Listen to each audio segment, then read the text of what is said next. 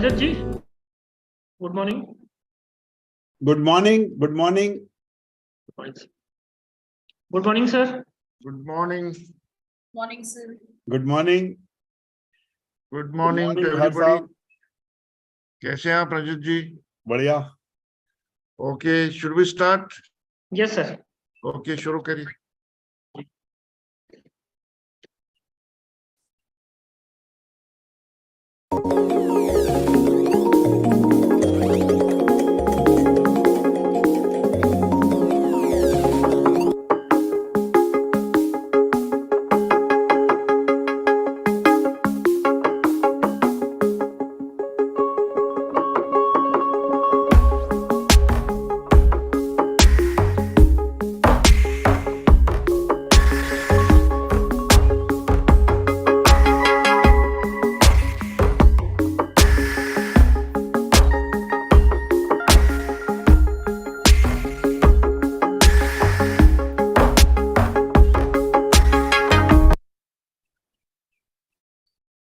Welcome to the Cyber Security Conclave SAJAG 2023, where knowledge meets protection. We are excited to have you here as we embark on a journey towards a safer digital world. Let's begin this conclave with a warm welcome and a resounding call for heightened cyber security measures. Ladies and gentlemen, Chief Guest of the session, Dr. Rajat Moona, Director, IIT Gandhinagar, Gujarat, Vice Chancellor of the University, Dr. Upinder Dhar, Chairperson of the Conclave, Dr. Anand Rajavat, Convener of Conclave, Dr. Jigyasu Dubey, esteemed guests, distinguished speakers, all head of the institutes and departments, and dear participants. A very warm welcome to the inaugural session of the 6th Cyber Security Conclave, SAJAG 2023, on the theme Cyber Era, Myths and Realities. This conclave is organized by Shri Vaishnav Vidyapeeth Vishwavidyalaya, Indore, in association with National Cyber Safety and Security Standards. I, Dr. Rupali Bhatia, honored to be the host for this prestigious event. It's a pleasure to have all of you with us as we come together, discuss and address the critical issues of cyber security. To begin this auspicious occasion, let us virtually invoke the blessings of the divine by virtually lighting the ceremonial lamp.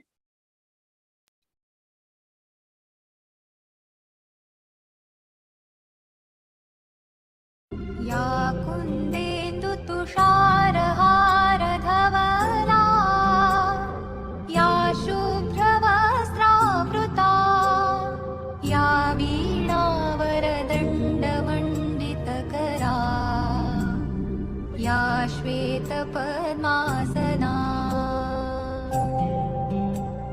या ब्रह्माच्युतशङ्करप्रभृतिभिः देवैः सदा वन्दिता सा मां पातु Saraswati Bhagwati निःशेषजाड्यापहा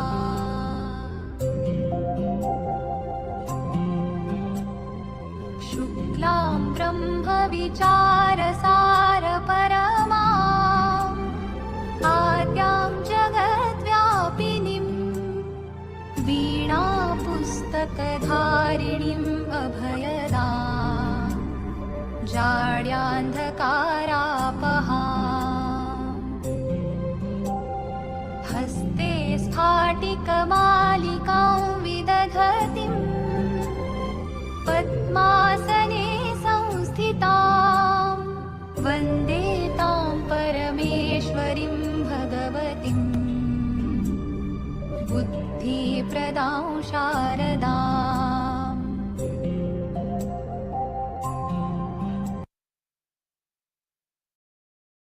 Thank you. The digital age has brought about unprecedented opportunities and advancements. However, with these advancements also come the challenges and risks associated with the ever-evolving cyber landscape. Today, we are gathered here to discuss, deliberate, and shed light on the myths and the realities of cybersecurity and how they impact on modern society.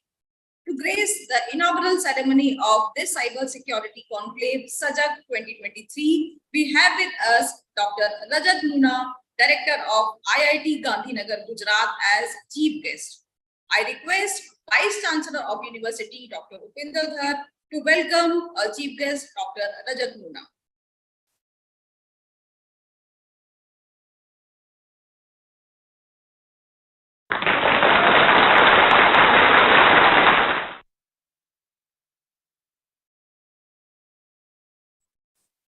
Thank you, sir, for gracing the event. From humble beginnings in 2018, our cyber security conclave SAJAG has grown every year into a premier event, bringing together industry leaders, cyber security experts, and enthusiasts to discuss the latest trends and challenges in the field of cyber security. Let us have a glimpse of the journey of this conclave.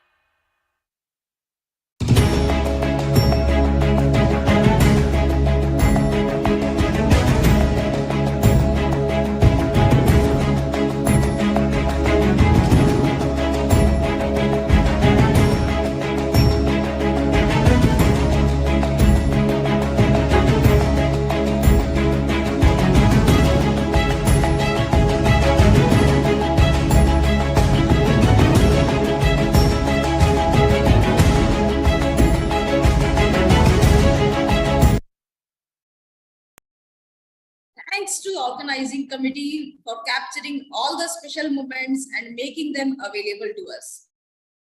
After this memorable video, I invite Dean Academic and Chairperson of SAJAG 2023 to introduce about this year's conclave and its objective. Thank you, ma'am. Good morning. Good morning to all. Honorable Chief Guest and Keynote Speaker, Dr. Rajat Muna ji, Director, Indian Institute of Technology, Gandhinagar. Dr. Upinder Dhar, Honorable Vice Chancellor, Sri Vaishnav Vidyapit Vishwavidyalaya, Indore. Dr. Santosh Dhar, Rector and Dean, FDSR, Sri Vaishnav Vidyapit Vishwavidyalaya, Indore. Dr. Jigyasu Dubey, Convener, SAJAG 23. Mr. Anand Gadwal and Mrs. Sukriti Agrawal, Coordinator, SAJAG 23. Speakers of various plenary sessions, session chairs, dignitaries from various institute and industry across the India, deans, head of the institutes, head of the departments, Dr. Arvind Singh, Joint Registrar, delegates, press and media, faculty members, and my dear students. It gives me great pleasure to welcome you all in inaugural function of 6th National Conclave on Cyber Defense SAJAG 2023, organized by Sri Vaishnav Vidyapit Vishwavidyalaya in association with National Cyber Safety and Security Standards. On the beginning, I would like to introduce SAJAG 23. The SAJAG 23 is the national conclave of its kind in Central India and is organized by the university 6th time. University successfully organized the first national conclave SAJAG 18 in March 18, second conclave SAJAG 19 in February 19, third conclave SAJAG 20 in July 20, fourth national conclave SAJAG 21 in March 21, and the fifth national conclave SAJAG 22 in March 22.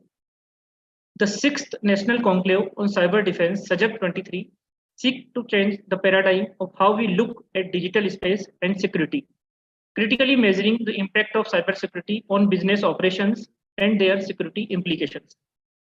The theme of SAJAG 2023 is Cyber Era Today, Myths and Realities. Today we live in a world where the internet and digital technologies have become global. We can access vast amount of information, communicate with people from all over the world, and perform tasks that were once thought impossible. However, with this increased reliance on technology comes a number of myths and misconceptions about what the cyber era really is and what it means for our society. One of the most common myths about the cyber era is that it is all about the technology.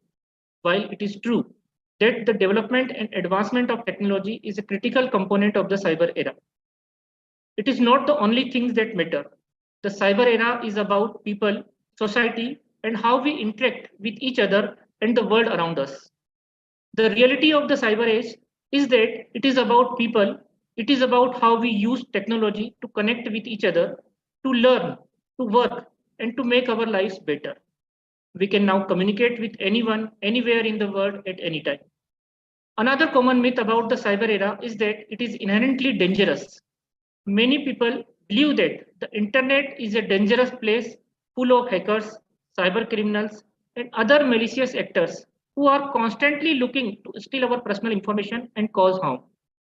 The reality of the cyber era is that it is safe as long as we take basic precautions to protect ourselves. The vast majority of the people who use the internet and other digital technologies do so without incident.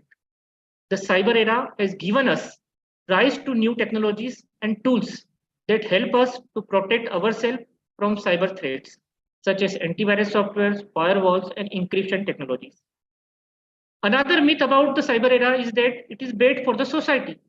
Many people believe that the increased use of technology has led to social isolation, decreased productivity, and other negative effects. The reality of the cyber era is that it has brought about many positive changes in the society. It has made it easier for people to connect with each other, to learn, to work, and to engage with the world.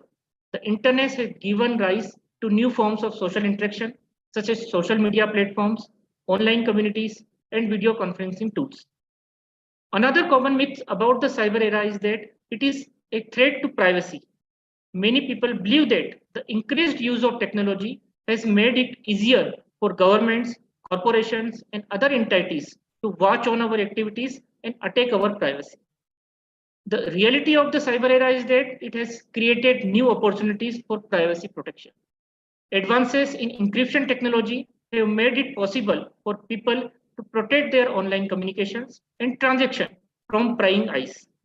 New laws and regulations have also been put in place to protect people's privacy, rights, and prevent abuses of power. We live in an increasing digital world. We shop online and share our lives digitally. Governments go digital to perform their tasks more efficiently, to increase our safety and security, and to stop fraud.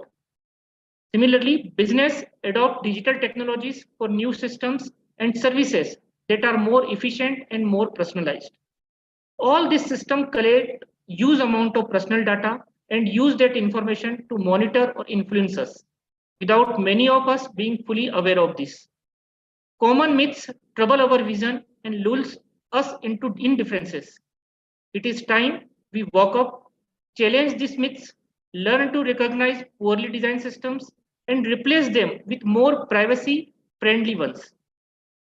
Towards this goal, Sri Vaishnav Vidyapith Vishwavidyalaya, in association with National Cyber Safety and Security Standards, is carrying out extensive awareness training programs, workshop, and education campaign so that the public are made aware of the dangers of the internet and how they should be careful and avoid falling into cyber traps using advanced technologies. SAJAG 2023 is also a step in this direction. Plenary sessions in SAJAG 2023 will focus on various aspects of cyber era today and will also seek to share key research findings, lessons learned, best practices, as well as identify gaps in knowledge. Renowned speakers from academia, government agency, as well as from industry across the country in the field of cybersecurity will deliver expert talk during the conclave. Today, we have with us as keynote speaker Dr. Rajat Munaji, Director, Indian Institute of Technology, Gandhinagar. In plenary sessions, we have with us distinguished speakers, Ms. Vandana Verma, Security Relationship Leader, SARC India, Dr. Gaurav Gupta, Director, Cyber Law in Ministry of Electronics and IT, Government of India, New Delhi, Sri Amit Gargava, Solution Architect, Security Expert Lab, Identity and Access Management at IBM, Bengaluru, Karnataka, Ms. Swati Anuj Arya, Leader, CISO Office, Amazon Pay at Amazon Delhi, India, Sri Vikas Chaudhary, Strategic Solution and Cyber Leader, TCS from Tokyo, Japan, Sri Satish Ashwin, Enterprise Security Architect, Ken Credit, Chennai, Tamil Nadu. Once again, I am delighted to welcome all the speakers and participants from various parts of the country. With a large number of participants, we are sure that this conclave will be a memorable, highly educational, and not to be missed event. We truly value your participation and support for this conclave. Happy learning to all of you. Thank you. Thank you, sir. Thank you, sir, for providing us with insights into the conclave. We are eagerly looking forward to the enlightening discussions and interactions that await us in the upcoming sessions. Now, I request Honorable Vice Chancellor of Sri Vaishnav Vidyapith Vishwavidyalaya, Dr. Upinder Dhar, for the welcome address. Good morning to all of you. Chief guest and keynote speaker on this occasion, Dr. Rajat Mona, all the resource persons for SAJAG 2023, deans, directors, faculty colleagues, and my dear young friends. As Dr. Rajawat mentioned, that today information technology is playing a very significant role in our lives. In fact, IT is one of the major contributors to the quality of life today. The quality of life has significantly enhanced, and IT is one of the important components in that. IT has entered almost every field to make the systems effective and efficient. But at the same time, no one can afford to be complacent. All of us need to be well versed with the latest technology. All of us need to be well versed in handling the technology and using it appropriately. Because as we know, if there is a use, there can be misuse too.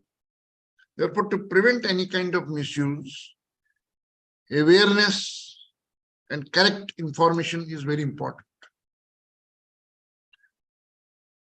Many times it has been observed that we start believing in certain things which may not be factual, or what we call which may not be a reality.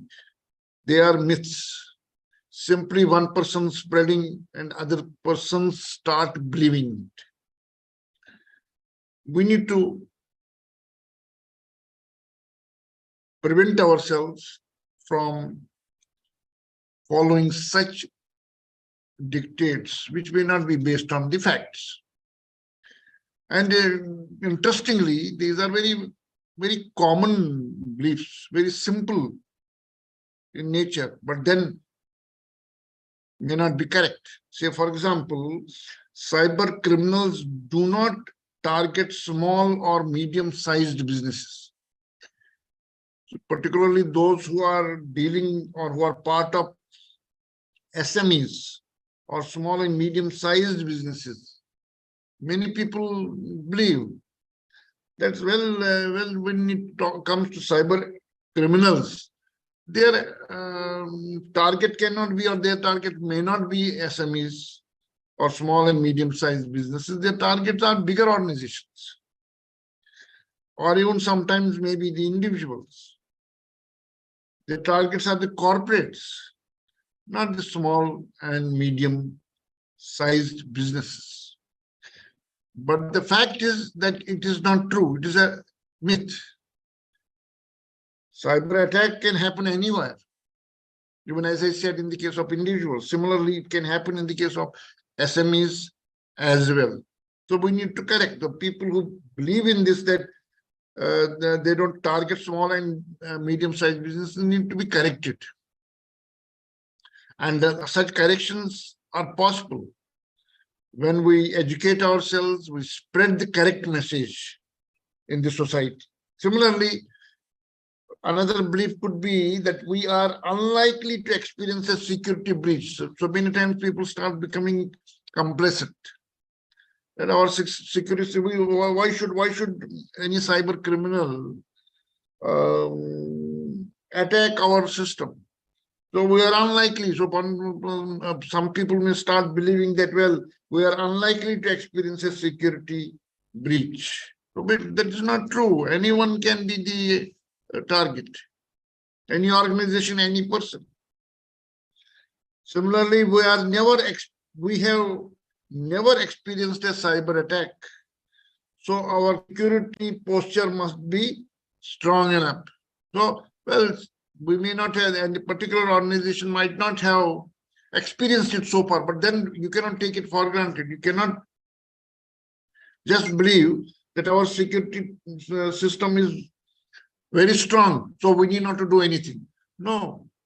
So today or so far you may be secure, but tomorrow you may not be secure. So you have to keep on upgrading this security system. Security system cannot be once for all. We have to upgrade that technologically. Also, we have to upgrade that system. So this is again a myth that, well, if we have no attack has happened so far, so we need not to bother. It's a myth. It may happen otherwise. Similarly, our passwords are strong enough to avoid a data breach. So some people may believe, well, let's say we have a very strong password. Nobody can breach it. No. You see, if we feel that we are well versed with the technology, so are the criminals.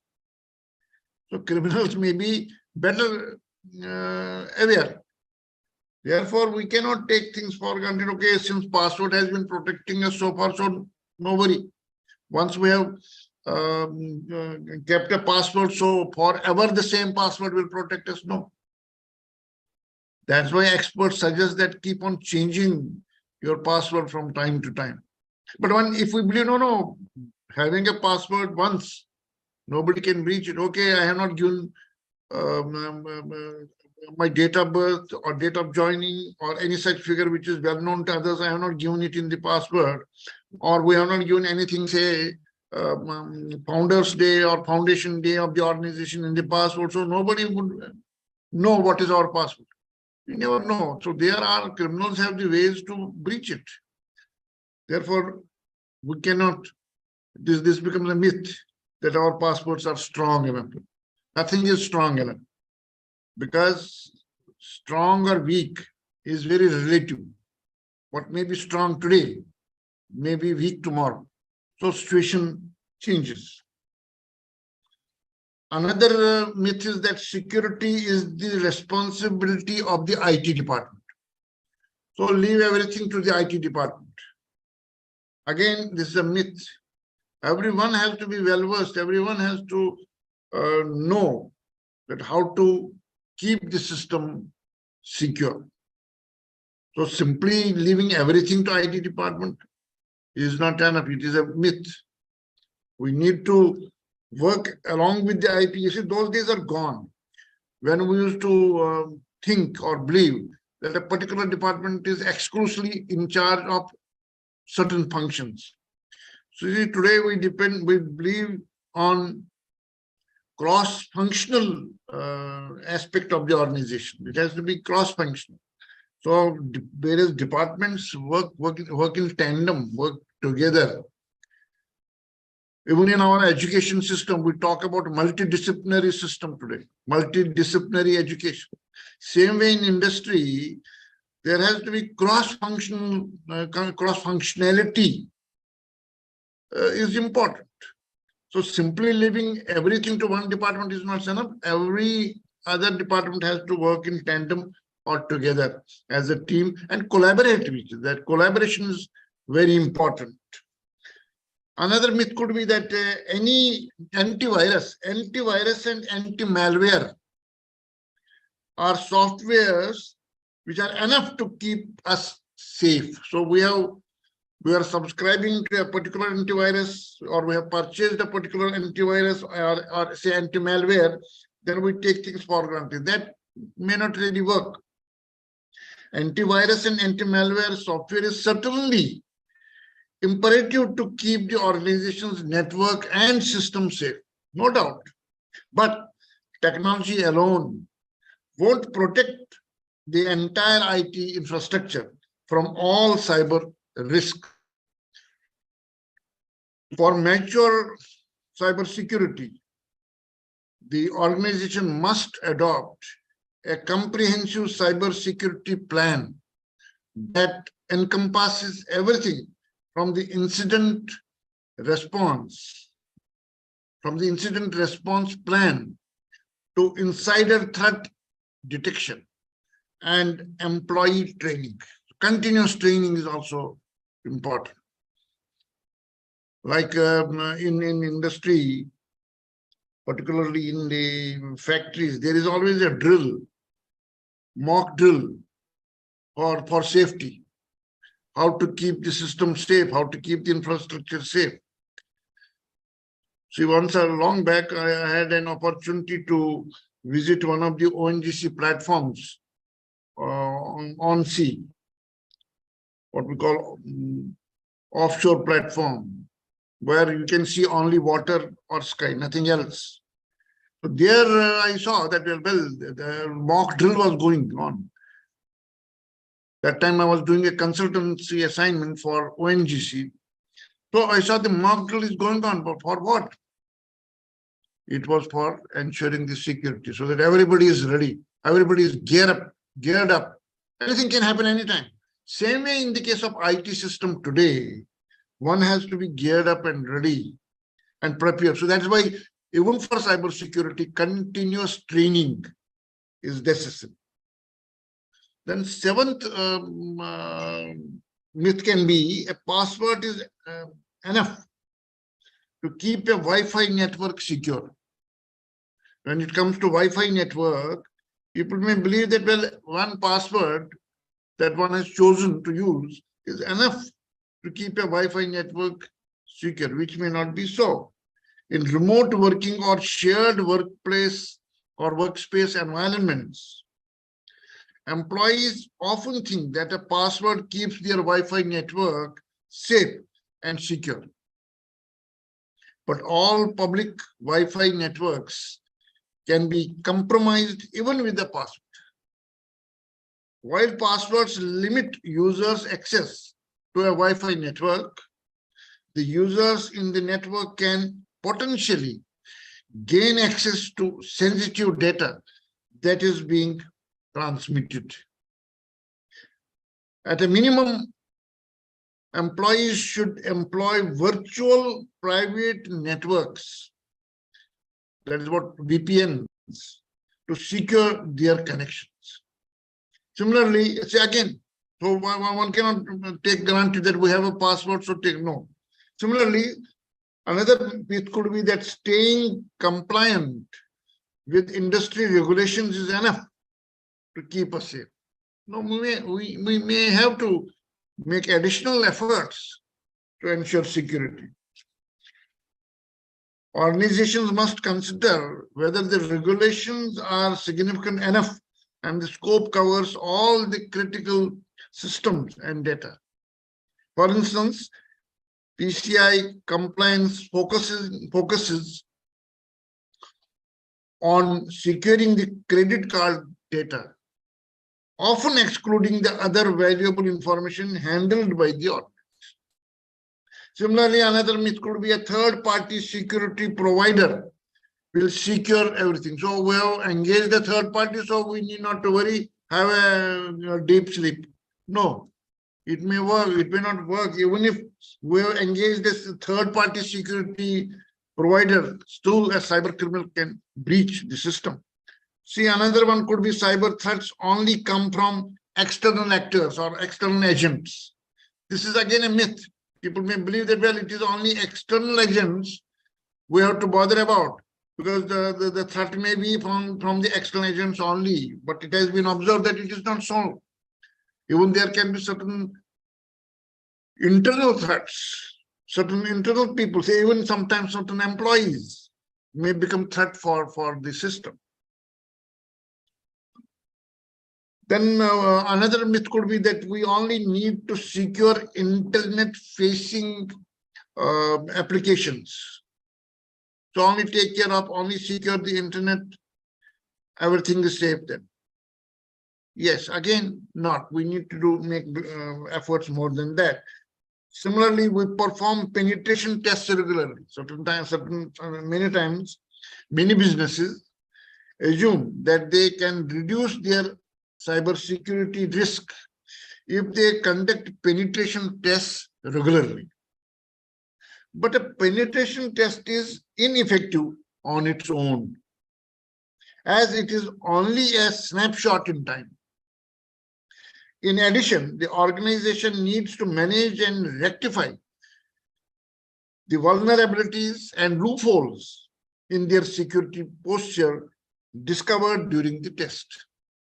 Moreover, the organization should consider the scope of the test, whether it covers the whole network and allows exact application of the most common cyber threats.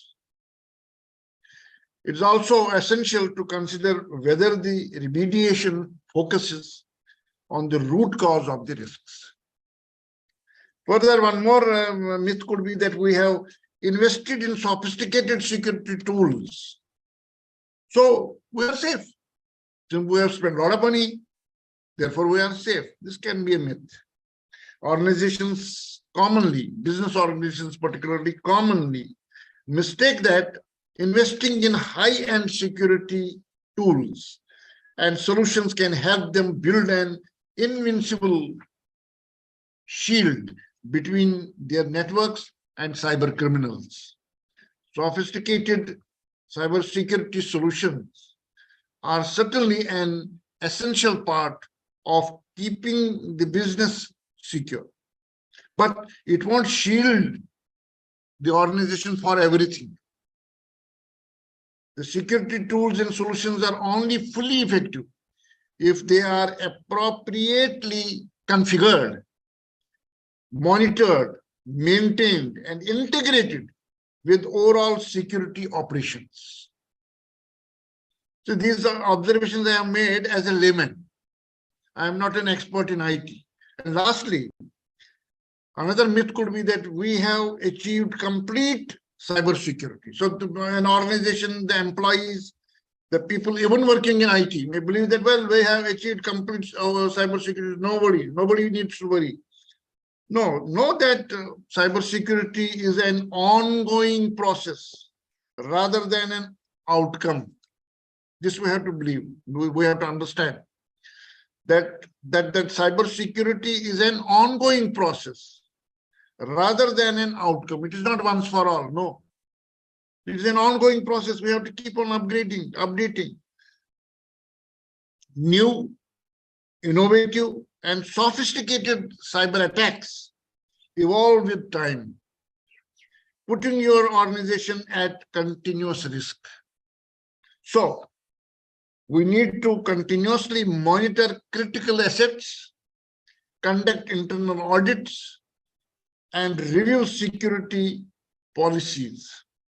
The organization should be embedded, or it should embed cybersecurity practices into key business processes and invest in ongoing upgrades or say updates. So that has to be a continuous process. It has to be in the system of the organization. It cannot be a once for all intervention. It has to be a continuous intervention which needs to be taken seriously, because if on one hand there is advancement of technology for good, but at the same time there is advancement on the other side also, other side of the fence also, in the sense that there are breachers also, they are also advancing. So we have to keep on updating ourselves. When we started this SAJAG in 2018, our basic purpose of this conclave, annual conclave, was to generate awareness and know the latest from the experts in this field, because IT is now no more a set of tools. IT is very significant part of everything that we do, whether professional or personal. Even in personal life, IT has a very significant role today. Therefore, the awareness, continuous updation of knowledge, awareness is very important. And that is the purpose of SAJAG. So I'm sure, very much confident that SAJAG 2023 is going to help us in upgrading and enhancing our understanding about cyber security. There are many experts who will be sharing their experiences, sharing their knowledge, and in this session we have Dr. Rajat Muna himself, who is an expert in this area, and I'm sure that all of us are eager to listen to him. And once again, I welcome Dr. Muna to SAJAG 2023. Thank you very much. Thank you, sir, for the warm welcome and sharing your enthusiastic opinion about future myths and realities of cybersecurity. It's now my pleasure to introduce our esteemed chief guest for this conclave, Dr. Rajat Muna, Director of Indian Institute of Technology, Gandhinagar, Gujarat. He is a distinguished personality in the field of cybersecurity with extensive experience and expertise. He had served as Director of IIT Bhilai and Director General of the Center of Development of Advanced Computing. He is also a faculty member in the Department of Computer Science and Engineering at IIT Kanpur.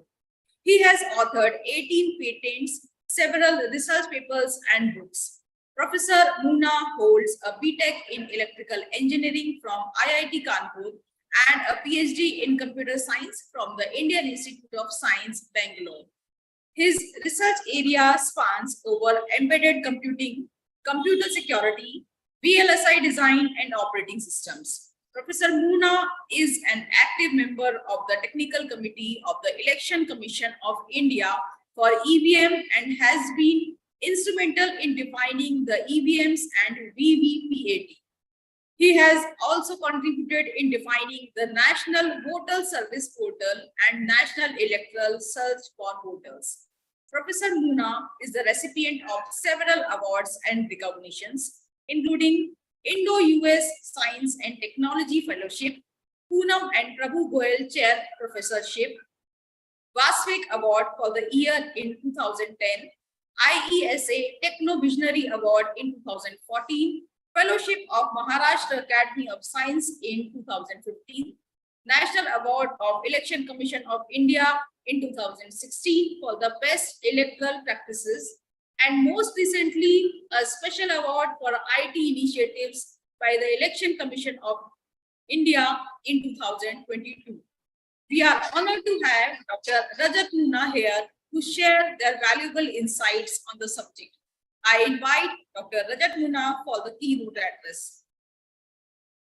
Thank you, Dr. Rupali Bhatia. Professor Dr. Upinder Dhar, Vice Chancellor, Dr. Anand Rajawat,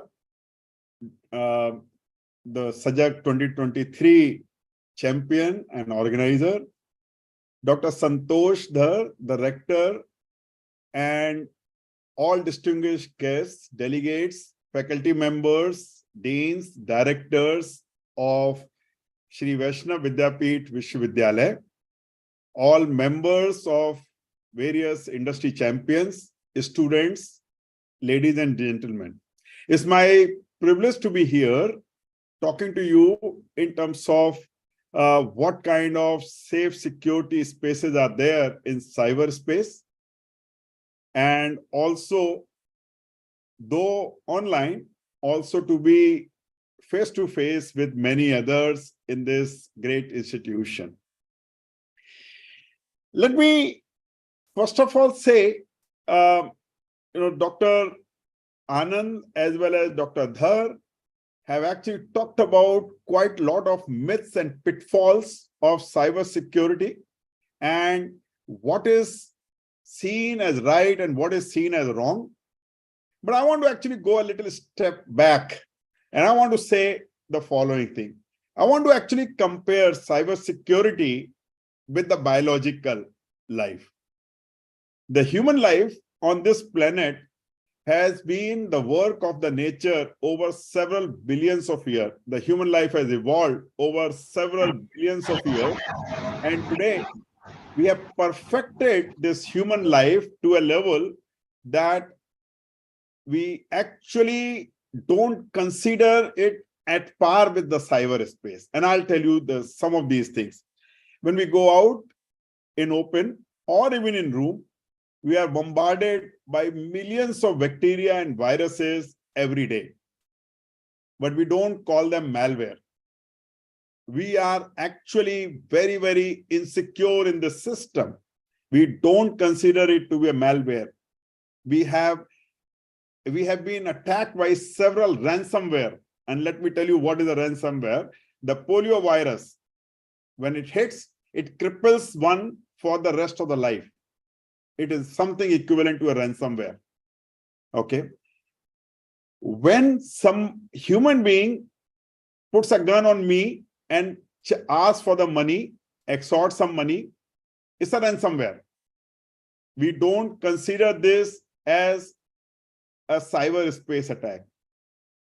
On the other hand, if you look at this technology, a data-driven technology in particular, the computing and such kind of thing, there have been less than 100 years of total evolution, maybe about 80 years. Now, what we're comparing is a billions of years of evolution by nature and hundreds of years of compute evolution by human being. And I actually take no shame in saying that we are too child in the our knowledge has to grow to a large level to actually say that cyberspace, and what do we mean by cyberspace, if we have to compare ourselves with the nature grown computing that is us, right? Now, I want to actually take this a little further. The human life is largely based on carbon. Carbon, which is the simplest molecule in group 14 in periodic table. The electronics is largely driven by silicon-based intelligence, and that is a group 14 element, the neighbor of carbon, the next row. And therefore, there is a huge amount of similarity between carbon and silicon. What is the difference? The difference is that over years of perfection, the nature has empowered this carbon-driven computer to do many things. It can actually give birth to its offspring. It can give it can have a mechanism to grow intelligence, and generations after generations, human beings have evolved. And on the other hand, the silicon-driven intelligence or silicon-driven technology does not come anywhere close to that. Today, when we actually are talking of the technologies, the computing and all that becoming part and parcel of our life, I think we are actually looking at several generations of evolution here. One was just able to do some computation using calculators. That is how the primitive form of computation started. From that to a word processing, where one can actually do very good, nice electronic typewriter, nice looking documents and all that, to a level of computing where data could be organized well and data could be searched, and therefore better intelligence can be driven out of data, to incorporation of internet to be able to communicate with others through emails and others, to incorporation of internet through information sharing, World Wide Web, and even collaborative computing, to incorporation of internet in bringing artificial intelligence in a distributed manner to be able to incorporate things like advanced healthcare. A patient who is, let's say, in one city can actually be treated by anybody, anywhere in the world, provided variety of tools are available. Today, it is not very uncommon to send a photograph of your body pictures to somebody, saying to some doctor elsewhere, and say, this is the problem that I have, and he will tell you that this is the problem and you must take this kind of medication. I think if at all, computing has simplified the way we live, simplified the way we actually look at life, and kind of look at the way things actually move forward. In this country, back home, we have actually taken major advancements in variety of things. Our technologies like Aadhaar has given a major impetus on ID management and ID solutions. It is an unparalleled thing. Nowhere else in the world, a technology adoption to this level of details has been an example of ID solutions.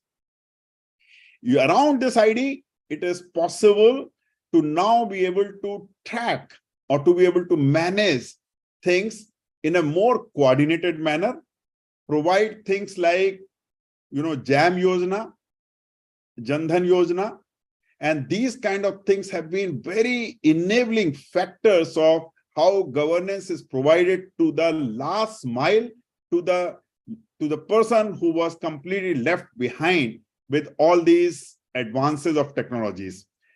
The technology has actually moved multiple folds. Like, for example, we actually talk of Industry 4.0, better way of doing manufacturing, better way of doing controls of manufacturing. We all are aware of feedback loop, linear controls, and all that, which has been taught in almost all engineering disciplines, be it electrical engineering, mechanical engineering, or whatever.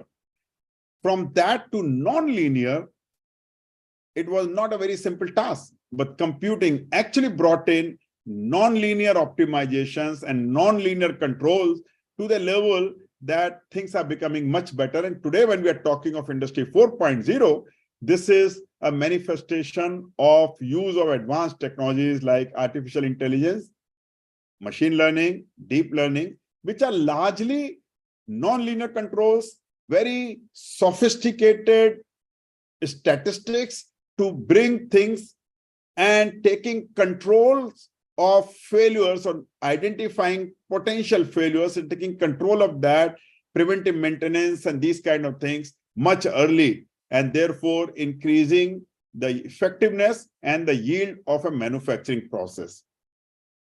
I think a lot has been talked about in cyberspace.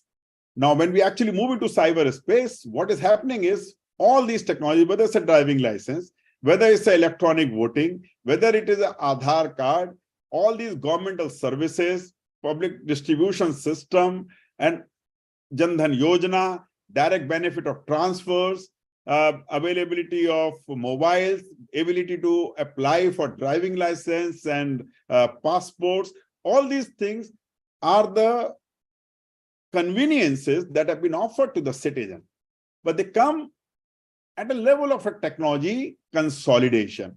The data essentially becomes centralized. And when data is centralized, the one immediate threat that comes is, can this data be stolen? I think Dr. Dhar as well as Dr. Anand actually gave some very interesting outlooks on that, saying it is not that when I'm secure in cyberspace by incorporating anti-malware, I'm safe. No, it is not.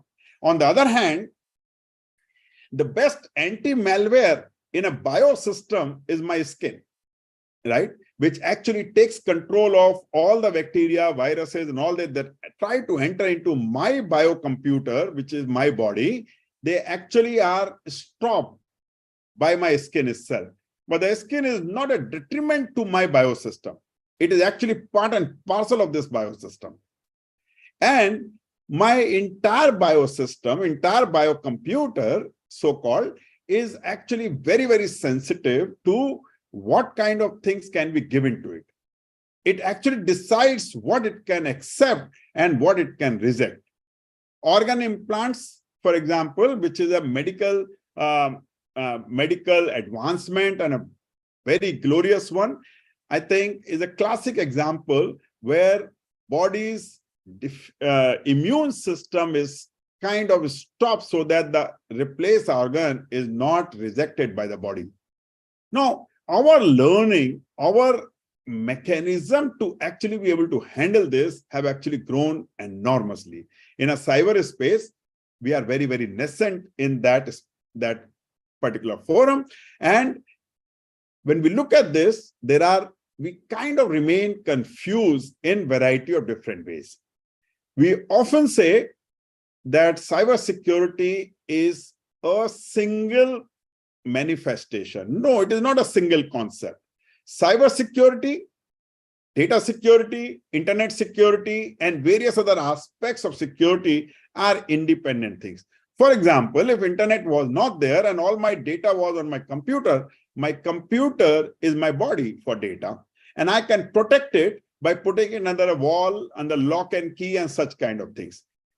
But I need to have access to the computer, access to the internet, access to variety of the algorithms and all that, which brings vulnerabilities into my data.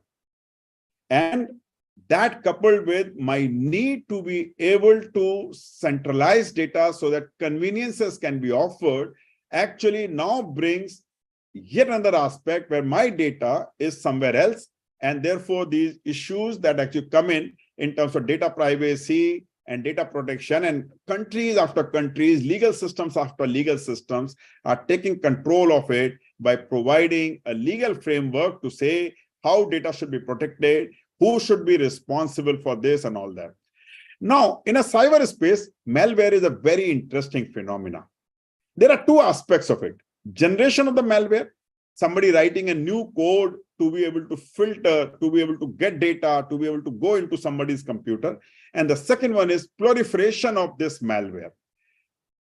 I think generation of malware is basically done when people, because they have certain vested interest, vested benefits that they see that they will be able to achieve by generating this malware and installing it somewhere, whether it is for security reasons or whether it's for financial reasons, whether it's for financial reasons or for just fun reasons. But there is a reason associated, which is a typical human artifact and not the computer artifact. Computer doesn't need the data for its own pleasure. Computer doesn't need the data for its own advancement.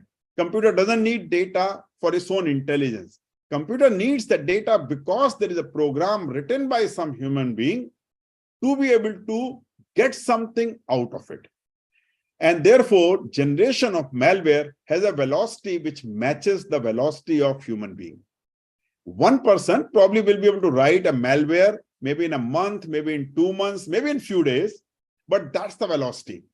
On the other hand, computing and internet velocities are far much higher. I mean, when we are talking of, let's say, 40 gigabit communication links, we are actually talking of entire movie being downloaded of the order of few gigabytes in just a second. Okay, and that's the kind of velocity. Now, in order to see that movie of 1 second download, a human being will require something like 5 to 6 hours to watch it. And that is the kind of speed mismatch that we are talking of. Proliferation, on the other hand, is driven by the computer software, but it uses the communication interfaces, the vulnerability of people, and these kind of things to be able to go and reside in some other computer. If I get an email with a very beautifully decorated program or something, and I say, click on this in order to get the best thing out of it, I click on this, I fall prey to that, and malware comes into my system. I think, like in any unknown city when you go, a common sense intelligence says, be careful about your money, be careful about your belongings, be careful about the places where you go and all that, and don't go into the places which are reputed, which are known for thefts and all that, right? In a similar way, in computing, in cyberspace, we should be equally aware of that. Go on a reputed place, don't go on a lookalike, don't go onto a State Bank site which is not a State Bank because it looks like a State Bank site. Don't go onto Aadhaar website which looks like Aadhaar website but is not Aadhaar website. And there are various tools which are available. Unfortunately, generations after generations, we have not been able to tell them precisely what to do.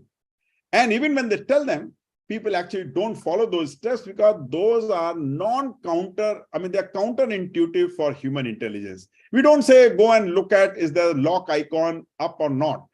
Go and look at the certificate that we have gotten and a PKI and see whether this is issued by genuine authority or not. We don't actually tell them that. Whereas in a cyberspace, these are very, very common things because of the velocity at which data drives. Maybe in time to come, our computing will become more intelligent and will start filtering out this. We have already seen this using devices like firewall, anti-APT, and various other malware, anti-malware devices. But then these are not the end of the system. They are only, they are not absolute security. They only provide you mechanism to be able to compensate for your weakness, to be able to identify a malware. But it doesn't mean that they will identify all malware, because malwares will keep growing in different ways, and therefore in different ways they have to be handled. Now, coming to data security, there are three aspects that I want to talk about. One is, I want to know whether my data is private or not. For example, if I want to give out my date of birth, my salary, my family details, my health details and all that, I don't want everybody to look at. This is the very personal data.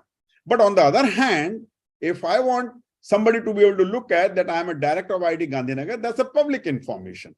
So there is a sense of public information, but there's also a sense of private information. And therefore, there is a sense of loss of privacy when my private information goes into wrong hand, and therefore it is misused by those attackers. So there is a notion of privacy. On the other hand, there is also a notion of public information safety. For example, I am a director of IIT Gandhinagar, but if this information goes to various people, they would like to know, even though this information is public, but they would like to know whether this information is genuine or not genuine. Tomorrow, let's say, when Dr. Upendra actually declares that there is a holiday tomorrow in the university, Vaishnavi Vidyapith Vishwavidyalaya, everybody would like to know whether this actually originated from the Vice Chancellor's office or not, because this could be a fake one. And therefore, even though this is public knowledge saying tomorrow is a holiday, it requires still an authenticity saying this information is genuine. And therefore, there is something known as data integrity, that this data is authentic, this data is not tampered, right from the source where it originated. This is very different from data being private. This data that tomorrow is a holiday is a private, is not a private information, it's a public information, is available to public at large, right? So therefore, there is a solution for privacy, there is a solution for integrity. And the third data security aspect that comes in is attack on resources, whether they are hardware resources, whether your routers are attacked so that your data starts leaking out, whether your computer softwares are attacked so that data leaks out, or where your database servers are attacked so that databases leak out information. Or this could be multiple reasons. Data leaks out because somebody wants to actually use that data in some way, or data leaks out because I'm kind of disgruntled person and I want to make sure that these services are not available to others. So this is what is known as denial of service. The security for cyberspace revolves around these three different paradigms: privacy, integrity of data, and availability of data and availability of resources, or to be able to handle denial of resources and denial of service in various ways, whether it is leaking out data, whether it is holding on to resources, and these kind of things. So newer things which are coming up in time, I think artificial intelligence, these are newer buzzwords, newer things which are coming up, data integrity, data solutions, all of these are actually becoming very, very important, to the extent that when artificial intelligence takes a decision for me, it's ultimately, it's not an intelligence as such, even though computing people love to call it intelligence. It is basically an advanced form of statistics and algorithms around it. Okay, so now if data-driven decision making actually gives me something, I would like to know, is this algorithm tempered? Has it tuned the decision? Has it tuned the information provisioning in a different way? I mean, I look at the image and I say, okay, here is man, here is man, here is man. And suddenly there is a small bug or a small injection of malware into this algorithm. And it says, no, here is dog, here is man, here is man, here is dog. And every fifth item, it actually converts it from man to dog. Now, this could be because there is a vulnerability, there is a weakness of the algorithm, or it could be because there is a vulnerability where somebody could actually temper and change the decision-making of algorithm to a level that it starts playing with the decisions. And therefore, there are things which people talk about is explainable AI or ethical AI. Can you prove that your AI solution is taking the decision which are supposed to be taken, even if they're wrong? They are wrong because there is a bug in the software, not a malintention of the developer by which the algorithm has been modified or attacked, and such that you start getting these.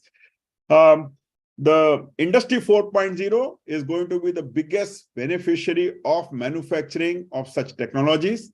We have already seen quite a lot of advancement in our governance infrastructure using things like blockchains and AI and such kind of technologies.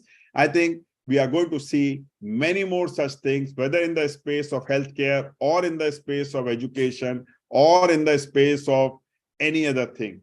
So with this, I once again thank the organizers for inviting me and wish SAJAG 2023 the best for the deliberations on computer security, data security, and internet-based security in cyberspace.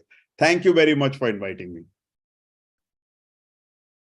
Thank you, sir, for delivering such an informative and thought-provoking keynote address by relating insights and complexities of cyber and data security with the science and real life in very interesting manner.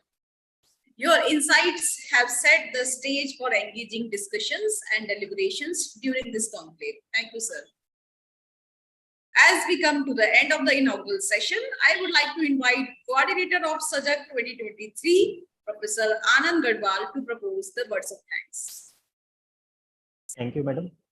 Honorable Chief Guest and Keynote Speaker, Dr. Rajat Mona, Director IIT Gandhinagar, Honorable Vice Chancellor, Shri Vaishnav Vidyapit Vishyavidhyalaya, Indore, respected Chairperson of the Conclave, Dr. Anand Rajawat, Dean Academics and Director, Shri Vaishnav Institute of Information Technology, respected Convener of the Conclave, Dr. Jigyasu Dubey, Professor and Head of Department of IT, distinguished speakers, session chairs, and attendees.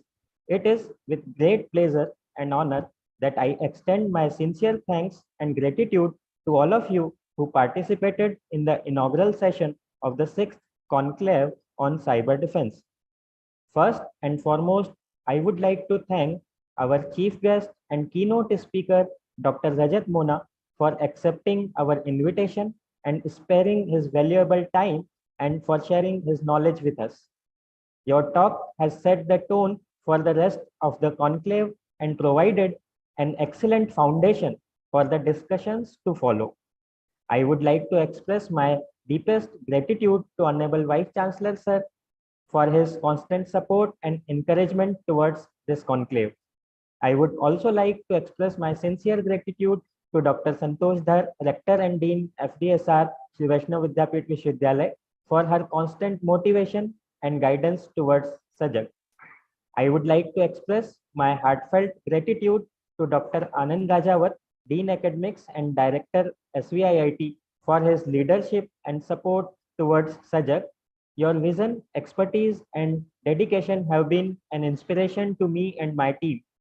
I am also thankful to Dr. Jigyasu Dubey, Professor and Head Department of IT, for all the efforts that you have put in to make SAJAG a success. You have been instrumental in providing us with the necessary resources and guidance to make this conclave a reality.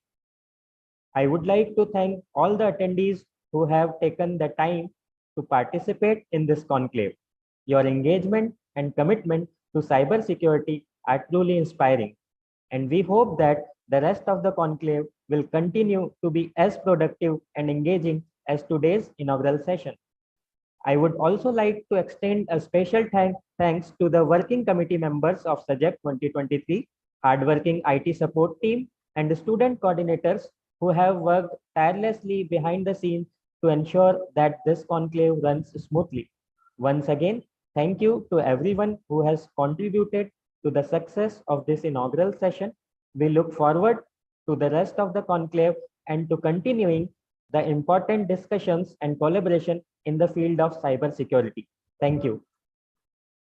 Thank you, sir, for your words of gratitude. And now to conclude this session, let us all rise for the national anthem.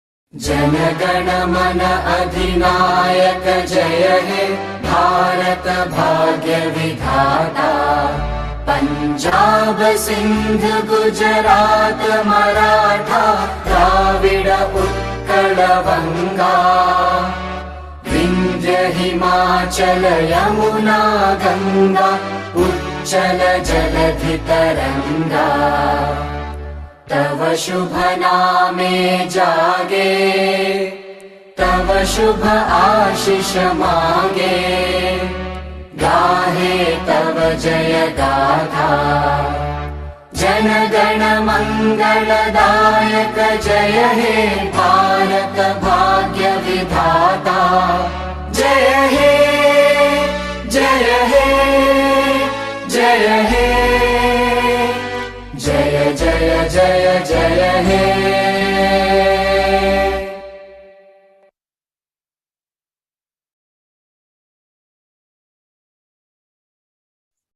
Thank you very much, Rajat ji. Thanks for sparing your valuable time. Thank you. Thank you very much for inviting. Hopefully next time we will meet in person. Sure. Thank you, sir. Thank you, Rajat ji. Thank you. Nice to meet. Bye. Thank you, sir. Bye. Thank you all for being part of the inaugural session of the Cybersecurity Conclave. We are pleased to announce that the first plenary session will be held at 1 p.m. today. This session will bring together thought experts from a variety of fields to discuss important issues on the theme of conclave. We invite all of you to join us for this engaging and informative session and contribute your valuable insights to the session. We look forward to the upcoming sessions with great anticipation. Stay tuned and stay engaged. Thank you and Jai Hind.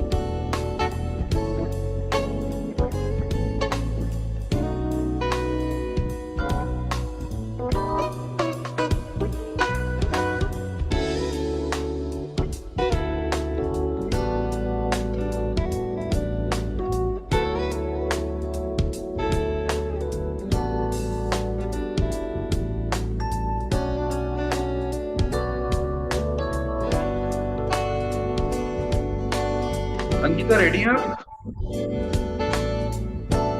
Sir ready ready. ठीक है, शाम 1 PM पे हम start करेंगे। ठीक है,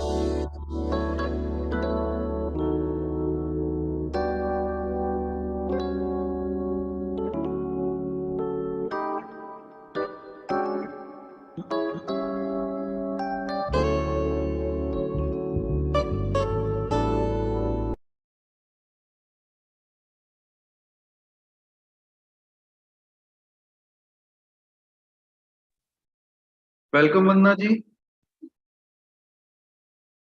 Hi, Jigyasu sir. Let me just turn on my video. Thank you very much for joining us. Thank you so much for inviting me.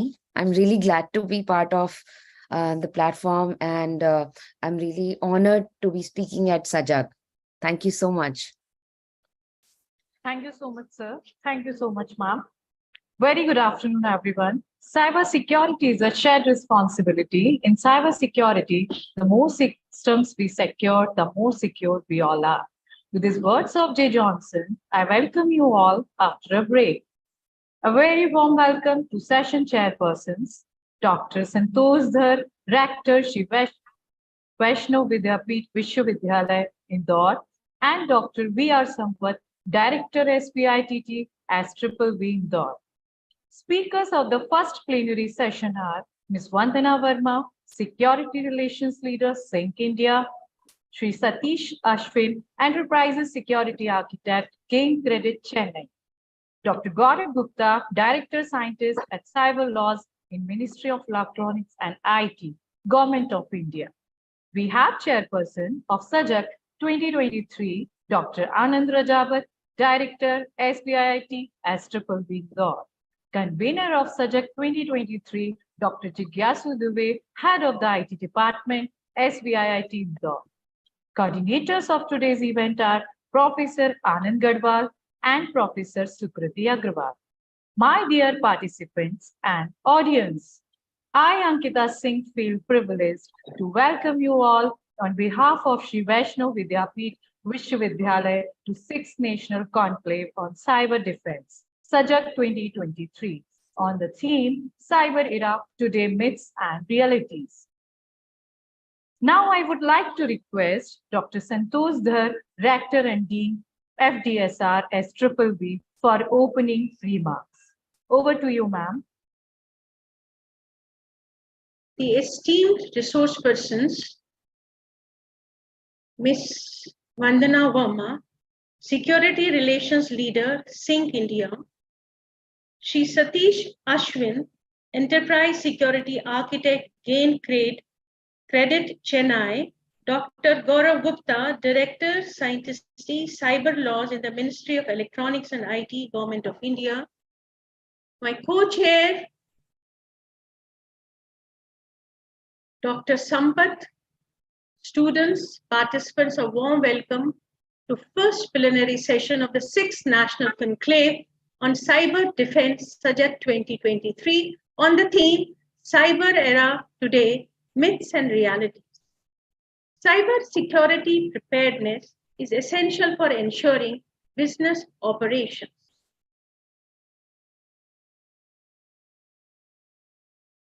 In the evolving cyber threat landscape, as there are new data breaches and attacks daily, inadequate preparedness may result in bad consequences. Cyber security is important because it protects all categories of data from theft and damage. This includes sensitive data like personally identifiable information, protected health information, personal information, intellectual property data, government and industry information system.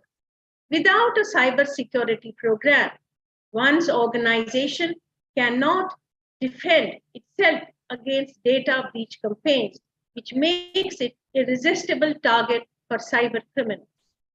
Both internal risk and residual risk are increasing, driven by global connectivity and usage of cloud services like Amazon Web Services to stored sensitive data and personal information.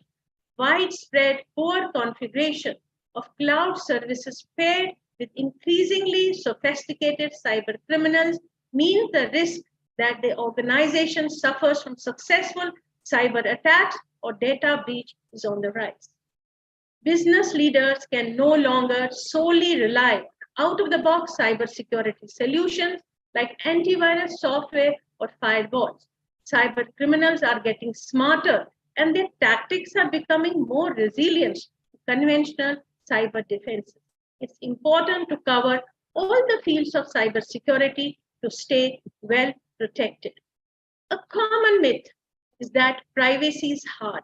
Indeed, designing totally private systems is next to impossible even under ideal circumstances.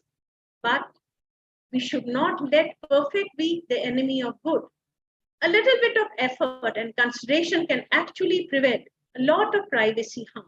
In fact, just as technology can be used to invade our privacy, can also be used to protect our privacy by applying privacy by design. Existing privacy-friendly technologies and privacy by design approaches can be used to create privacy-friendly alternatives to the systems we commonly use today. Our resource persons today will share with us how the innovative approaches and best practices can be used for the workflows. Security mindset can help to ensure the security by adopting proactive methods. Thank you. Over to Ankita.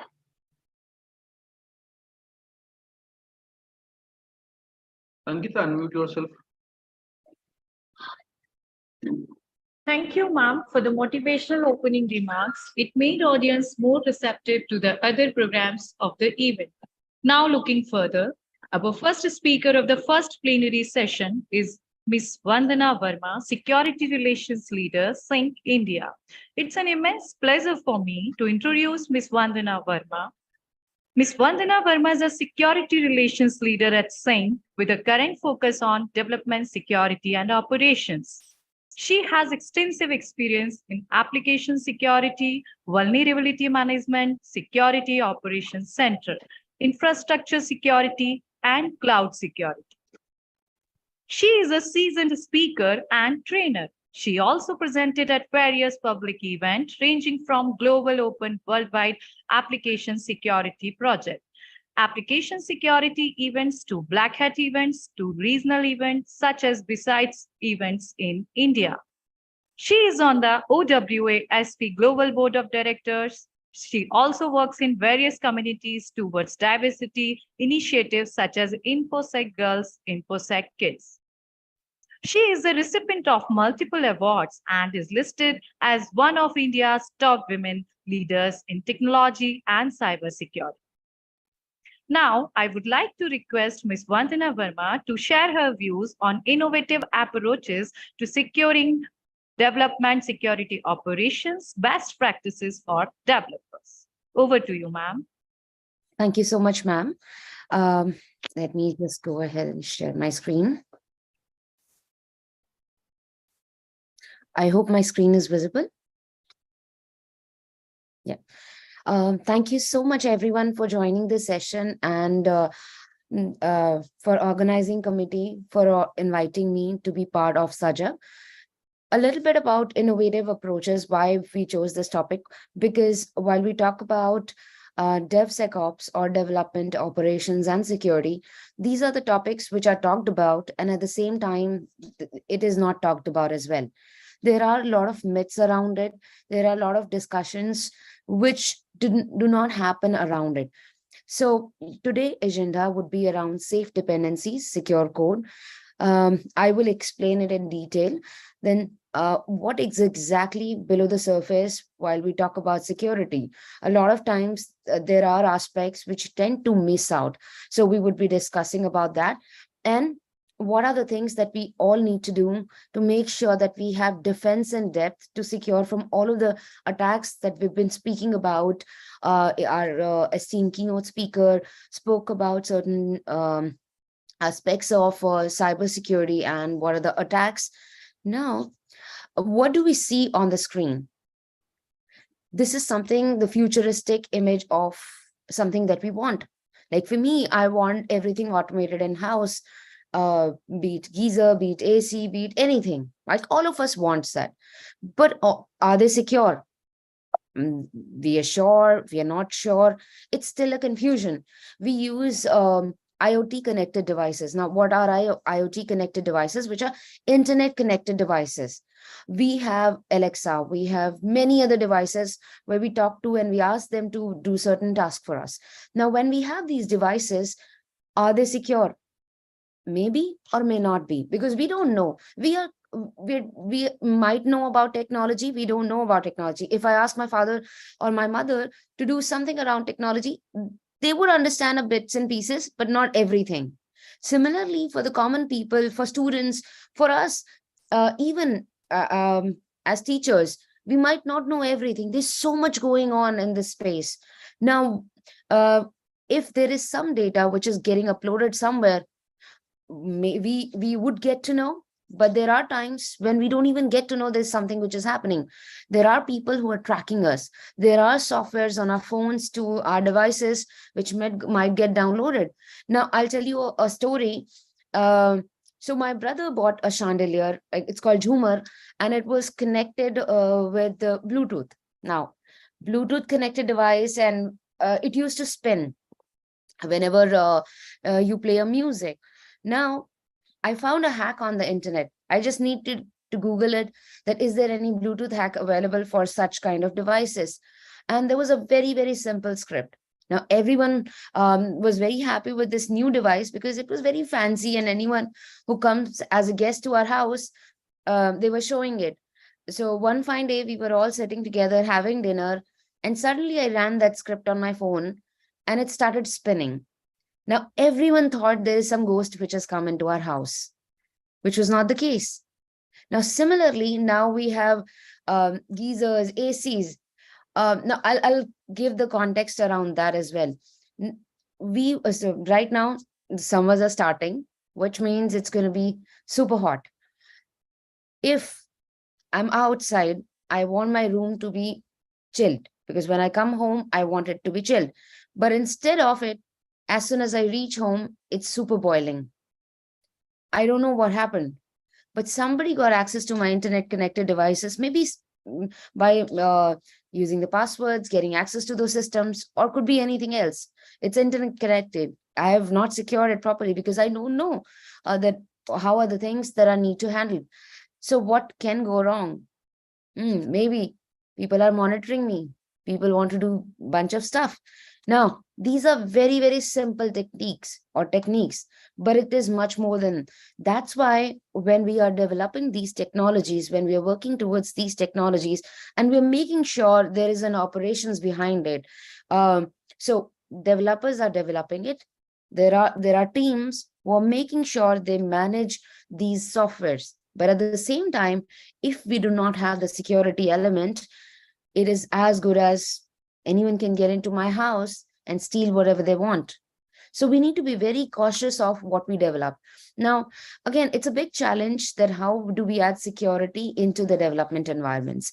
I will start with very, very simple analogy so that we can all understand. First of all, what we want. We want our data to be secure. We want to ensure that regulatory compliance are met, especially for the people who are building these apps. Now, if I am giving a summer of code project for someone to build, what I'll ask them to build a software which is looking what I want. But at the same time, if they give me that product, but just the very next day, or maybe the same day, somebody gets access to that on the internet and brings it down, would it be good? No, it would not be. And or when I am collecting some data from the users, I keep it in a database and somebody gets access to that database and share it on the internet. Who would be liable for that data? I would be liable. It's for anyone. It's for any individual. Now, what we want is reduce the cost of breaches. We want to protect our intellectual property. We have a lot of patents. We have a lot of papers. There's so much which we have, which we need to protect. Yesterday, I was speaking with one of the drivers, Uber drivers. The person said, "Oh, I don't feel safe. Oh, like I don't feel the need of having like a proper security as well at the same time." So I asked, "What do you mean?" Like, there are so many breaches happening, but how does it impact us? For example, you have your phone, you have your pictures, you have your WhatsApp messages, you have emails. If somebody steals all of it, what can they steal? Your OTPs are coming on your emails. There's too much which you are handling. But if we don't secure it, then there would be a problem. Similarly, if let's say my email is being accessed by somebody whom I don't want, they may be able to play around. Or somebody gets access to my bank account. Like, I don't want anyone to check out my bank account. So what I want is, I want trust. I want to make sure that we understand this landscape. One thing we have learned in the past few years, that we need to be okay in this virtual world. Right now, I'm not in India. We are all sitting at different parts of the world. Maybe in India, even we are sitting in different states, but we are all connected together. There are classes which are happening virtual. So we've embraced that. But still, at the same time, the attacks are happening. Now, this is one of the very, very simple attacks that we started seeing a few years back, where there are malicious people who actually create the repositories of data, which looks like it is actual. For example, I have a website, infosecvandana.com, but then somebody adds another A to it or removes one A to it. Now, there are people who might think it's legitimate. It looks legitimate, but there are malwares on that. There are viruses on that. As soon as you click anything on that, maybe it downloads something which is malicious. Then there are malicious packages. During pandemic, there were games which people were playing, but there were attackers that they were saying that, oh, if you install this package, you will be able to bypass this particular level if you're stuck on that. And people started doing it. And they didn't realize they were downloading malicious packages. They were downloading malicious games. And there are people, when you start using these apps, the apps themselves are vulnerable. Now, this is one of the classic case where these packages, especially for the developers, these packages are in use since 2011, a lot of them. And suddenly somebody says, I want to help out because it's open source. Now, with open source, anyone can contribute. When they start contributing, they build the trust. And over the years, when the trust is built, they install some kind of a content which is not good. For example, in this event stream case, one of the attackers added a crypto miner. So whosoever used this package in organizations, they were running crypto miners. Now, attackers were enjoying because they were using the resources by somebody else. So these are the things which are very common. And then now in the DevSecOps ecosystem or a software ecosystem, supply chain attacks are being very, very common. Now, what are supply chain attacks? Now, supply chain is where, in a very, very layman term, people grow the food, prepare it, pack it, send it to the vendors, give it to the stores, and then people start picking up, people start buying it. Similarly, this happens with softwares. Now, right now, we're using Zoom. Zoom is a software which is being developed by developers, packaged, ship it to everyone, and we are using it. If there's a malware in Zoom, are we going to get to know? Maybe, but then it might take time. And how do we update those systems? Do we update it as soon as the update comes? I don't do it. I'm being honest, I don't do it the moment the update comes. At least I wait for at least half a day to check if everything is fine, and then I update. But I don't delay it further than that. I have a deadline that after 12 to 24 hours, I will update. But 12 to 24 hours is a big time where an attacker can get into my system as well. Similarly, what happens is developer develops the code, but submit a bad code. It goes to the control system where that's being added to the whole ecosystem. So now it's packaged, and I have to tell you one interesting thing about open source. I was reading one of the survey recently and realized that 80 to 90% of applications on the internet, websites or softwares are using open source code being developed by the volunteers on the internet. And if that much of a code is open source, what will happen? The attack surface automatically increases. The vulnerabilities, the issues, the bugs, security bugs automatically increases. And the use also increase. So which means with great power comes great responsibility. We have to use it responsibly. Or what will happen? The breaches like this will keep happening. This breach, we are still talking about it. It happened in 2017. Now, just recently in 2021, when it was about to end, there was a big issue happened called Log4j. Now, especially if you know about Java ecosystem, it was a very major problem. I was on a vacation and suddenly everybody started talking about it. All the tech companies were discussing it, whether we are vulnerable or not. Now, these supply chain attacks have been there. They have been there for ages. But how much we are trying to concentrate on that? No, we don't need to do rocket science for it. We just need to do the best practices, the hygiene that is needed, the safety, cyber safety, and what can we do for that? Now, this is an iceberg. When I started in DevSecOps, I didn't know about anything. Like, why are we talking about DevSecOps? What are the things associated with it? So with this iceberg, the tip of the iceberg is the code that we write. For example, we ask students to write a project. So some of the code they will write, but rest of the code they will pick up from the internet. And that's very liable. They will do it. There are open platforms, or they will build using WordPress. They will build using the other platforms that are there, GitHub, and even my website is hosted on GitHub or maybe Netlify. So that will be there. Now, if we look at this particular code, simply there's a request, there's a response, and that's being assessed. So there's a username and there's a password page.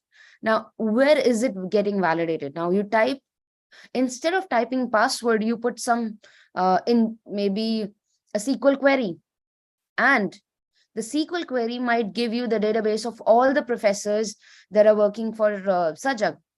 So you don't know what could go wrong. Similarly, open source.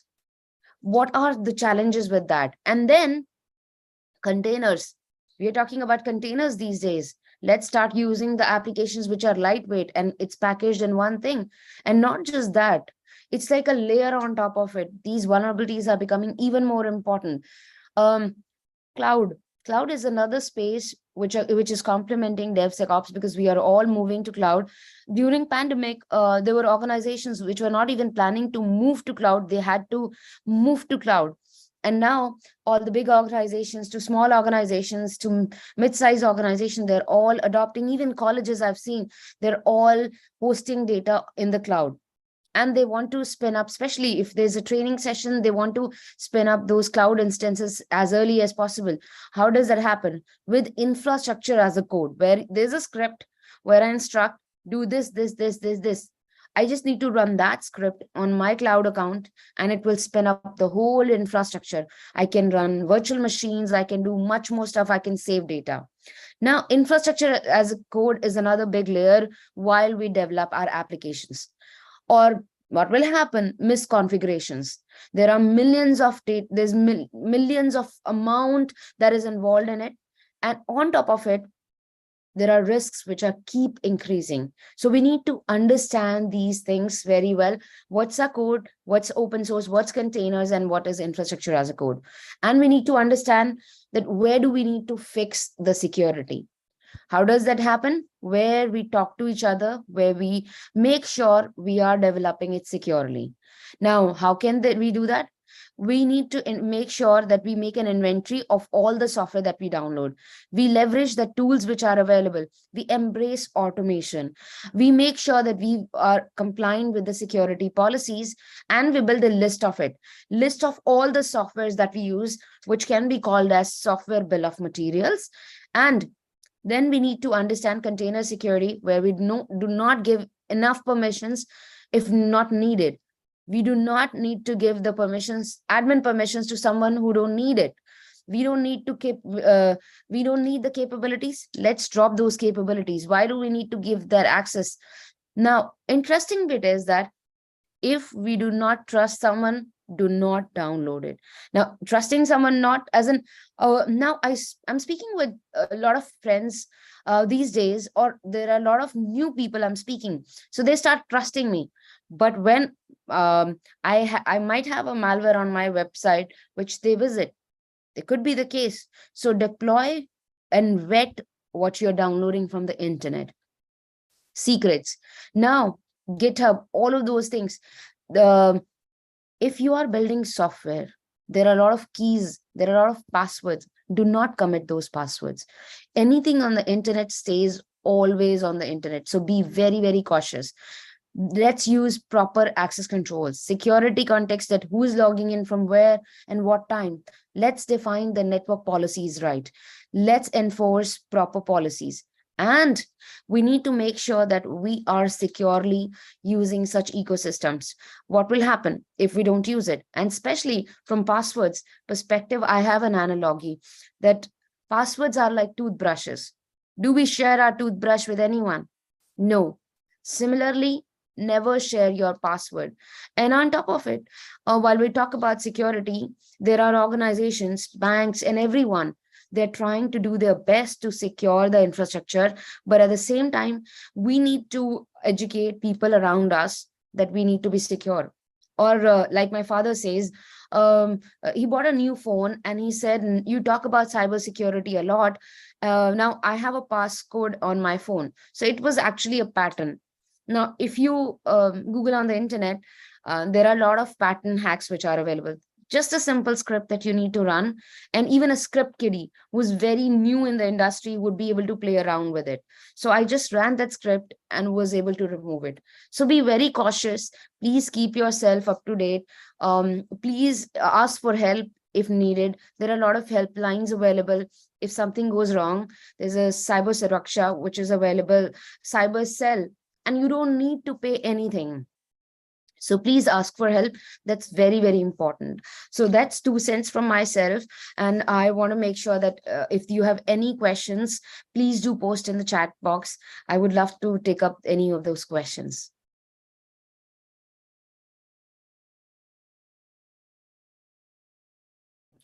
Ma'am, you're on mute.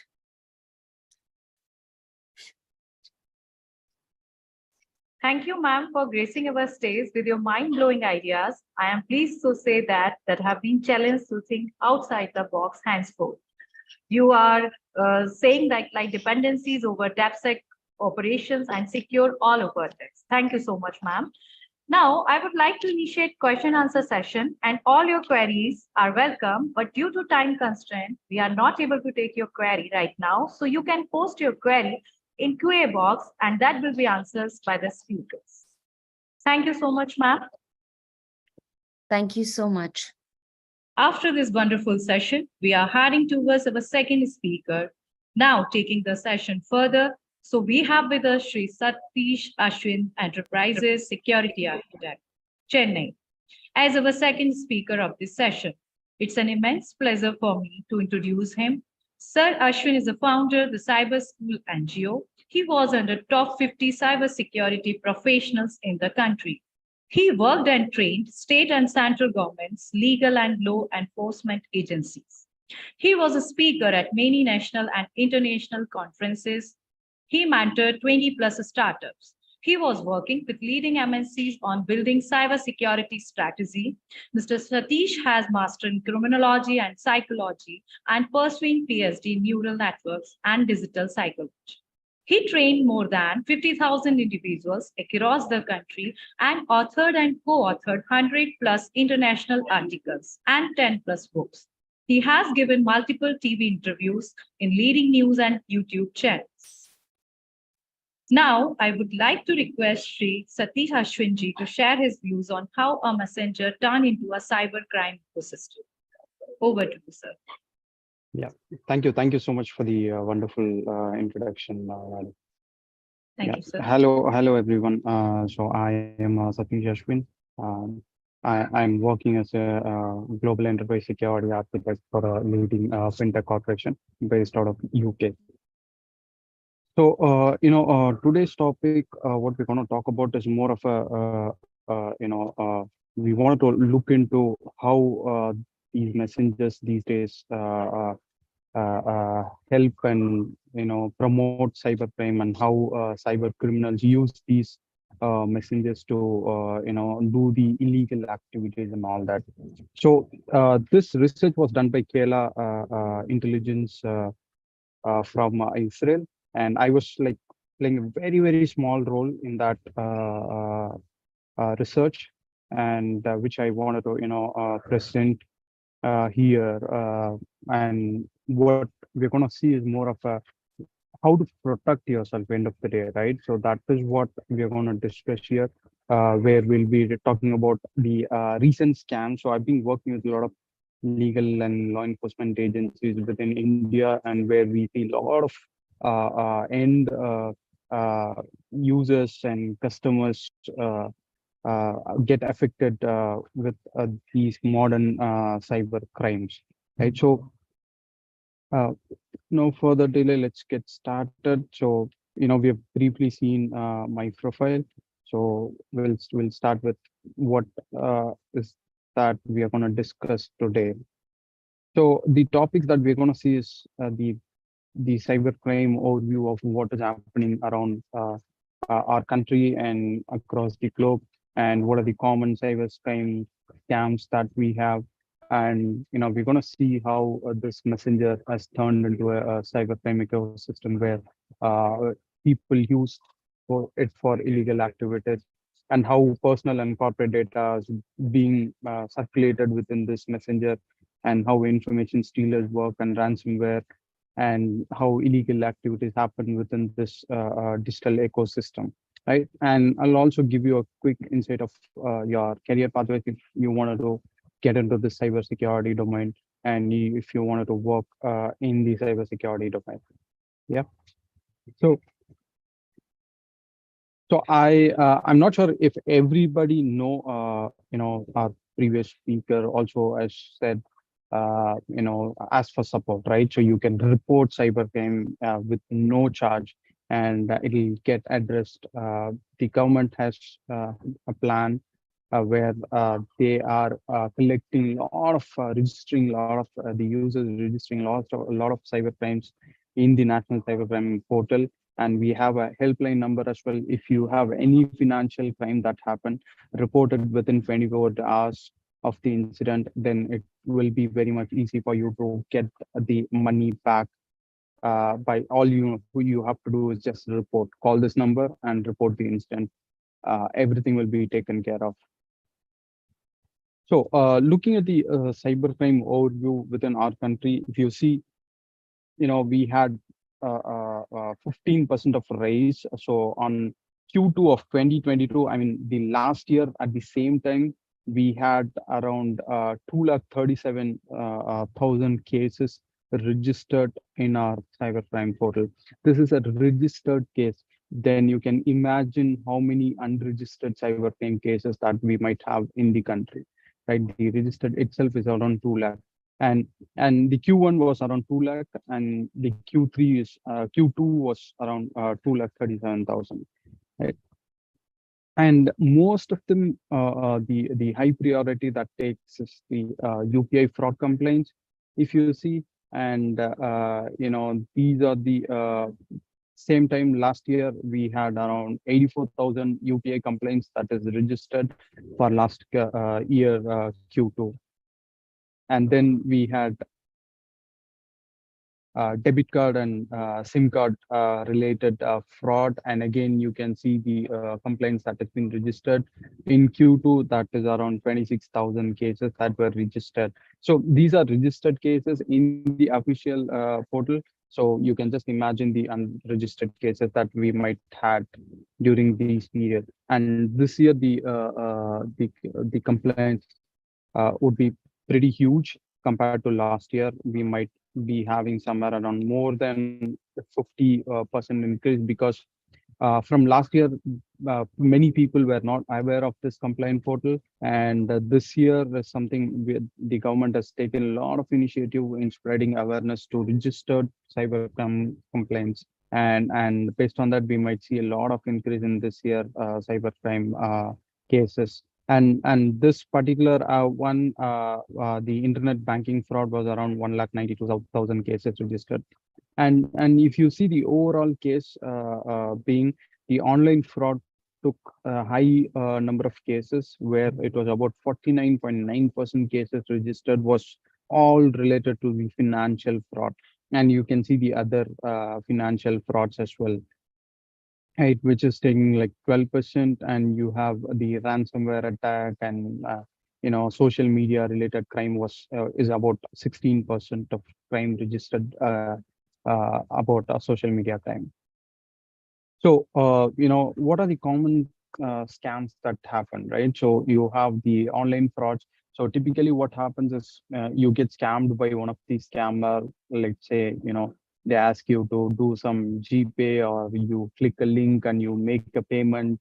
By mistake, you share your card data, your OTP, and it gets, they steal all your money. All you need to do is just call this number immediately within 24 hours, and there is a very much possibility of getting your money back from that particular incident.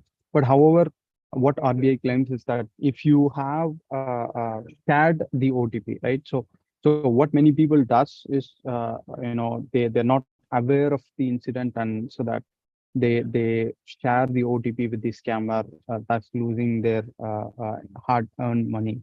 So it is better to, make awareness. What I would suggest first thing is to talk to your parents, right? How many of you, I see around more than 150 people, 200, nearly 200 people in this seminar.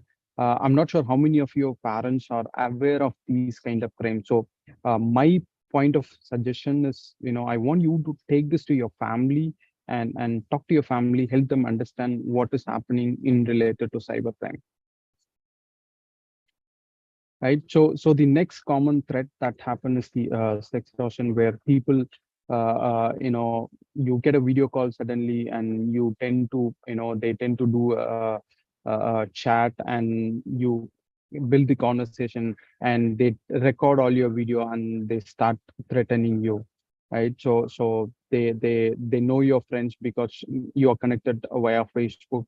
So what they do is they try to threaten you by asking money, saying that they're going to leak all these data if you are not going to send them any amount.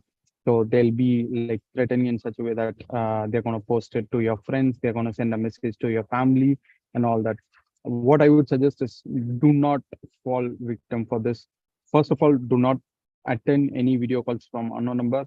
If you did, if you're stuck, don't respond to these kind of messages, because 99% they are not going to post these items. If you start responding, then they take advantage of that, and they start blackmailing you. So do not get into this trap. And then you have the Facebook friendship custom charges. So basically what happens is, these kind of incident happen. So we have investigated cases where it took almost like, the person chatting on the other side, and the victim was connected for almost 6 months. They build a very strong connection in such a way that you will never get any doubt that other person is fake, the other person is scammer. And they tend to send you some gifts, or they send you, tend to send you some iPhone and stuff.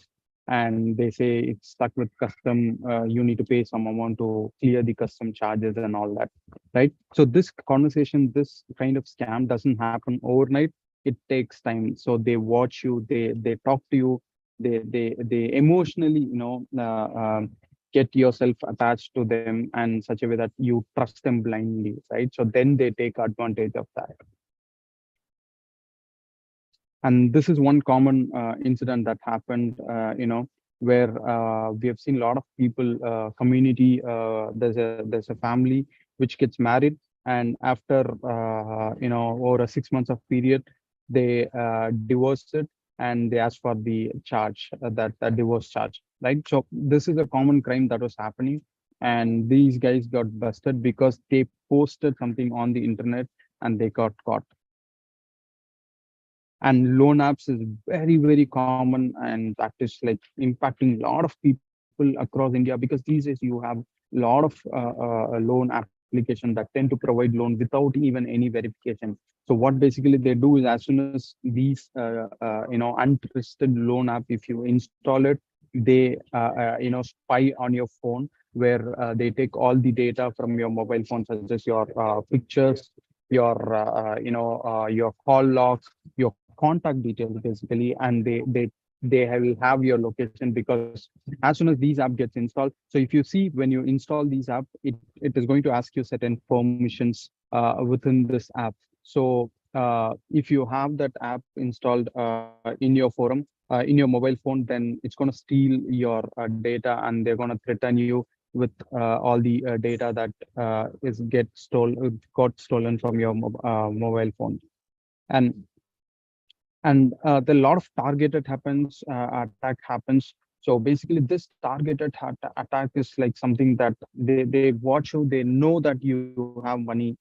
They know that you have sensitive data, right? So basically, they build a conversation in such a way that you trust them completely, and you share your personal data with them. Or they see that you have some amount, and they follow you for a very long time. They build a connection, and then they do all that fraud activity, to steal this money from you, right? So on top of it, they also tend to give you information about trading, cryptocurrency. These are the trending items that everybody in the country discusses, because the cryptocurrency is a technology that most of the people don't understand what crypto is. But as soon as they say crypto, and people trust blindly, and they put a lot of money in these kind of scams, and they lose a lot of money. So if you see, this is a Chandigarh woman, where she used the bank account of a senior professor in a Punjab University, and she finally got busted because she used this bank account to get a lot of money from the professor accounts. So this was very interesting case that we busted a couple of months back. Right, and this blue tick verification. So these days, everybody is like wanted to be on Instagram. So these days, they tend to be as soon as they get a like or views of more than 10,000, they think themselves as a big celebrity, right? So everybody wanted to be a celebrity, because Instagram is giving them the opportunity to be a celebrity. But how are they taking it forward, right? So what you need to do to understand a celebrity, to become a celebrity. So when you think you are a celebrity, you need to understand that you do not have a private life, basically. So if you think you're a celebrity, then you should be ready to face the entire world, right? So you will not have any kind of personal data. You will not have a personal life, because people will keep targeting you. They wanted to know something about you. They wanted to know your personal data. They wanted to hack into your account. They wanted to, get data from you. They wanted to know your private conversations and all that. So everybody is watching you. When everybody is watching you, you become a target, and people wanted to know what you're dealing with, right? So my advice is, if you think that you are going to be a celebrity, then please keep something in mind, that you do not have a private life. You are a public person, and everybody will watch you and look for something from you, right? And based on this blue tick verification, as soon as someone says, I'm from Instagram, and we are doing a verification for your Instagram blue tick, and people forget what they want. They all imagine is the blue tick, and they tend to fall victim for this particular scam, right? And this is an online job. There are a lot of online job frauds that is happening across the country, where people pay amount and become a victim for this job. And this is something, the first one is something that is happening very recently. What people do is they tend to say that you get a call from a delivery person saying that you ordered something online, and they come to your house and they hand over the delivery, but and they get the cash on delivery charge. But when you look at the delivery item, it is not something that you ordered. It is something that they created fakely. They know you, they know where you live, right? And in such a way, they build a use case and they deliver an item to your home and they collect the cash. And on top of it, there is also something that is happening. Uh, Somebody will call you saying that from courier team will call you saying that you try to send some parcel to international person, and immediately what will say, no, I did not send any parcel.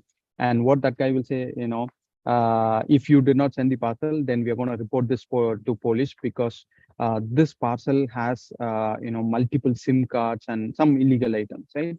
So as soon as you get very much confused and you fall victim, they start connecting. That person will even even has a police uniform, and they even tricked the internet in such a way that if you dial that police station number, it will go to their call center, right? They created Google search. They added this number to Google search, and as soon as you search the police station, it is going to go to their scam center, right? So people trust that and they lost a lot of money. And this food order, as soon as what these days people do, we search for restaurants at the hotel, and whatever number we get, we call them and we say, we need to book an order. But whether the number that is provided, that you see on the internet is accurate or not, that we are not sure. So whatever you wanted to take it from the official site. Do not trust any kind of third-party blogs or any kind of thing, right? Unless you know them, you follow them for a very long time if they are your trusted blog. So this Mumbai women has lost more than 2.4 lakhs for online restaurant. So she thought it is a restaurant, and she called and she ordered. She shared the card details and she lost the money. Right, and there's a recent bust in India where they captured an illegal call center, which was cheating a lot of customers from US. Right, so these are the common frauds that happen. The lottery fraud, where you get, saying that you won a lottery, and then the sympathy fraud, where they build a relationship over you for a long time, and they try to, say, create a sympathy. You fall victim and you pay money to her. Right, and then the romance fraud, similarly, both build a conversation and something happens, and uh, uh, the women gets affected because the guy is not actually genuine, right? And then you have the information theft, where a lot of corporate people today, a lot of corporates are firing employees that are doing moonlighting. Moonlighting is basically you work for multiple companies when you actually sign for working for one company, right? So a lot of companies have fired people who works as moonlighting, because they tend to steal data from the company and they take it to the next company. So this was affecting a lot of business, and a lot of people were fired because of this. And basically, if once employee is fired, few employees try to take revenge of the organization. So when an employee leaves, he takes most of the employees, they take all their data that they work for the organization to their home, right? So which they basically use it for their future reference. Sometimes they even post it on the internet, right? So now getting into the how everything happens, right? So if you see, we have this Telegram, where it is the biggest messenger that we have, with a good security and privacy settings, right? So where a lot of people today use Telegram. If you see this, this is a Telegram active usage worldwide, right? So it's in nearly 2 lakh, more than 20 lakh active group we have. And you don't need, actually, Telegram can be, you don't need a physical number, right? You can get a virtual number, you can register for Telegram, and you can use a virtual OTP service to get the OTPs and verifications, right? And this Telegram is very much flexible. It has the API that you can develop custom bots using Telegram for your, for your day-to-day activities. And it is absolutely free. And it also has a cryptocurrency that you can trade within Telegram.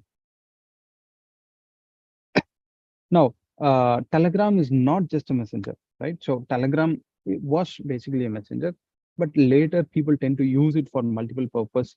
If you see the sales that happens in within Telegram, it's around 25 million. So there is a transaction that is happening within Telegram, right? You have a business that is running inside Telegram.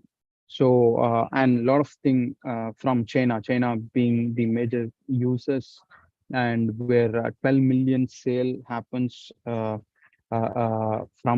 China. So they take the lead, and the lot of sales that is happening, you get all these within Telegram. So you can buy dresses, you can buy online education courses. Everything is there in Telegram these days. So, and why it is good for cybercrime? So Telegram has a lot of features, a lot of security, a lot of privacy, and that is what is taken, this Telegram to the next level, where people tend to use it for illegal activities, right? So basically, they create a group, and they start sharing this information, and sell cyber softwares, the malwares, the antiviruses, the cracked softwares. Everything is sold. So it has almost become an underground market.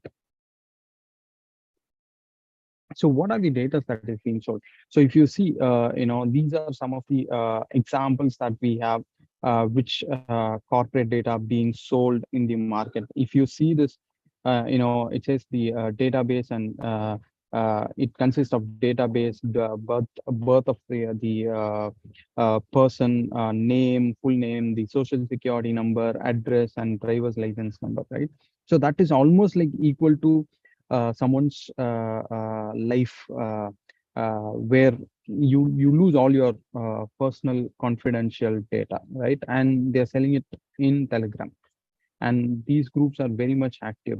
And you have, so let's say Netflix is charging somewhere around 600 rupees, and if you join this group, you get a lot of accounts, Netflix accounts you can buy for a very cheap price, right? So people start selling your Netflix. So your Netflix account, if you have a Netflix account, it could have been at a very long time, and someone might be using this Netflix account for a very long time, right? So we are not sure. Similarly, it happens with your Prime or any other social media accounts, because it's all available in Telegram today to buy for a cheaper price. All right, so this is again a corporate data where they sold it, and if you see, they've also confirmed that the data has been sold in Telegram, right? So this is like to the next level, where this was happening like long back, a couple of years back, to more than 5 years back. We had a lot of underground sites. So if you wanted to get these information, you need to have the Tor proxy, and then you need to connect to their VPN to access these kind of underground site. But these days, it is very much easy that you can go to Telegram, register Telegram, and you can get all these softwares that you need to have, that a cyber criminal can have on his fingertips, right? And if you see, this is a ransomware group where they have the RAT configured, the remote administration tool, and they have a lot of victims on their net infrastructure. And again, this information that are shared here are very genuine, because they also have feedback and reviews.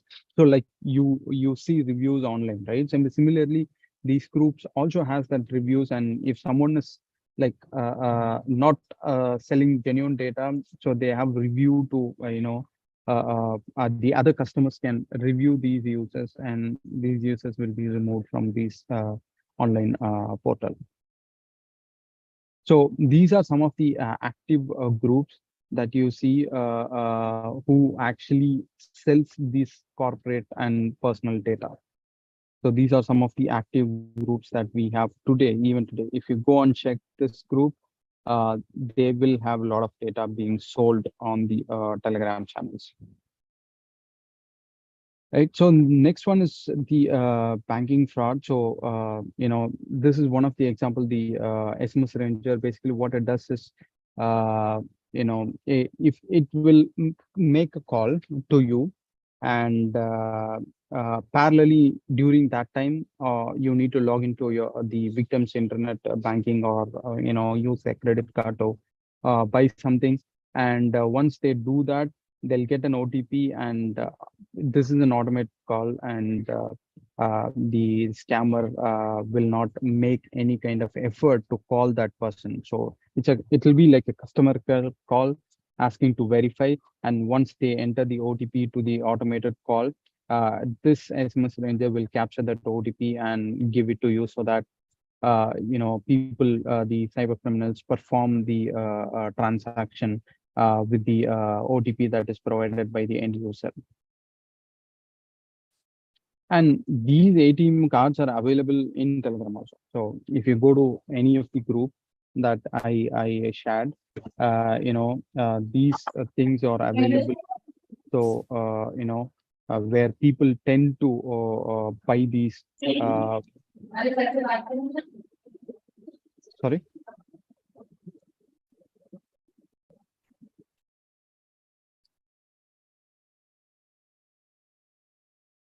Yeah.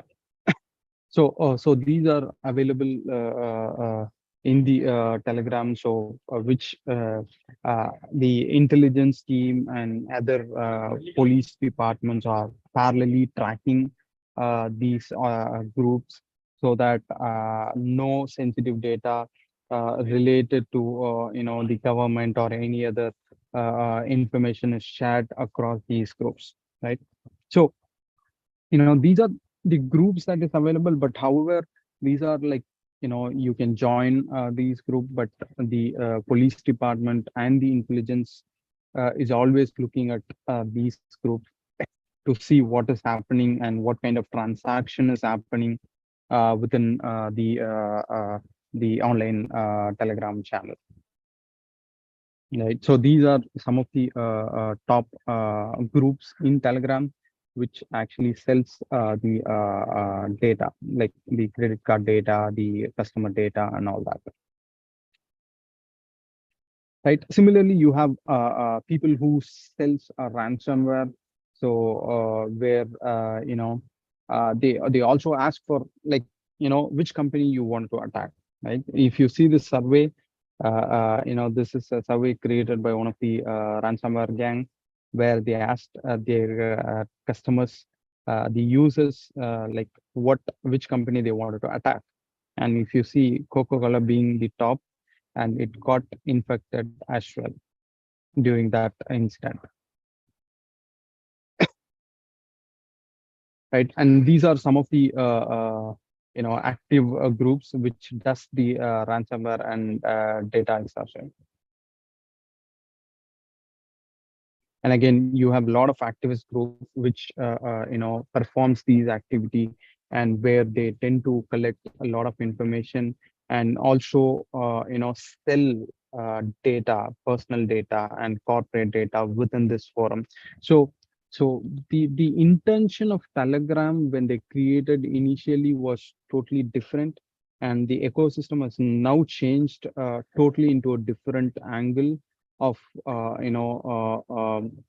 the dark web concept is no more as strong as it was before, because now it is almost like happening in the public forum. Anybody can access these information. The information that were kept sensitive a couple of years back, that was possible to get only if you have access to the dark side.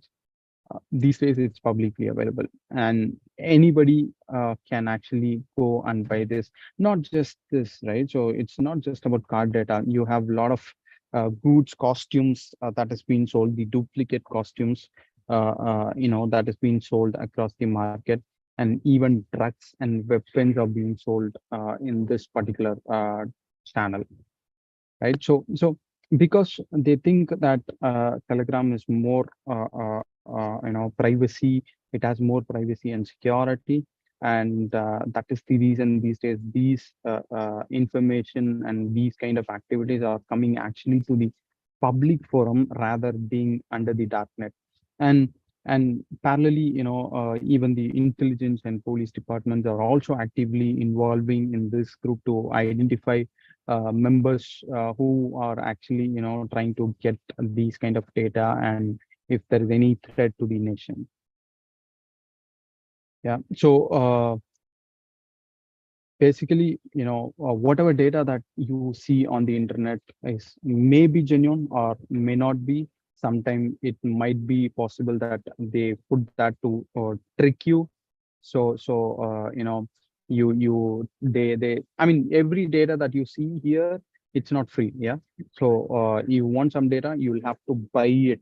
And again, buying this is not directly on the cash or net banking. So you might do a cryptocurrency transaction or some other way of transaction to get these data, right? So it's all like the information that is being sold on the public forum these days, right? So and with all that, if you wanted to get into the cybersecurity, help yourself and help others, these are something that you can start looking at. These are the levels that you have as a beginner. What are the things that entry level, what are the things that you can do, and intermediate level and senior level. Again, these are some of the leading certifications that people in the organization know, starting with CEH, the CompTIA, offensive security being more technical certification, and CSAM, CISA, and CISP are like somewhat the senior level and advanced certification. So if you want to get into, start with the certification, and parallelly you have a lot of YouTube videos and follow a lot of leaders in the industry where you will get to know a lot of information about cyber security. Yeah, so thank you so much for the opportunity. And if any questions, yeah.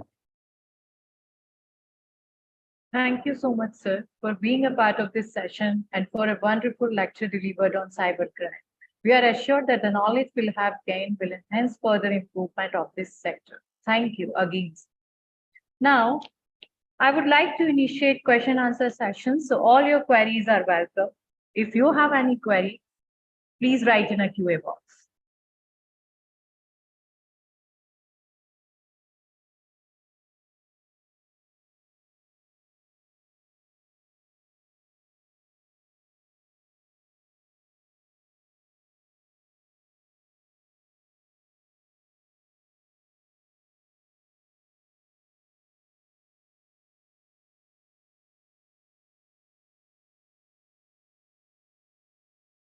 Okay, I got a question. Is WhatsApp safe? Um, of course, it is safe as a technology, but end of the day, if you're not safe, if you're not handling, so if you see yesterday, WhatsApp has given a new update saying that you can use same WhatsApp in multiple numbers, multiple mobile phones parallelly. So that is going, that may have a lot of issues in the upcoming days, but we'll have to wait and see. But as a WhatsApp technology front, it is safe to use. So you don't have to worry.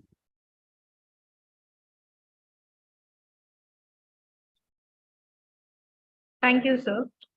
Yeah. Any other questions?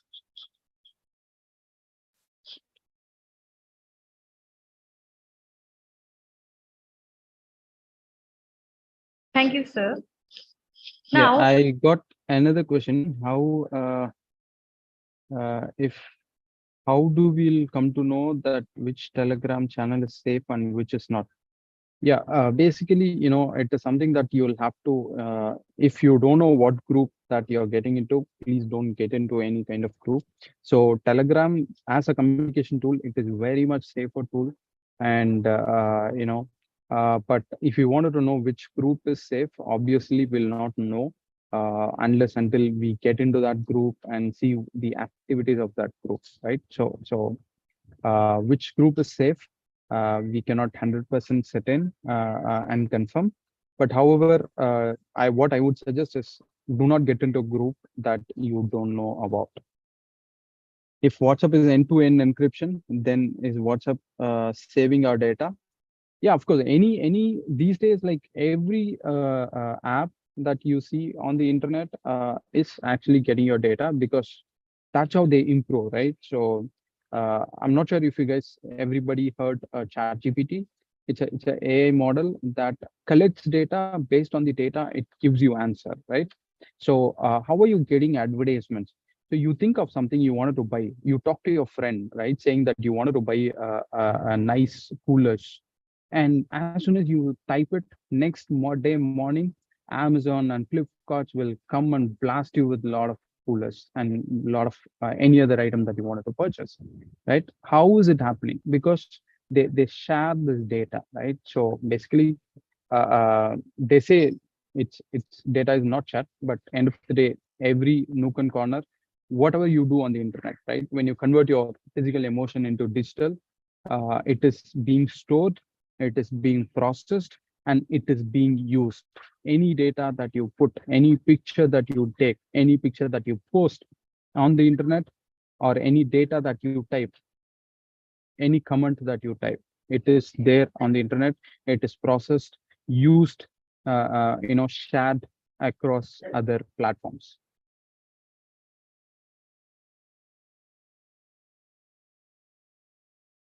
Thank you so much, sir. Now, having our third speaker of the first plenary session is Dr. Gaurav Gupta, Director Scientist at Cyber Laws in Ministry of Electronics and IT, Government of India. Today, we have with us Dr. Gaurav Gupta, and I feel privileged to introduce him. Dr. Gaurav Gupta is the first Indian to earn a doctorate in the field of digital forensics. He was bestowed with the Young Scientist Award of the Indian Science Congress in 2010 by the man of science, Dr. APJ Abdul Kalam. He is on a mission to create awareness about technological frauds in society. He has been a mentor and guide to many research students and interns. He has rich experience of 22 years. He has worked in Big Four and served as a faculty member at the IIIT Delhi. He is currently an additional director with the Ministry of Electronics and Information Technology, Government of India. He has delivered over 200 talks, including keynotes, and has published more than 60 technical research papers. He is the author of bestseller book, Cyber Unsafe, available on Amazon.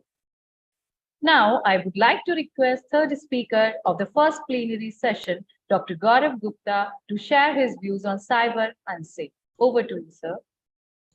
Thank you. I hope you can see my screen and can hear me well. Yes, sir. Okay. Fine. So, good afternoon, everyone. And I'm very happy and I'm thankful to the organizers for giving me an opportunity to discuss today about my expertise in the area of cybercrime investigation, which also includes digital forensics. So I will basically talk about how digital technology is being misused, how cyber crimes are happening today, and how digital forensics can help and what can we do to solve the problems of cybercrime. So this is an opportunity for academicians, students to pick problems, technical problems, technological issues which need solution in terms of developing ingenious digital forensic solutions, which can probably help society and the country save a lot of money, and it can help make digital technology safer, and that is something which is very, very important. So I'll talk about this, and then if anybody has any questions, you can ask in the end. I also mentor a lot of students, so if you find this topic interesting, I typically work with students for their, thesis, doctoral thesis, a master thesis, or some interesting research paper if they want to work on in the area of cybercrime investigation. So I would be happy to, mentor some students as well as work with faculty case the topic which we can usually identify. Right. So going forward, we all know cybersecurity is important, right? Cybersecurity is a thrust area. Government of India has thrust, and private companies and everybody's making their own cybersecurity team. So this we understand. But then cybersecurity is very, very important for individuals also, not only for organizations, not only for academicians, but it is as an individual, because we are having a lot of digital footprint. We are using mobile phones, we are using tablets, we are using wearable device. IoT is now gaining ground. We have already 5G technologies which are available. So digital proliferation along with the extremely high, fast, very cheap data communication makes it a rich ground for exploitation. So cyber criminals wants to exploit technology. They do all sort of interesting stuff, and compromise security, compromise privacy, steal data, modify data. And I'll give you examples of how they do it, and why this is very, very important. Law also says, we have Information Technology Act, again, some important sections are 43 and 72, which basically talks about confidentiality and privacy of data. Right. So these are the two things which are going to gain very, very important ground going forward. We already have IT Act, but now data protection bill is in ripe stages. It may see light of the day soon. It will be introduced in the parliament maybe in upcoming session as announced by Honorable Minister. So privacy of data and confidentiality of data, if it is notified through some kind of act and law, a lot of new opportunities will open up for things. You have to now develop apps which retain data, which destroy data. You need to know what can you collect, how can you mask data. So, a lot of business case will open up once digital data protection bill also sees the light of the day. So as a academician and student, one very, very important thing to understand is when you are reading technology, read law also. Not from the perspective that you have to become lawyer, but from the perspective what law wants technology to implement. And that will give you new ideas, that will give you new opportunities. You can actually open startups in this area because law mandates many things and technology has to do that, right? So we have technologies like blockchain, we have technologies like Internet of the Things and all those things, but then law will dictate how they are implemented, how they are secured, and what are the conditions or what are the liabilities which law puts onto that. That is very, very important piece of information when you are doing research. So we all know convergence is happening. Technology is becoming unified. What all devices we used to have, starting from diary, fax, telephone, Walkman, camera, handycam, all this has converged to one single piece of device, which is your mobile phone or a tablet. Using mobile phone or a tablet, you can do everything which is computing. You can also do communication. You can also do processing. So basically, a phone is like a laptop holder of which can do anything and everything. So now your personal data as well as organizational data, access to your organization, everything is through your mobile phone. You have apps to access banks, you have apps to access email, you have apps to order food, to whatever you want to do in your daily life. Everything is converged together into one single piece of device, and that's where a lot of frauds happen. Because criminals know what they want. If they can get access to your phone, they get access to everything. They can get all kind of data and they can do a lot of misuse. So we need to understand, lot of things are limited because of our thinking. Let me ask some of the questions. Let me provoke your thoughts. Now think, do you think frauds happen intentionally or it can happen unintentionally also? What do you think? Just think about it in your mind that, whether all the frauds are intentional or something can happen unintentionally also. It's like you're driving a car, right? And 60 is the speed limit, but then road is completely empty. It's 10-lane road. Let's say in Corona times or COVID times, they were locked down. And if you were lucky ones who were supposed to go outside for any official duty, roads were empty. So you can't drive car less than 50 or 60 km per hour, right? Because 4-lane road, which is completely empty, you invariably will speed up, which means you are violating law at that point of time. It may not be intentional, but you happen to violate the law, right? So same thing can happen with technology also. Now let's say again, we take example of speed cameras. Let's say if you're driving at 59.9, right? And because of the error in calibration of the camera, because of reflection or because of certain image processing factors, instead of 59.9, it reached 60.01. According to digital technology, this is crime, right? There is no margin which is given there, right? So these things happen. Now, the second question which comes to mind is, can someone make us do cybercrime? Can I force you to do a cybercrime? Is it possible? Then one more question which probably is related or associated is, can we prove innocence? If we have not done a cybercrime, but evidence points towards us. Let's say somebody is implicating us. Somebody is manipulating evidences and pointing the evidences towards you, which means not a crime, but it looks like that you have done a crime. How will you prove your innocence? Can you use technology to prove your innocence? So these are some of the questions I thought I'll ask, and answer to them could be anything, right? Let's see what answers I planned. I planned that, yes, some of the frauds can happen unintentionally initially, but then if you repeat it, it is intentional. For example, for a few years back, in an ATM machine, one person was trying to withdraw money and he was doing it for the first time. He never used ATM before. What happened is he was standing very close to the ATM. When he gave his ATM card in, put in PIN, instruction to withdraw, let's say 5,000 rupees. When machine was about to dispense 5,000 rupees, he got a message saying 5,000 rupees has been debited from his account. And there was a lot of noise which machine was making before dispensing money. But because of his leg, he was standing close to ATM machine mechanically could not dispense notes out because he was blocking the passage where the notes were supposed to come. Now what happened is machine tried to put out money, but it did not come out because he was physically blocking it. So there was a mechanical error which machine recorded, and he got 5,000 rupees credited back to his account because machine was malfunctioning. But he could see those notes peeping through that particular place from where the money was supposed to come out. So he pulled the money out. Now, is this a fraud? Probably not, because it was happening unintentionally. But then he realized he got a 5,000 debit message, he got a 5,000 credit message, and he could take out the 5,000 rupees physically also. This time he put card inside and intentionally blocked the place from where the money was supposed to come, and he withdrew 5,000 again, and he repeated the process. This time he did it intentionally, knowingly, and he realized there is a flaw in the machine that it does. Once it refunds money back, citing mechanical failure, you can still take out the money. Right? So frauds are many times discovered unintentionally, and then if you keep on doing it, instead of reporting it, it becomes intentional. Right? Then next question, can someone make us do cybercrime? Probably yes. In the sense, let's say if I compromise your computer, if I find vulnerability, I get into your computer, I install a botnet. Now I'm using this botnet to attack other computers, which means your resources, your IP, your computing power is being used to attack, which means you are a party to crime until you can prove it otherwise.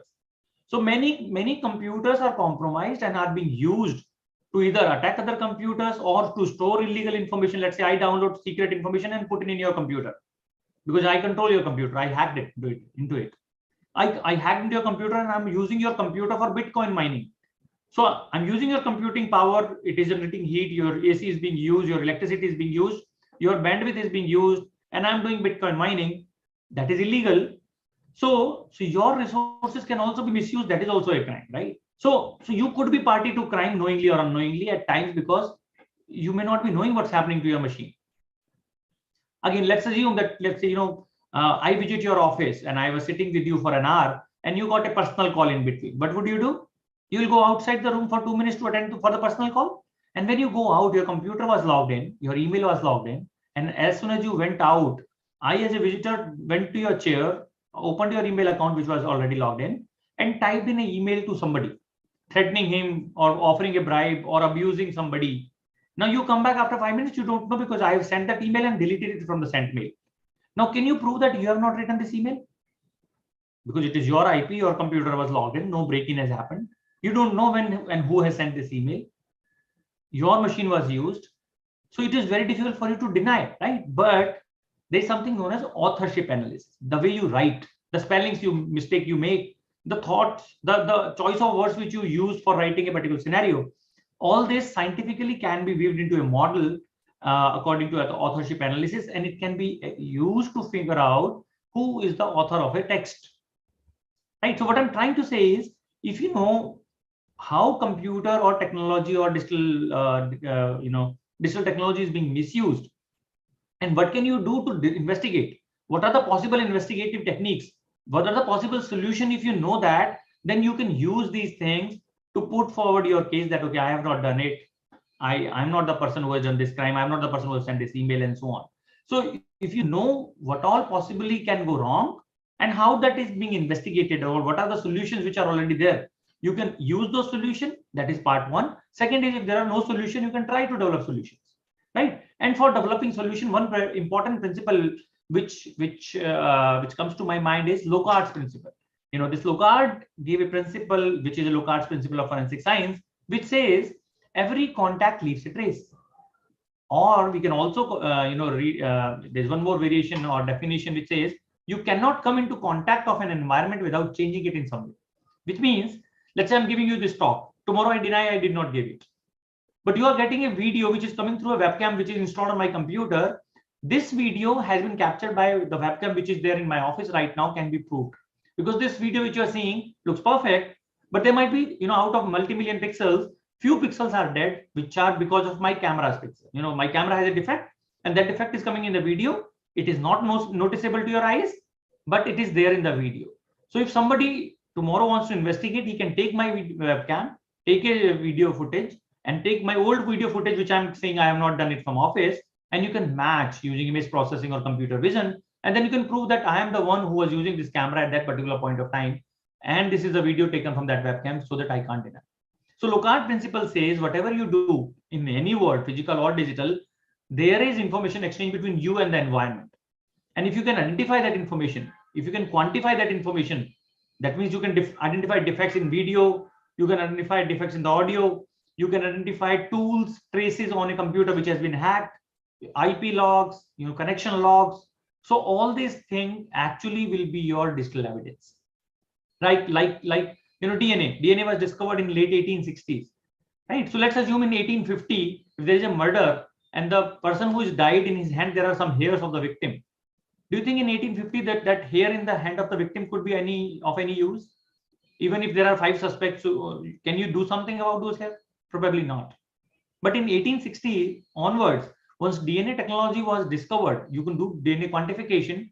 If you get hair in any case and you have a list of suspects, you can always do a DNA analysis, and it will be irrefutable evidence in court of law that yes, this is the person who has done something, or he was there, this belongs to him.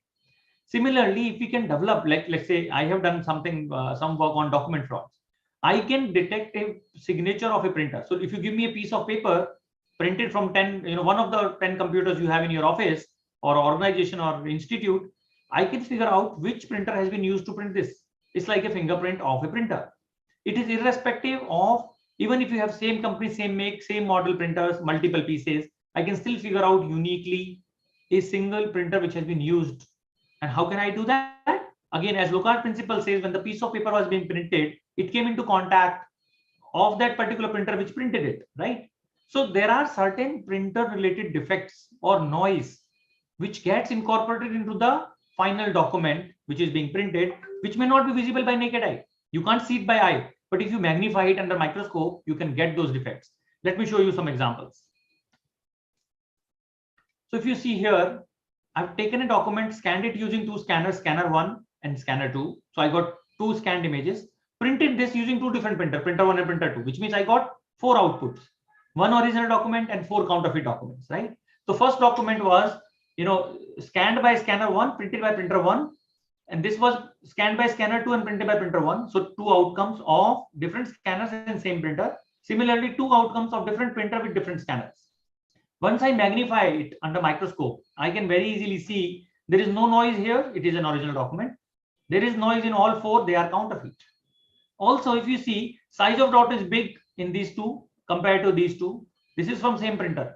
This is from same printer. If you see data inside these black dots, higher in density in this, low in density in this. They are from same scanner. They are from same scanner. So Locard principle says whenever anything is coming in contact, its effect is getting translated. So when this counterfeit was made, this scanner and this printer gave its low density of dots and bigger size dots. And this printer and this scanner gave low density and low dots. So what I'm trying to say is, given any digital scenario, you can apply Locard's principle and start to gather evidences. And this remains true for laser printer also. This was an inkjet printer which is giving dots, and this is laser printer which is giving lines. This is vertical lines, crisscross, horizontal lines. So there are evidences which gets incorporated. You have to use computer science or related knowledge like electronics to actually do the processing. So in this case, I'm using image processing, and then I'm writing an automated software which can detect, given any piece of paper, whether it is counterfeit or not, from which printer it has come, and so on. Right? So Locard principle is very, very powerful in this case, which helps us. Now take a test. Read out the color in your mind, which is there filled inside the part. So in this case, this is red, right? This is yellow. Read it loud and fast, and you will find it very difficult. Reason is your mind is being presented two conflicting information.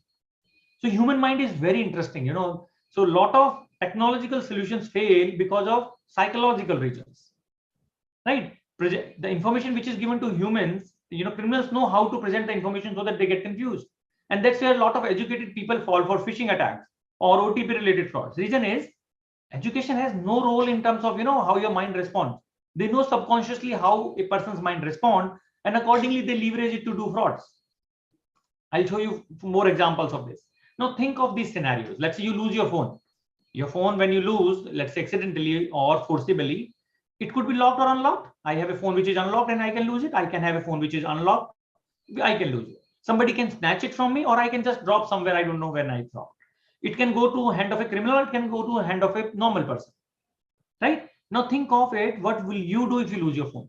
What will your first step, second step, third step? Think just in your mind, right? Second example, I have already discussed. Somebody sends an email from your account. Third is, let's say I show you a document, let's say bank check where money has been withdrawn, your bank check where your signature are there and you don't recall that you ever did it.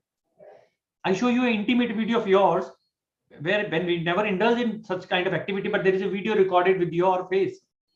There might be an audio threatening somebody. There is an audio which is in your voice where you are saying, okay, I need bribe, or you are threatening somebody, you are abusing somebody. All this is possible using technology. I can use machine learning, artificial intelligence, deep fakes to generate synthetic audio, video, image, anything which I want to generate, and I can misuse it. Have you ever thought about it? If such scenario happens, what would you do? Is there a solution which can happen? So anything which is synthetically generated actually has solution. You know, you can do various things to avoid these kind of frauds. You can always question this is synthetic and you can get it investigated. But if you don't know this, then it's a problem, right? Also, this is an area of research. You can develop solutions solving these problems, right? Do you delete data these days? Because you have unlimited storage capacity, right? You have 1 TB, 2 TB data, which you can store in a hard drive. Hard drive is not very costly. So we never delete data. But then this data can be misused, and we'll see that. So what is today happening is convergence of technologies is happening for providing convenience. Technology is changing very fast. So let's say if I ask you, is there anybody who has a more than 3-year-old phone? Probably answer is no. You know, 5 years back, if I ask the same question, if anybody has 3-year-old phone, many people had it. 10 years back, if I ask this same question, you know, in 2010, almost everybody has more than 3-year-old phone. People are changing phone very, very rarely. So speed of change of technology is now fast.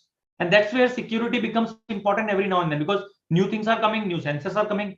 Your phone earlier never had any sensors. Then you had accelerometer and gyroscope. Today you have so many sensors. It can identify whether you're walking. It can sense your heartbeat and so on. So all this data is being collected, can be misused. We need to make sure that, you know, this misuse is stopped.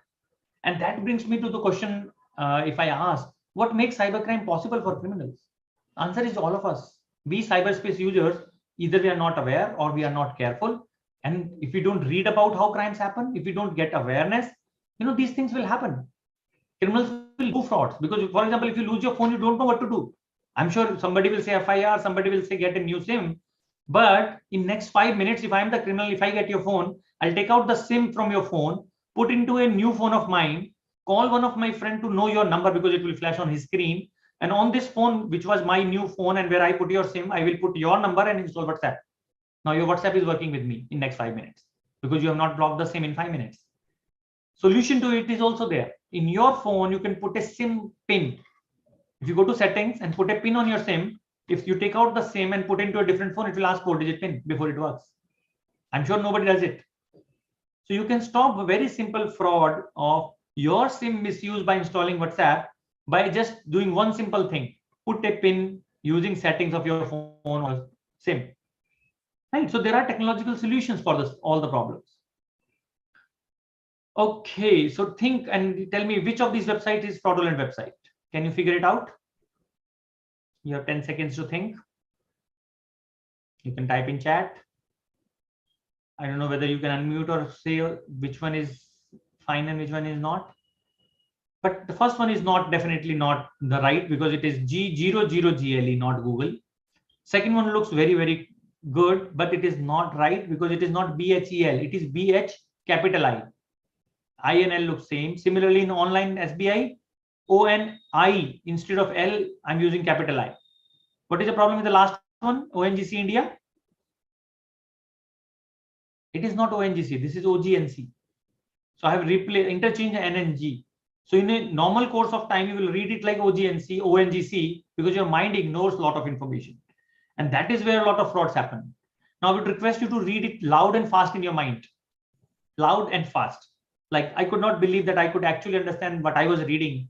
Using the incredible power of the human mind, according to the research at Cambridge University, it doesn't matter in what order the letters in the word are. The only important thing is that the first and the last letter be in the right place. The rest can be a total mess. You can still read it without a problem. This is because the human mind doesn't read every letter by itself, but the word as a whole. Amazing, huh?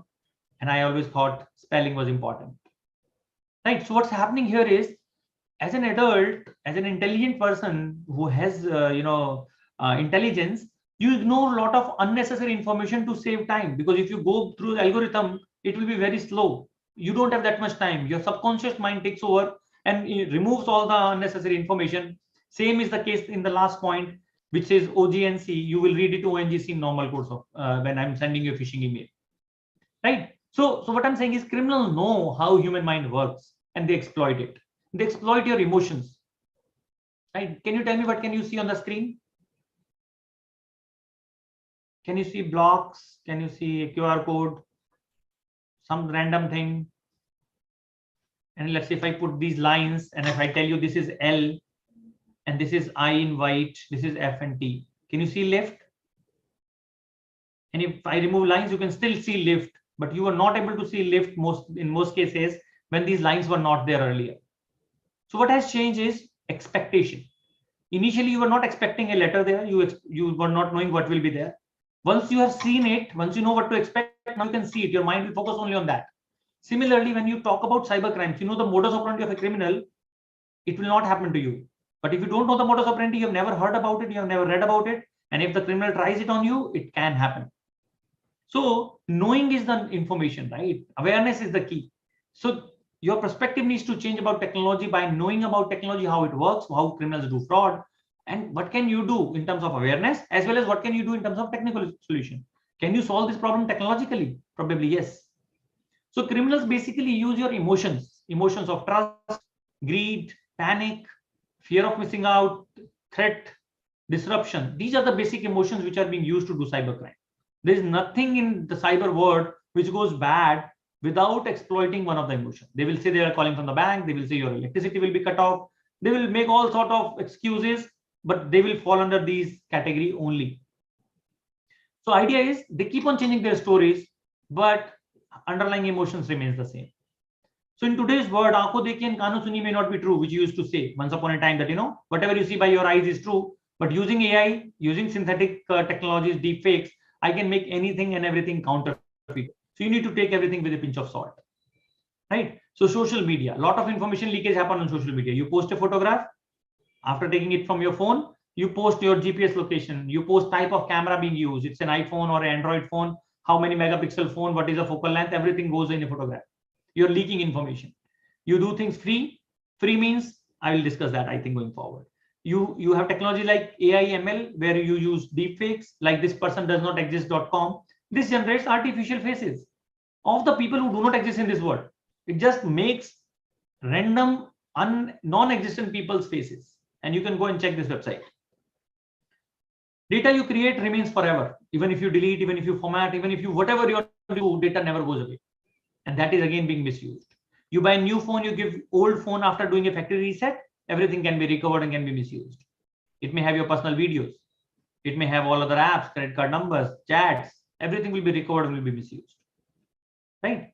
So we all use Google phones, right? We have phones which are logged in using Gmail. So now Google records everything, what you eat, where you go, how much time you spend. So if you go to takeout.google.com, it has 10 to 15 GB data about you. If let's say I get access to your phone, I can download this file and I know everything you have done in last 10 years. Where have you been? I will know where you sleep most of the time, which means that is your house. Where are you in the daytime? That is your college or a office, and so on. I can profile you. What time you go for a walk? What do you do? What do you eat? How much you pay? How much you earn? Everything is being recorded. Ideally, what should you do? You should go to takeout.google.com, download everything about you, and then delete it from there. Same thing you can do for Twitter, Facebook, LinkedIn. Every social media site gives everything they have recorded about you. You can request your data, download it, and delete it from there. Every 2 months, 3 months, 1 month, whatever you want. Because otherwise somebody will get someday access to it accidentally and will misuse it. Right? So piece of advice, never create a piece of electronic data, video, audio, or text which you don't want to retain forever. Because if you make it in whatever you want to do, it will never go away. It will come back and haunt you. In today's world, survival of the most aware is the mantra. If you are aware, then only frauds will not happen. If you know how fraudsters are working, then only you can survive. Right? Free is bad, as I discussed.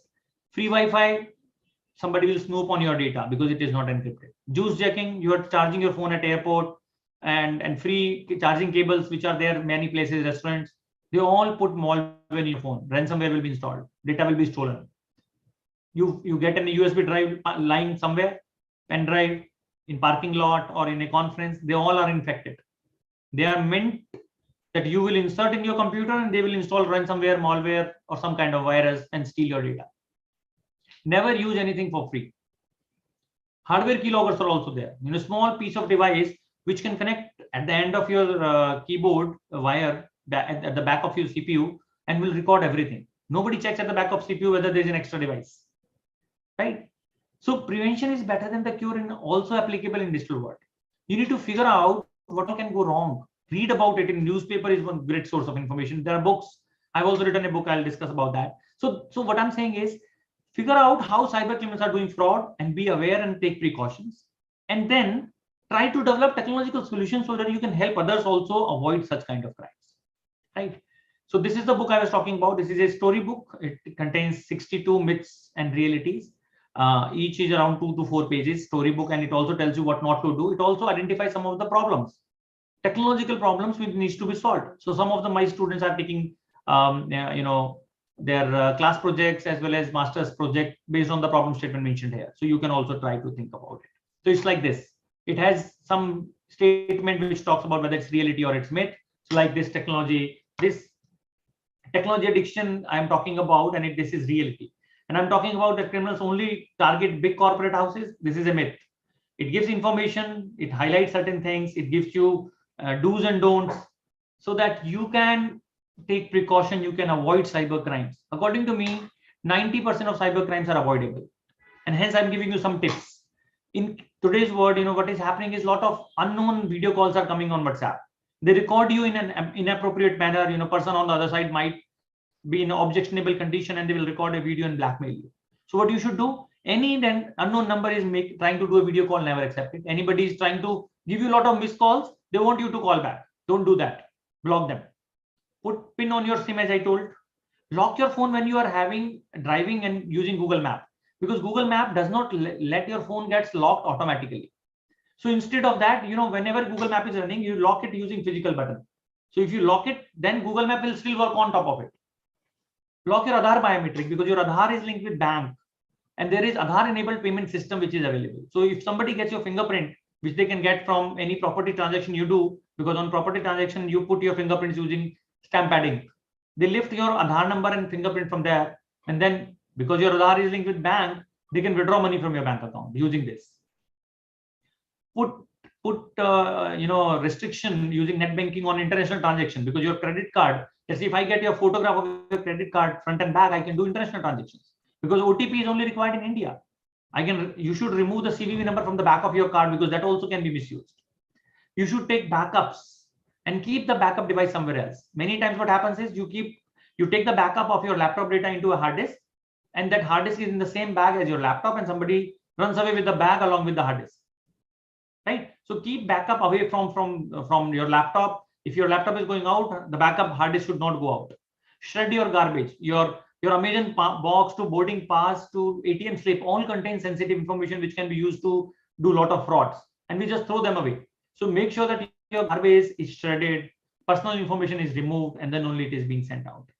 And delete data about you from social site, because today passport, when you have to get passport or you have to get visa from, let's say, US, they do a background check. They go to your social media and see what comments you have posted, what kind of photograph you have done, whether you're drinking or partying or not. Even many companies, before giving you a job, actually do check on your social media, right? So these are some of the tips. A lot. So I think I have a limited time of half an hour. A lot is there in the book Cyber Unsafe. I think if I can post the link in the chat, and I'm available on LinkedIn, and I keep talking about cybercrime, digital forensics, and I would be happy if somebody would like to discuss these things more. I would be happy to mentor. It's a good area to work on, but it is little hard also, because you need to spend and read a lot. You need to spend time and you need to keep yourself updated. So with this, if you have any questions, I would be happy to take the questions.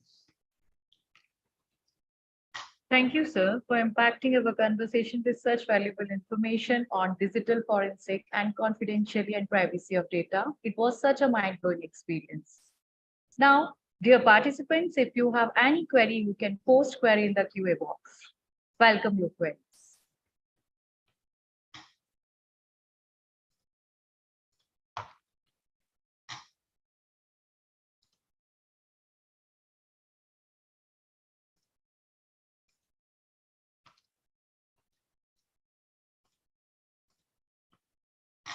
Thank you, sir. Is there any question for me?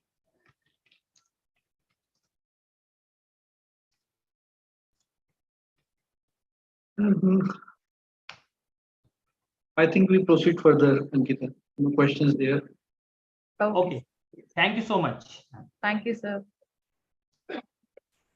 Now I would like to request Dr. V.R. Sampath, Director, Shri Vaishnav Institute of Textile Technology, Shri Vaishnav Vidyapeeth Vishwavidyalaya, for summing up the first plenary session.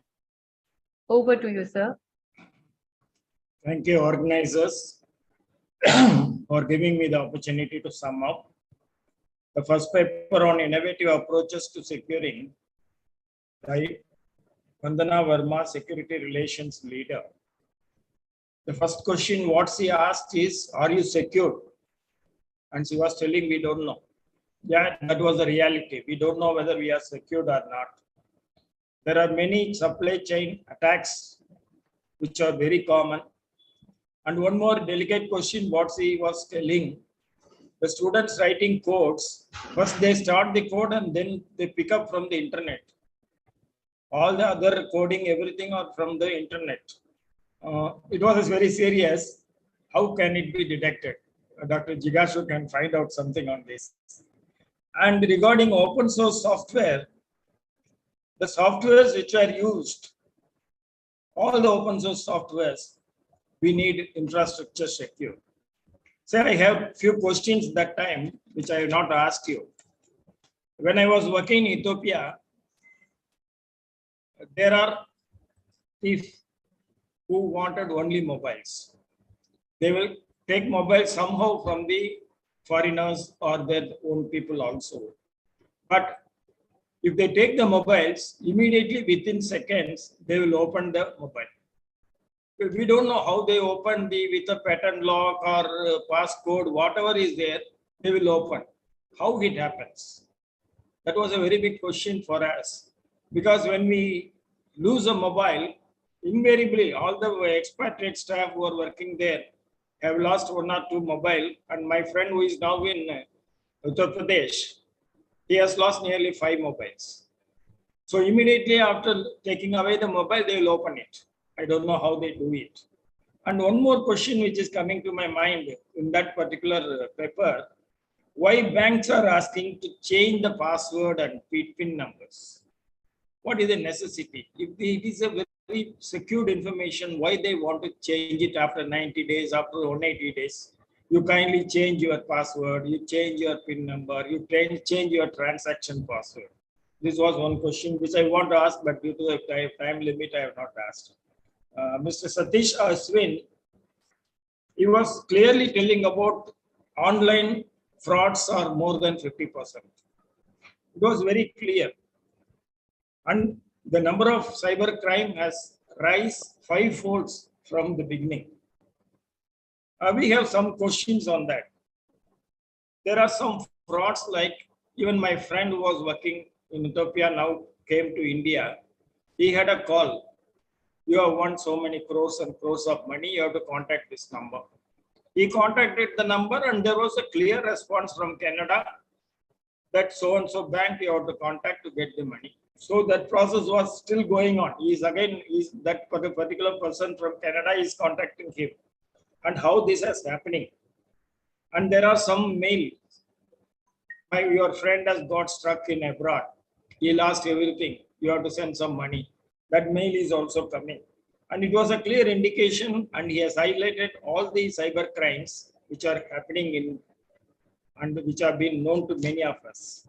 The last paper, it was very interesting paper, Cyber Crime and Cyber Unsafe. The book which was really everybody has to read. And only one thing why I have some questions on that, whether digital signatures are okay. See, people rely on digital signatures, whether it can be accepted. Who is clever? Frauders, crime doers, hackers, the people who learned are aware of all these things. See, immediately when there is any crime, you ask, call that hackers. They will crash the program and they will find out the solution. Why that hackers are required? That was a very big question. See, for the questions which you asked, frauds happened intentionally, make us to do a cyber crime, prove innocence. With all these questions, why the hackers are there? What is the question of hackers over there? It was really interesting papers. All the three papers, they put a lot of insight to the common public and also to the people who learn all this. So, the section 43 and 72 of Information Technology Act, I will find out what is there inside. What is there inside and what does it tell? It is really interesting. Thank you for giving me the opportunity. As a whole, the session was really interesting and it is mind-boggling. Thank you very much. Thank you, sir, for your kind words on cybersecurity.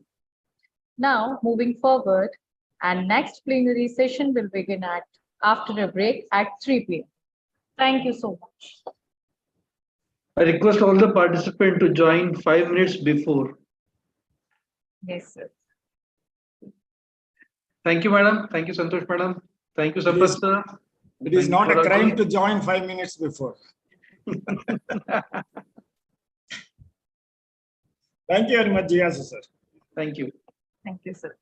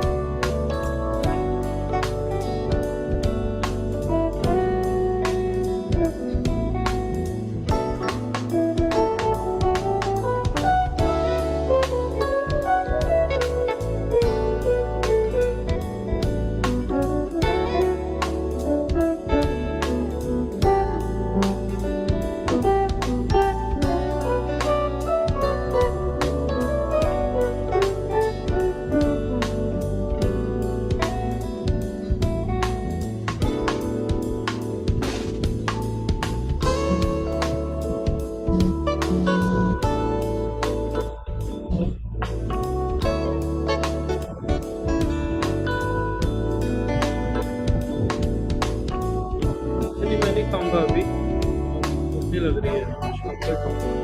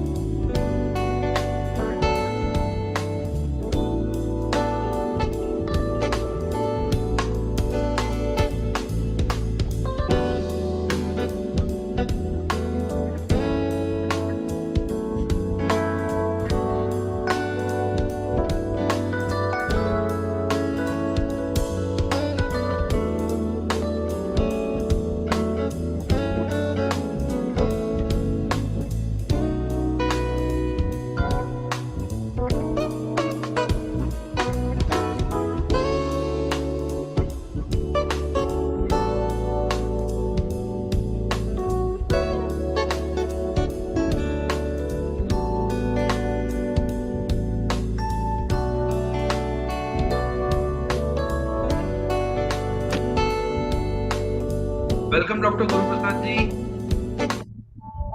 Dr. Namit Gupta, Speaker Mr. Vikas Chaudhary ji, and Amit Garg ji.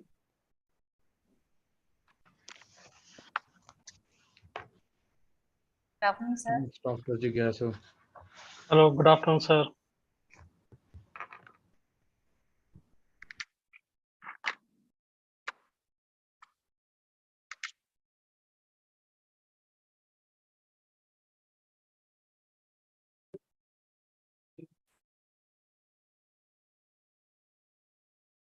Guru Prasad sir, shall we start now?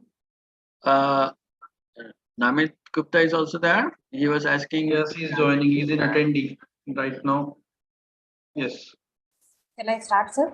Our speakers are here. Yes. Shall I start, sir? I don't see one of the speakers. Yeah, he will join late. Huh? Okay, she's joining later. Yes. Okay, then. A very warm good afternoon, everyone. In this digital connected world, cyber presence is the key to success. And cyber defense is the important responsibility for all. It gives me immense pleasure to welcome you all in the second plenary session of 6th National Conclave on Cyber Defense, SAJAG 2023, on the theme Cyber Era Today, Myths and Reality. On behalf of Sri Vaishnav Vidyapeeth Vishwavidyalaya, I, Dr. Sonika Srivastava, feel privileged to welcome our Honorable Vice Chancellor Dr. Upinder Dhar, Chairperson Dr. Anand Rajawat Sir, Director SVIT, Conclave Convener Dr. Jigyasu Dubey, Coordinator of the Conclave Mr. Anand Singh Gadwal, and Ms. Sukriti Agrawal, Distinguished Speaker and Session Chair of the Conclave, Honorable Director and Head of the institution, all faculty members, and all dear participants present online in this second plenary session of SAJAG 2023. As stated by Honorable Vice Chancellor Dr. Upinder Dhar and Conclave Chairperson Dr. Anand Rajawat, Director SVIT, in this cyber era, there is no single bullet solution exists for cyber security. Layered defense and continuous upgrade is the only solution to be safe in this cyber world. Security is a shared responsibility. Secure your cyberspace, secure your digital life. On this note, I feel privileged to introduce the session chair, Honorable Dr. K.N. Guru Prasad, Dean Faculty of Science and Director SVIS, and I would also like to welcome the second session chair, Dr. Namit Gupta, Dean Faculty of Engineering, Director SVITS and SVV. It is always awesome to hear from the expert having hands-on knowledge on cybersecurity measures. In this plenary session 2 of SAJAG 2023, we have 3 speakers with us. The first speaker of the plenary session 2 of SAJAG 2023 is Shri Vikas Chaudhary, Strategic Solution and Cyber Leader, TCS Tokyo, Japan.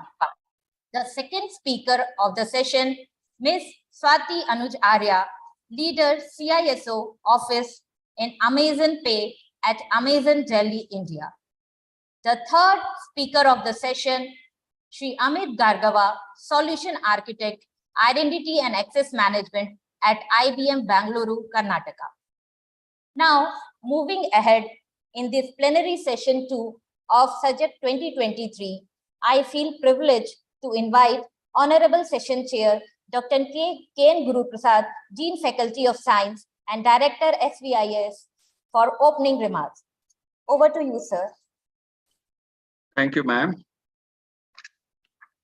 At the outset, I welcome our distinguished speakers for this session, Sri Vikas Chaudhary, Swati Anuj Arya, and also Sri Amit Garga. I'm an outsider to this cyber security domain since I work in the basic sciences. But none of us are away from understanding what is the cyber security, because sometime or the other, we all become victims to this cyber frauds every now and then. As far as a layman, I can see that there are two types of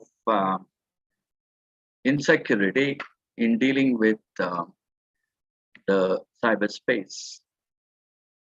One is, of course, the technical insecurity that experts in computer science can manage this kind of hacking or this kind of intrusion into either the hardware or the software of any system and steal the information or introduce some frauds in the system to disable the system or do some kind of intervention that is purely technical.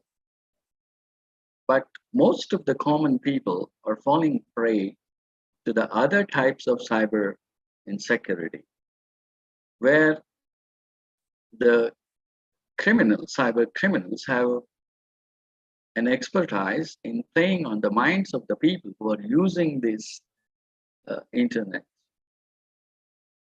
They have the psychological expertise to exploit the mindset of the people who are using this internet without much knowledge about security. This is becoming more a threat in cyber insecurity as far as common people are concerned. They play upon some of the basic weaknesses which are universal and which are human. Say, for example, everyone wants to make more money. Who doesn't want more money? And everyone wants to make it without putting any effort for it or without any work. And if someone lures a person to that, then you usually fall a victim to that.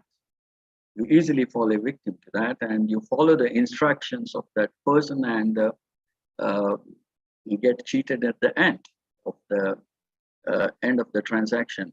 So such cases are plenty which come into notice as far as common people are concerned. So when it comes to cybersecurity, it is not only the technical security which is already provided by the experts in computer science and information technology.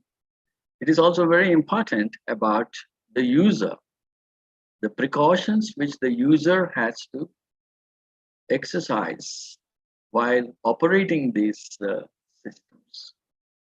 Today we have in this session the experts who may be talking more about the technical aspects of this security, how safe it is. And one of the latest things I am finding in cybersecurity is in many of the sites which we visit, there is also a safety net to distinguish whether I'm a human or a robot operating this.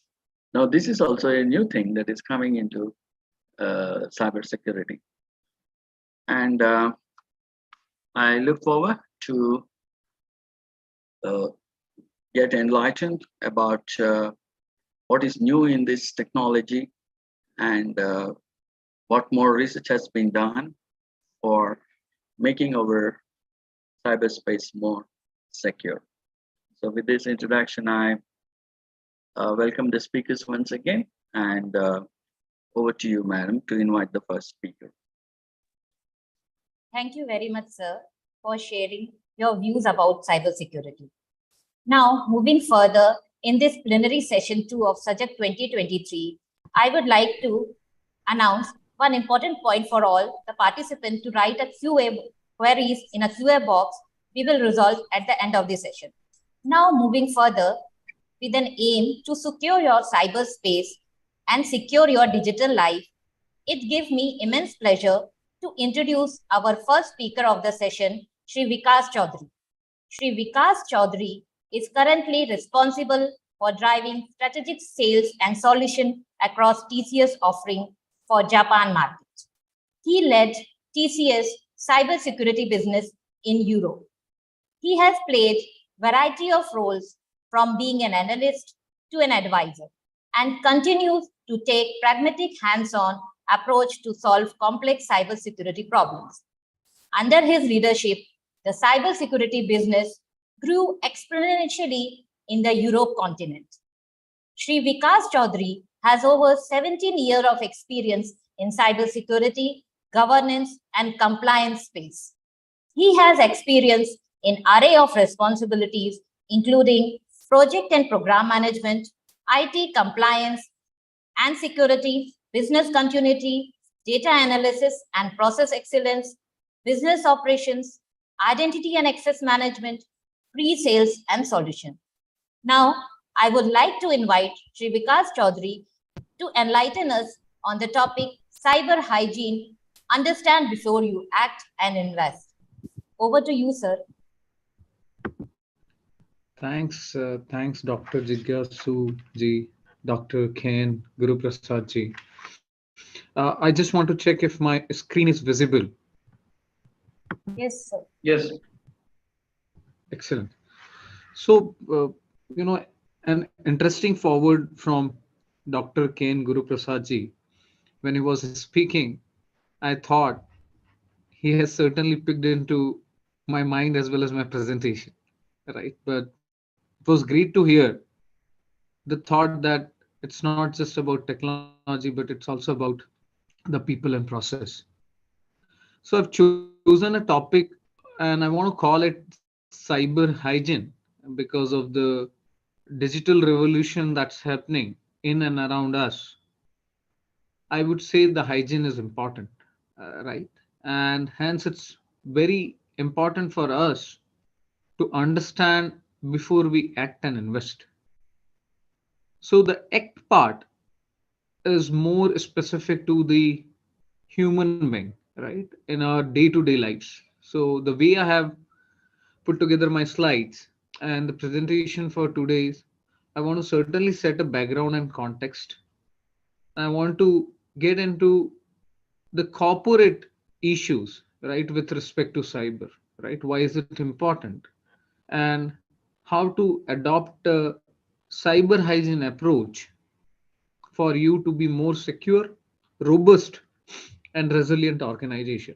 In the second part of my session, I would like to cover some of the practical aspects.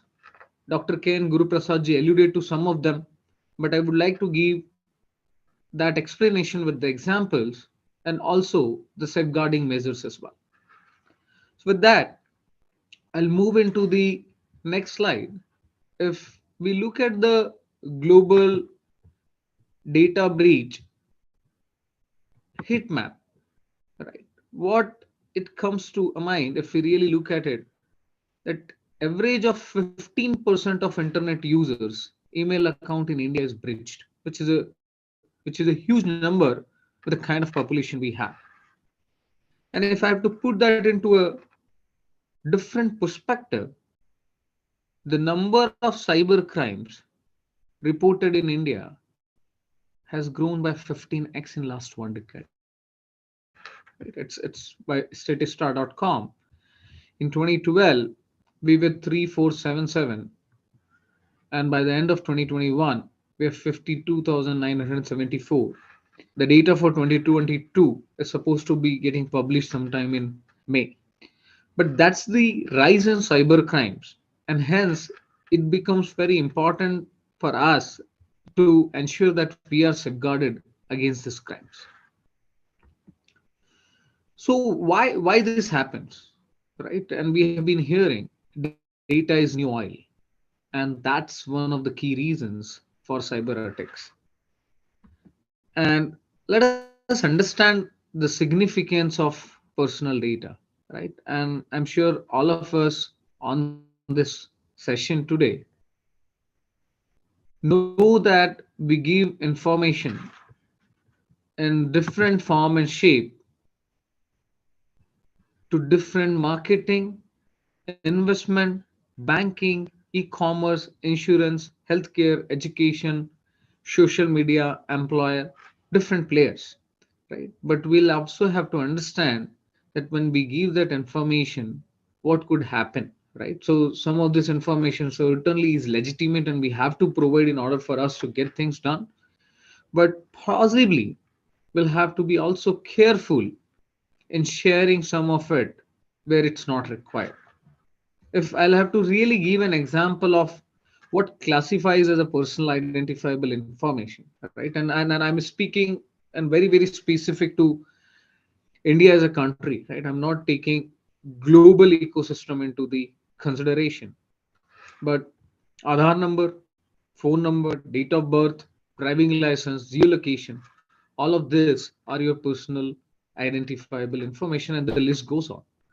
And this is what you provide to one of these agencies, one of these companies, when you browse the websites, when you go and register for something without reading a consent, right, on how the data will be used, why it will be used, where it will be used, where it will be stored, you provide them freedom over your personal identifiable information. And that's where that's where your privacy gets impacted, but at the same time it also create the gateway to get into the security. So if we understand the data and why the data is important, right? So in fact, if we really look at it, the cyber attack that happened to on EMS, right, a couple of months back, certainly it had a lot of personally identifiable healthcare data, right? So we'll have to always be cognizant of when the attack happens, it happens keeping in mind two things. Either attackers will ask for a ransom or their motive is to exfiltrate the data and sell it into the open or grey market. So I'll now cover on the corporate hygiene, right, and how we check effectiveness of control implementation, and then I'll possibly move to the personal hygiene aspect as well that we all can take care of in our day-to-day lives. If we really understand, data sits in the center, right? And let us understand the attack surface, right? These are just few examples, but very critical ones from where intruders really get into the specific organization, right? Email through phishing, firewall through distributed denial of service attack to get the attention and make a backdoor entry, unpatched vulnerability, malware download on the internet, having an admin right access, just go download anything. Company data being exfiltrated without users' knowledge because there's a spyware sitting there. Logged screen due to ransomware.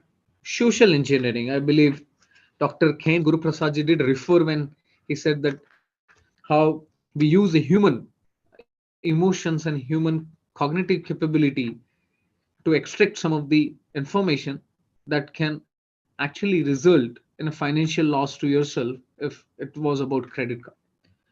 And then the cloud, right? Everybody's moving to the cloud.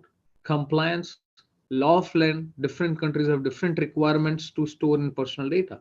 So that's the attack surface, right? Some of the key picture of the attack surface that the corporates today have. And what if it gets bridged or it gets exploited? The impact is financial loss, brand reputation loss, authorities scrutiny, even the bankruptcy and company shutdown. I know definitely the companies that which had to shut down just because they really could not withstand the cyber attack, and finally the increased regulatory audits, and all of this results in, at the end of the day, at a business loss. So what is the real problem, right?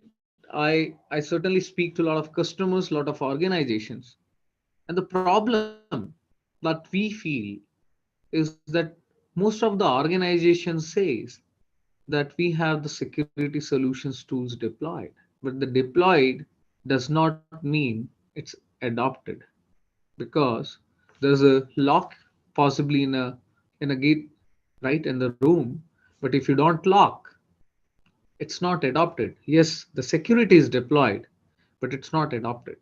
So we saw that the problem is not about the investments. The problem is not about having the right controls deployed. Yes, the solutions were deployed. The problem was lack of adoption and effectiveness. The problem is critical and high open vulnerabilities. The problem is multi-factor authentication. I'm sure that many of us uses the bank, many of us uses Gmail, etc. If you log in from the browser that Google does not recognize, it will ask you to authenticate using your Google app, say yes, tap, etc. Right? So every personal internet usage, even nowadays, provides a multi-factor authentication. We also saw, specifically in corporate, that the crown jewels, for you to have a robust security, you shall first understand what are you protecting and why are you protecting and what do you want to detect. Then only the investments that you make on security will reap the required benefits for the business. And last but not the least, the lack of privileged access management controls, specifically in the corporate IT world. So the underlining is being deployed does not mean it is adopted. So this was the corporate hygiene I wanted to talk about. If there are, friends, fellows, colleagues on this call from the corporate listening to this, I would say if you need a quick one, these are the 5 things to go after. And then you follow whether NIST, you follow ISO 27001, you follow CIS, you follow any control framework, doesn't matter. If these 5 controls you take a charge of, will make you way secure than you just going through a tick in the box exercise doing a compliance. So now coming to the personal hygiene, right? We all want to be cyber safe. Dr. Kane Guru Prasad ji said, right? And we'll have to be careful and we'll have to adopt some personal hygiene as we do with our body, with our health. And this is the one example. Is this the email you received from Amazon.in legitimate? Looks like, right? It's a Valentine Day special, right? Who doesn't want to gift something for their Valentine? But if you go and open it, you see it's not from Amazon, right? And that's what we as an individual should not take an impulsive action on something which seems very lucrative just because it is lucrative. Keep your eyes and ear open before you act. This is the one I believe Dr. Ken Guru Prasad ji referred to, that everybody wants to make the money. And I'm sure a lot of us get these messages, right? There's a part-time job, can't wait, join us, this. Just look at it. It's unsecured. Scam. Be careful. Don't forward these messages as well, because at the end of the day, you are actually becoming a carrier if you are forwarding such messages into the groups. Another example, this social engineering, right? You get a phone call. Hi Rakesh, this is Preeti and I got your contact from your colleague. He wanted me to contact you for the payment that has to be made for last evening customer dinner, because possibly hackers were keeping an eye through your Google location, through your Facebook accounts, where are you checking in from, etc. Can I have your credit card number? And Rakesh thinking, yes, boss was there, possibly she is a legitimate caller, said, hey Preeti, wait a second, I'll give it to you, and rest is the stick. So that's a simple example of how your personal data, your check-in information, your Google Live location, where are you going, right? Using your Facebook Live status, etc. Hacker can really do a social engineering attack on somebody who knows you and can influence it, because somebody will comment, right? Oh, nice, etc., etc. And that is where you are trapped.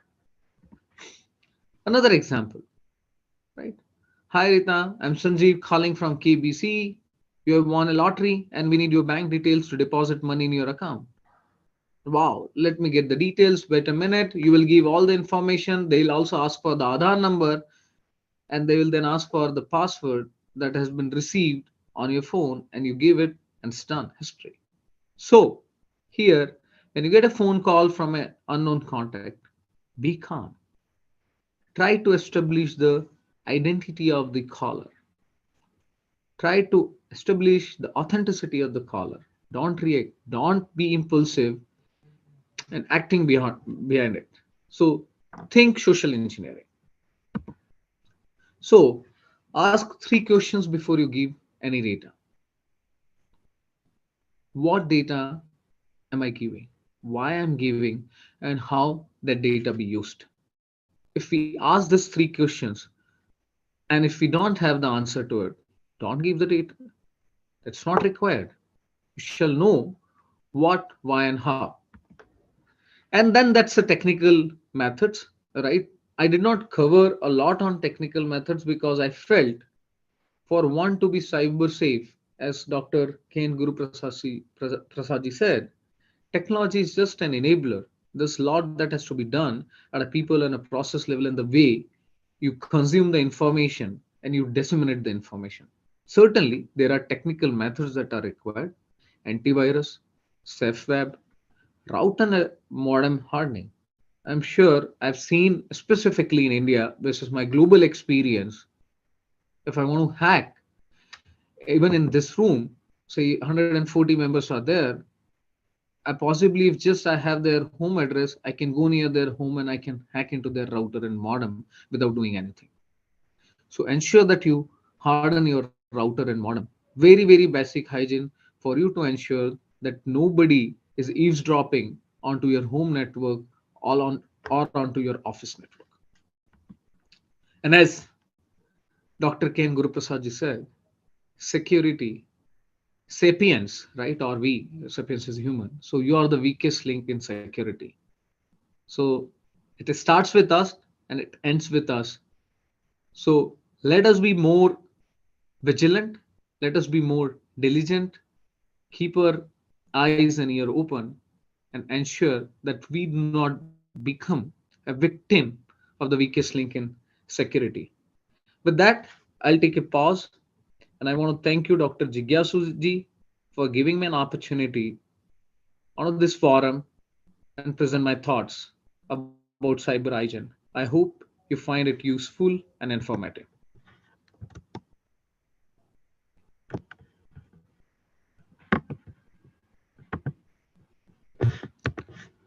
So back to you,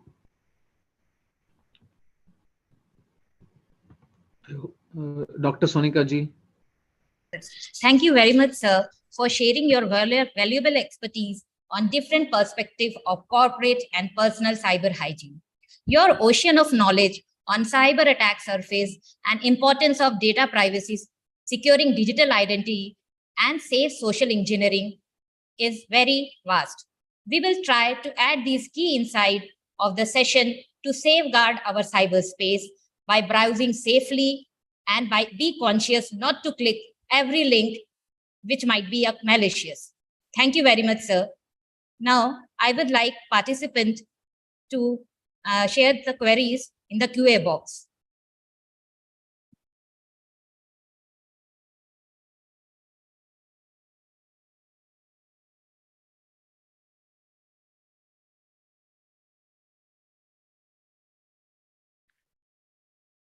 Yeah, while you are waiting for the questions, I just wanted to ask something for Mr. Vikas Chaudhary. You're placed in Japan? Yes, I was placed in Japan. I just returned to India a week back. Oh, okay. Because the address I see in your abstract is Tokyo. Correct. So I thought So when I was in touch with Dr. Jigyasuji, I was in Tokyo at that point. Okay. So how much time did you spend there in Tokyo? I spent about 2.5 months there. Before that, I was in Europe for about 8 years. In States for 2 years. So I've returned to India almost after a decade. Okay, it especially interested me because I spent some time in Japan, about a year. Not in Wow. Tokyo, but in Kobe University, Wow. near Osaka. Yeah. You must be Good familiar. to meet you, sir. Okay. So your talk was quite interesting. That about the social. I saw that you were title itself is cyber hygiene, which tells a lot about both the technicality of it and also the from the user point of view, how important it is. Although a lot of advancements have made, we some of the old methods we used, like old timers like us, sometimes it helps us to escape these cyber frauds. I'll tell you an example that a few years back I had a call from someone who said that one of your insurance has matured and we would like to transfer the money to your account. So he said he's calling from an insurance company, and since one doesn't remember, that there was a time when we had 3-4 insurances and didn't know which one matured or when it is going to mature. But such a thing never happened.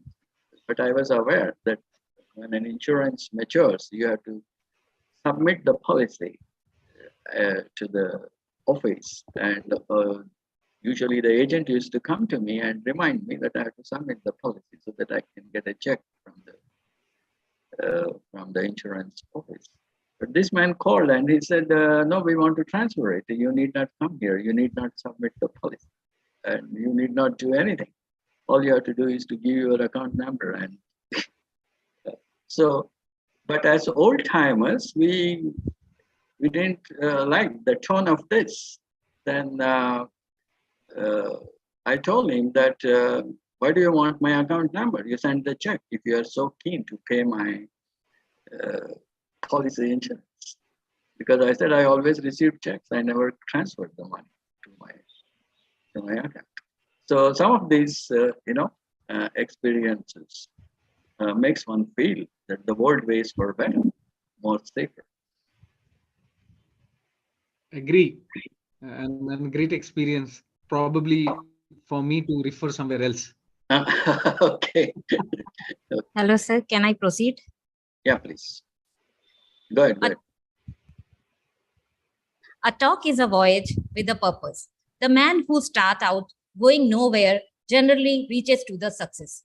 On this note, it gives me immense pleasure to introduce next speaker, Ms. Swati Anuj Arya. She is presently working as a leader CISO office in Amazon Pay at Amazon Delhi, India.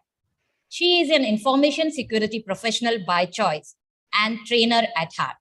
She has over 12 years of experience in cloud security, Indian financial security regulation, IT audit, payment security, information security, privacy and risk management, and she has handled many more information system audit.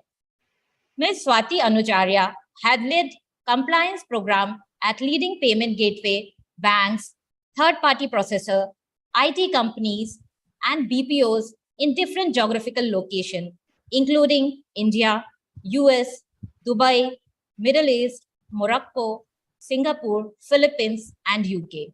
She has been speaker for many international forums, and she has been contributing in various security magazine and blogs on regular basis. She has worked with a leading cloud provider, Amazon Web Services. Now, it gives me immense pleasure to request Ms. Swati Anuj Arya to share her valuable experience and enlighten us on the topic cloud security and compliance in reality. Over to you, ma'am. Thank you, Dr. Sonika.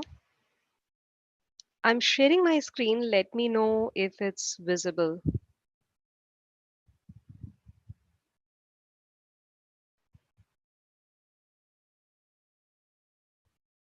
Yes, ma'am. Yes, ma'am, it's visible. Awesome. So in today's session, I thought why not we talk about something which is in line with your theme when we are talking about myth versus realities. And one of the common notion that we have in industry, you may hear it from number of people saying that because it's cloud, it may not be secure, or if you're moving to cloud, you may not be compliant. So I thought, why not? Let's talk about cloud security and see how someone can achieve security and compliance in cloud hosted environment. Here I may talk about CSP or cloud service providers in general. Some of the examples I have taken from AWS because of my prior experience, but in any of my pointers or discussion, I'm not representing AWS in any shape and form. It's just the example that I'll be using. And most of these scenarios that I'll explain are true for any CSP. When I say CSP, hyperscale cloud service providers, which are providing services globally. So we will start with what are the perceived security challenges for cloud and how cloud providers are solving it. I'll also talk about a unique concept which exists in the cloud hosted environment or cloud environment, which is around shared responsibility model for security and compliance. There is a concept of security in the cloud and security of the cloud, and I'll talk more about that. Then I'll talk about cloud architecture to achieve segmentation and isolation, which provides better security. And then I'll summarize some of the points around encryption and protection. So I was listening to our previous speaker, Mr. Vikas, and he explained like how important it is to protect sensitive data or personally identifiable information, and hackers are definitely interested in these type of information. So if such data is being moved to cloud, what are the things that need to be taken care of? Then I'll talk about some of the risk and compliance frameworks which are existing for the cloud environment and how CSPs support customers throughout their control implementation. And with cloud, how someone can achieve better resilience and what can be the way forward if someone is moving with critical data in the cloud environment. So I think when people start with first time on the cloud environment, or they're moving some of the critical or data which is regulated, they generally perceive security challenges or compliance challenges around lack of visibility into CSP infrastructure and controls. They don't know where their data will be and how they can make sure that the where the data will be residing, data is stored, what kind of controls cloud service provider is putting, and what will be the control around the data storage in terms of physical location. Uh, there is a elasticity and dynamic environment in cloud, so there is no dedicated resource generally in cloud, and your instances, your servers, virtual servers, those IPs can change. So how someone can implement security controls when your IPs are changing or your infrastructure is dynamic? What level of access controls, logging and monitoring will be there if your data is being moved to cloud? And how you can manage fluid perimeters boundary which are there between the customer environment. So multiple customers are hosting data in the cloud. How cloud provider will make sure that my data is not being seen by some other customer, and especially if they're competitors. And then because your data is in the cloud, network and internet based threats are prominent. So how your data will be protected from that point of view, who will be accountable, how auditability will be ensured, how log management will work, and sensitive data. So I have taken example of cardholder data, but you can like take this for any sensitive data, that how that data will be discovered and how someone can protect the data from the leakage, and how cloud service providers are maintaining security and regulatory compliance. So these are some of the perceived security challenges. And when I used to speak to cloud customers who were willing to use cloud, but they were not sure about the security and compliance, these were like common themes I used to hear, like, Swati, I really want to use cloud, but I'm not sure about how I'll make sure that my data is protected. So this was like common thing that I used to hear. So trust me, cloud providers are also like, they know if they are not offering security which is better than on-premise, customers will not take that risk, right? And especially data which is regulated, which is auditable, or which is sensitive in nature, they will not trust cloud service providers until unless cloud service providers are offering them better security, better compliance, with some provability. So I think it's important when you are moving your data, you understand what is the scope of any applicable compliance. What will be your responsibilities? What will be the controls that you have to be responsible for? And who will have control over your data in terms of logical and physical storage? How you will scale compliance using different templates which may be uh, available from the cloud service providers. You may be surprised, but in most of the hyperscale cloud providers, you have option that you can decide to restrict your data within a particular geography. For example, if India has data localization requirement for payment data, actually you can set a configuration that your data will remain in physical boundary of India, and the data centers which they offer in India, your data will be there even if there is a scalability, dynamicity, or if there is any elasticity that you have to utilize. So when you are using the resilience of cloud, at the same time you can configure the security controls to limit the physical movement of your data to meet applicable local regulatory requirements. Because cloud providers are providing services to multiple customers, they apply economics of scale, which means they can provide you better security controls with limited budget because they have to provide it at the scale. And sometime, if you configure it better, you can actually get a stronger access control, encryption, logging, and audit controls in cloud environment because you don't have to buy dedicated product or services for your environment. At the same time, when perimeter is your concern, there are logical security controls like you can deploy web application firewalls, network access controls in the cloud environment. You have to make sure that you are discovering and protecting your data on ongoing basis so you can take care of your environment on ongoing basis. While you are moving your data, you have to make sure that the applicable compliance requirements are in line with your requirements. For example, if you want to use a particular cloud service and you are in a scope of payment compliance or PCI DSS or healthcare related compliance, your cloud provider must be compliant against those compliance requirements for underlying infrastructure and service, so that when you are inheriting those services, when you are inheriting the infrastructure, you are getting the compliance for underlying infrastructure, and you are just responsible for the services or configuration that you'll be doing on top of that. I'll talk about that in shared responsibility model in upcoming slide. And at the same time, if you uh, are dealing with regulated data, for example, if you're dealing with payment data, you may engage with your cloud, your auditors actually, to evaluate if the cloud provider is meeting the compliance and security expectations, so that if there is any decision need to be made, you can make those decisions at the timely manner.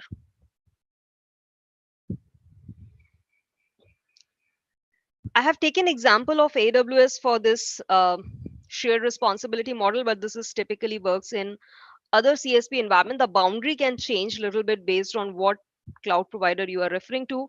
But in general, if we are talking about cloud provider and customer, both will be responsible for certain set of security requirements. For example, cloud provider will be responsible for security of the cloud control. And when I say security of the cloud control, they'll be responsible for physical security. They will be responsible for anything which is related with hardwares. They'll be responsible for virtualization layer. They'll be responsible for anything which is under virtualization layer, right? So they'll be responsible for physical security, any kind of audit and monitoring that need to be done at the physical and environmental level controls. If we talk about customer will be responsible for anything that they are hosting in their cloud. So they'll be responsible for guest operating system, what kind of applications they are putting, what kind of network and firewall configuration they are doing, platforms, responsibility for identity and access management, and their customer data. So anything they are putting as a customer in terms of data and information, that they will be responsible and they will be owner of that data, which is a right thing to do. I want to explain that little bit more because it's not that simple as it looks like, because the moment you move to different type of services, right, this model changes. There are three type of services you typically hear about: infrastructure as a service, then platform as a service, and then software as a service. In AWS, this concept is little changed and they call it infrastructure as a service, container services, and abstracted services, which is not 100% mapping with IaaS, PaaS, and SaaS, but somewhere close to that. Infrastructure service, if we are talking mostly physical security, hardware security, and virtualization layer, is responsibility of cloud provider, while anything which is hosted on top of that, guest operating system, encryption of the data, network traffic protection, operating system, firewall configuration, customer data related security, will be responsibility of customer. In this case, you will have more control of over the data and the security controls. At the same time, you will have more responsibilities as well. But if you move towards container to abstracted services, you will see that cloud provider will be offering you more secure and services, but at the same time, you will have lesser control over your data and you'll be only responsible for the data that you're hosting there and encrypting that data which is there at the client side. Both type or all three services, like type of services, customers go for it depending on what is their skill set, what is their requirement, how much investment they want to make. If you want to move fast and you have lesser team to manage the security, abstracted services can be better option. But if you're confident about the security controls that need to be configured in the cloud, infrastructure services will be better because you have more control over what you want to achieve and what you want to do. So when it comes to cloud, it is important that you segregate and create a segment in the logical state, right? So you can create virtual private cloud, you can create subnets, you can use cloud-based firewalls and security groups to segregate your environment and protect your environment from any other customer, outsider, hacker, untrusted network, and that can give you a better security. The segmentation controls design must be able to accommodate the elasticity and transit nature of the cloud environment. So cloud gives you this flexibility that you can create virtualization, at the same time you can achieve the elasticity, which is like a core benefit of the cloud. Abstracted services and API based infrastructure can help you in achieving the segmentation on faster way. And using segmentation at different layers are possible in the cloud environment. You can achieve it at account level, network level, application, SaaS level, container level, or API gateways level, depending on what exactly you want to achieve. One thing which is important, right? Whatever you are implementing or configuring, definitely you need to test that, right? So penetration testing is a kind of testing where you test the security controls, and penetration testing can be used for testing the segmentation controls as well. So whenever you are deploying these controls, if you have in-house pen testers, use them. Otherwise, hire good pen testers and ask them to test the security controls that you have deployed in the cloud environment. So people say that I'm not comfortable. Probably cloud service providers may be accessing my data. So I try to explain them with some of the like legal aspect, that why CSPs will not touch your data, because touching your data can bring them in a lot of compliance and legal obligation, which definitely they don't want to go in. But even if you want to like create another layer where you want to be comfortable that even someone touch my data, they will not know what I'm dealing with. So best thing is that encrypt the data, right? And when you are encrypting your data, not necessary that you encrypt and then move it. You can move your data, utilize cloud services, which cloud uh, hardware security modules, which are like encryption key management boxes. And those key management services can offer flexible and secure encryption. Most of these HSMs are FIPS approved. When I say FIPS approved, it's a federation of processing information processing systems, which validate the security of your cryptography systems. So if you're moving your sensitive data as an additional layer, encrypt your data and implement audit capabilities at the HSM level so that you will know who has done what at the encrypted data, and keep the keys with you. So I think the fundamental of encryption is that if you're encrypting something, keys need to be secured properly. So, and that goes same in the cloud environment as well. So encrypt your data, manage your keys well, enable the audit capabilities, and utilize the cloud HSMs for enhancing the security of your sensitive or regulated data. So now people say that, okay, security is probably I can manage, but what about the risk and compliance, and what my auditors will say if I move my data to the cloud? You can achieve the risk and compliance objective in the cloud, and you can leverage number of outsourcing due diligence programs that are available at the CSPs level.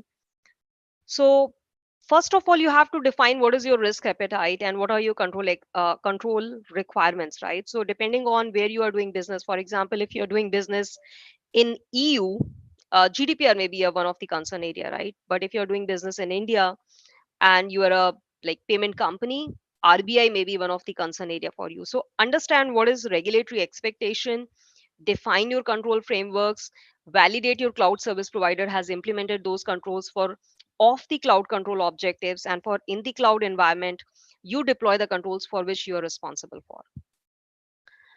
Post that, you create a cloud governance structure, create a cloud governance framework which enables you in monitoring the controls on regular basis, design and implement suitable suite of controls which you can validate on regular basis.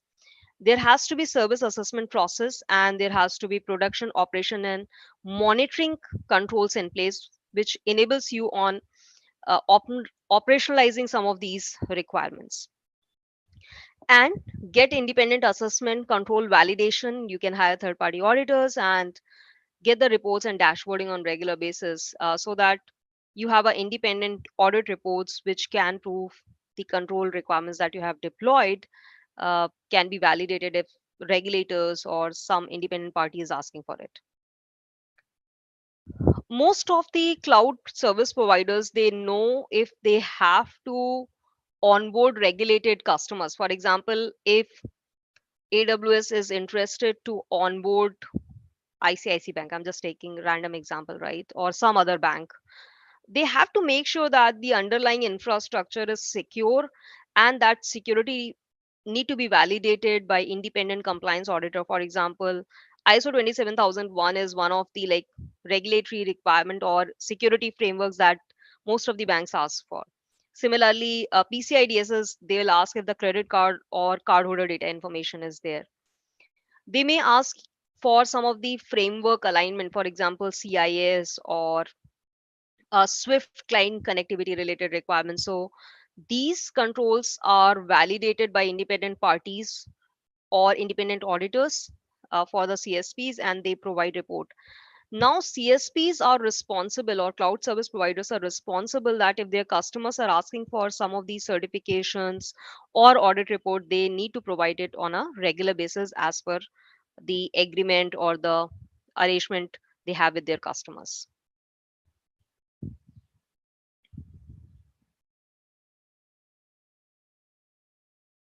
So how you will apply the shared responsibility model that we have talked about, right? So first of all, you have to identify what controls you need to deploy, right? So for example, if you have to deploy enterprise wide control, and then you have to deploy service specific control, and then you have to deploy workload specific controls, you are deploying those controls for your hosted application or environment.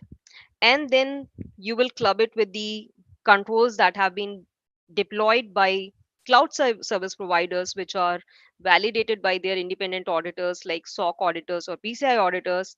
And then it should give you a complete compliance picture. And this should be your complete framework where you are taking care of what you need to be protected and you need to protecting, and you are getting it audited with the independent parties.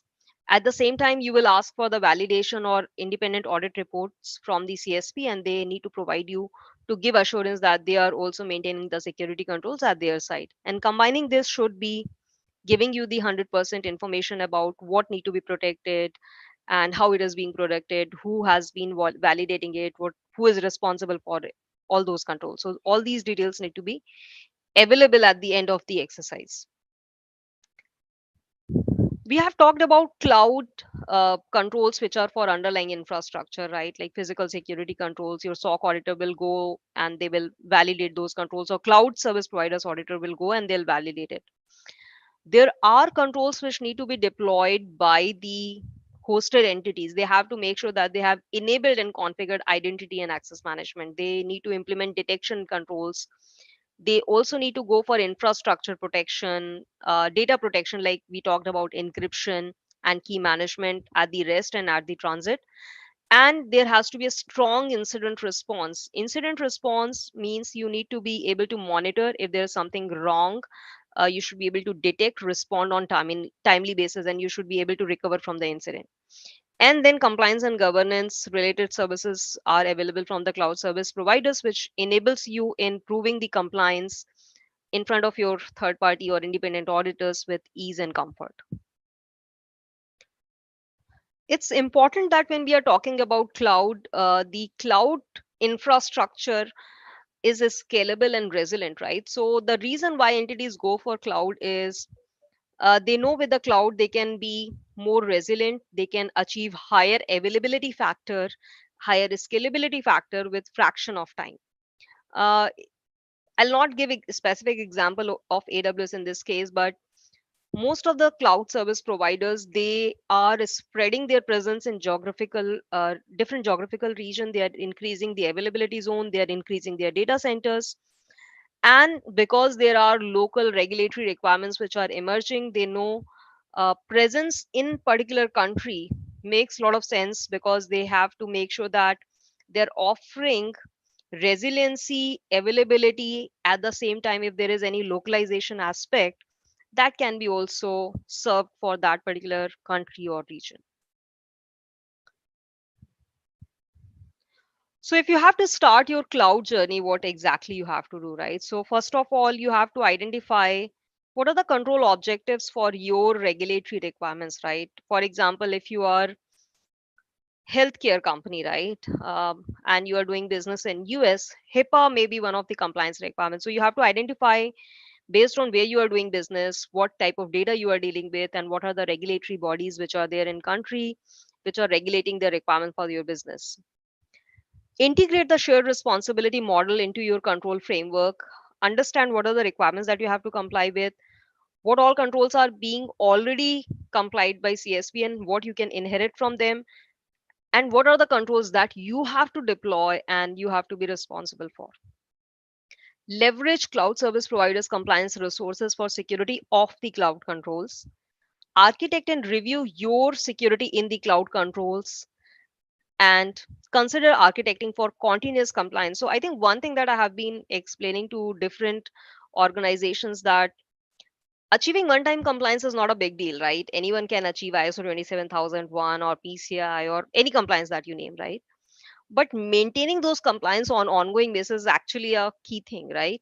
And that's why you'll see that companies have been compliant, but still the breach, like they have experienced some kind of security breach. But if you're maintaining compliance, the security can be byproduct of it. So ongoing compliance is one of the key thing, and especially if we are talking about cloud, it offers you automation which can give you a continuous compliance, and it can enable you in achieving higher compliance and security objectives. So I was reading one of the report, and it said cloud is secure, are you using it securely? And that was like a point where I felt that probably people have fear about the cloud service providers, but they don't concentrate on what actually they have to configure in the cloud so that they can utilize cloud securely. Like according to one of the Gartner's report, 99% of the cloud security failures will be because of the customer's fault or misconfiguration errors. I mean, till last year, I mean, when I used to talk to customers for the cloud environment, they used to say, Swati, I'm worried about the physical security, about the data centers that you people are managing. So I asked them that, when last time you heard about a security breach which happened because of the physical security? So they say, I mean, they couldn't give example. Actually, if you look at the recent examples, or even in the hosted, like normal physical hosted environment, logical security, human error, misconfiguration, poor password management, privilege management, that leads to most of the security controls. Getting data from the hard disk is something which is still like low probability thing. And if cloud service providers, for them, it's a bread and butter, right? Their entire business depends on uh, like data centers, physical security. Their investment will be much higher than a company which is like doing multiple things. So with this, I'll close my session saying that cloud is secure. Are you using it securely? And don't just go by myth. Validate the compliance and security. Any CSP that you are using, talk to their team, understand what cloud service provider is saying. Don't go by their marketing jargons. Validate by looking at the SOC report, read SOC report, understand what controls are covered, what are not covered, what services are already compliant, what services are not compliant, and what are the compliance requirements, security requirements that you have to meet on ongoing basis. With this, I have covered what I wanted to cover. Stay connected. I'm available on LinkedIn with the name of Swati Anucharya. And stay secure, stay compliant.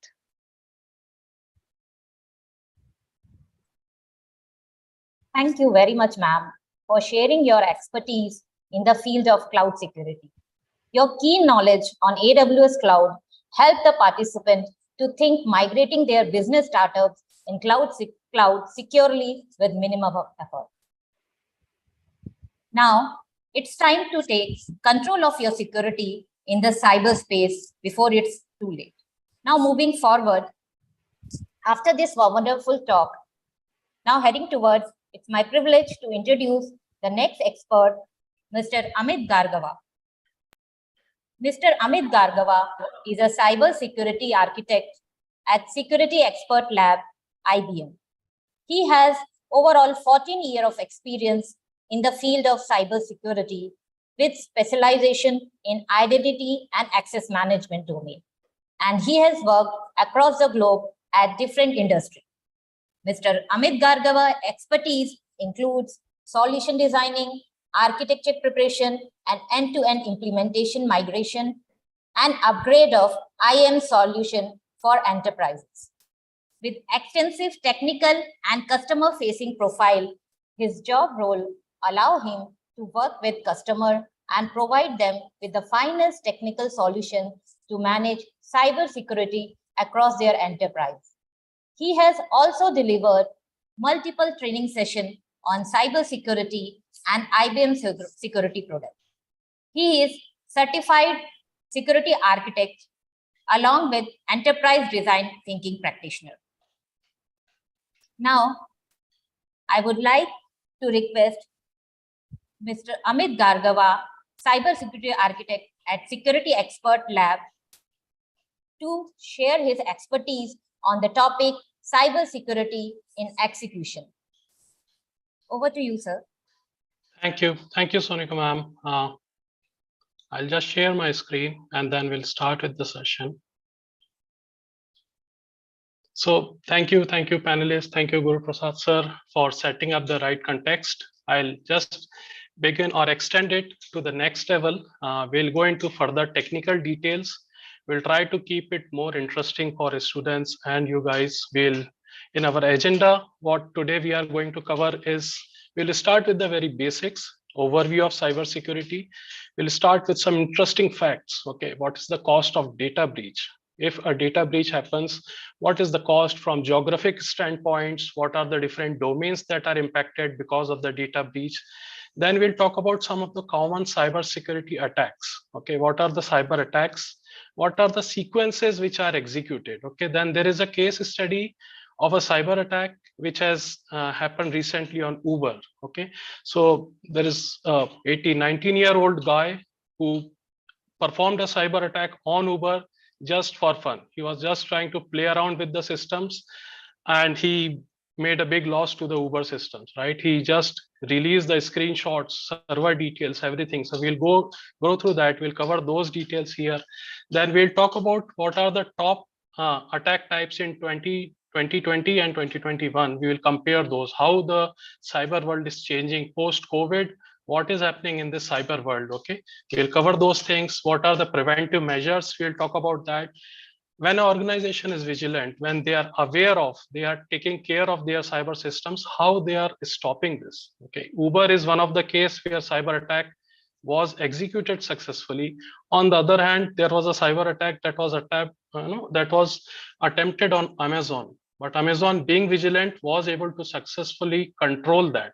So we will talk about that use case. Then what is the future of cybersecurity from a student's standpoint? What is zero trust architecture? What are the career options that they have in cyber security domain? Okay, so we'll cover those things. I hope my screen is visible to you all, right? Yes, sir. Sure, thank you. So we'll start with the very basics, the overview of it. The context is already set. Cybersecurity is more towards practicing of protecting critical systems and sensitive information from digital attacks. That's what we are talking about. That's what our context is. But post-COVID, how is this cybersecurity world has changed? Okay, what changes? Because businesses are now more aggressively partnering. Okay, everyone wants to bring their system, their platforms online. They want to spread their business. That's where you can say that businesses are partnering up. There is 59 to 60% of accelerated growth that has happened in the digital transformation.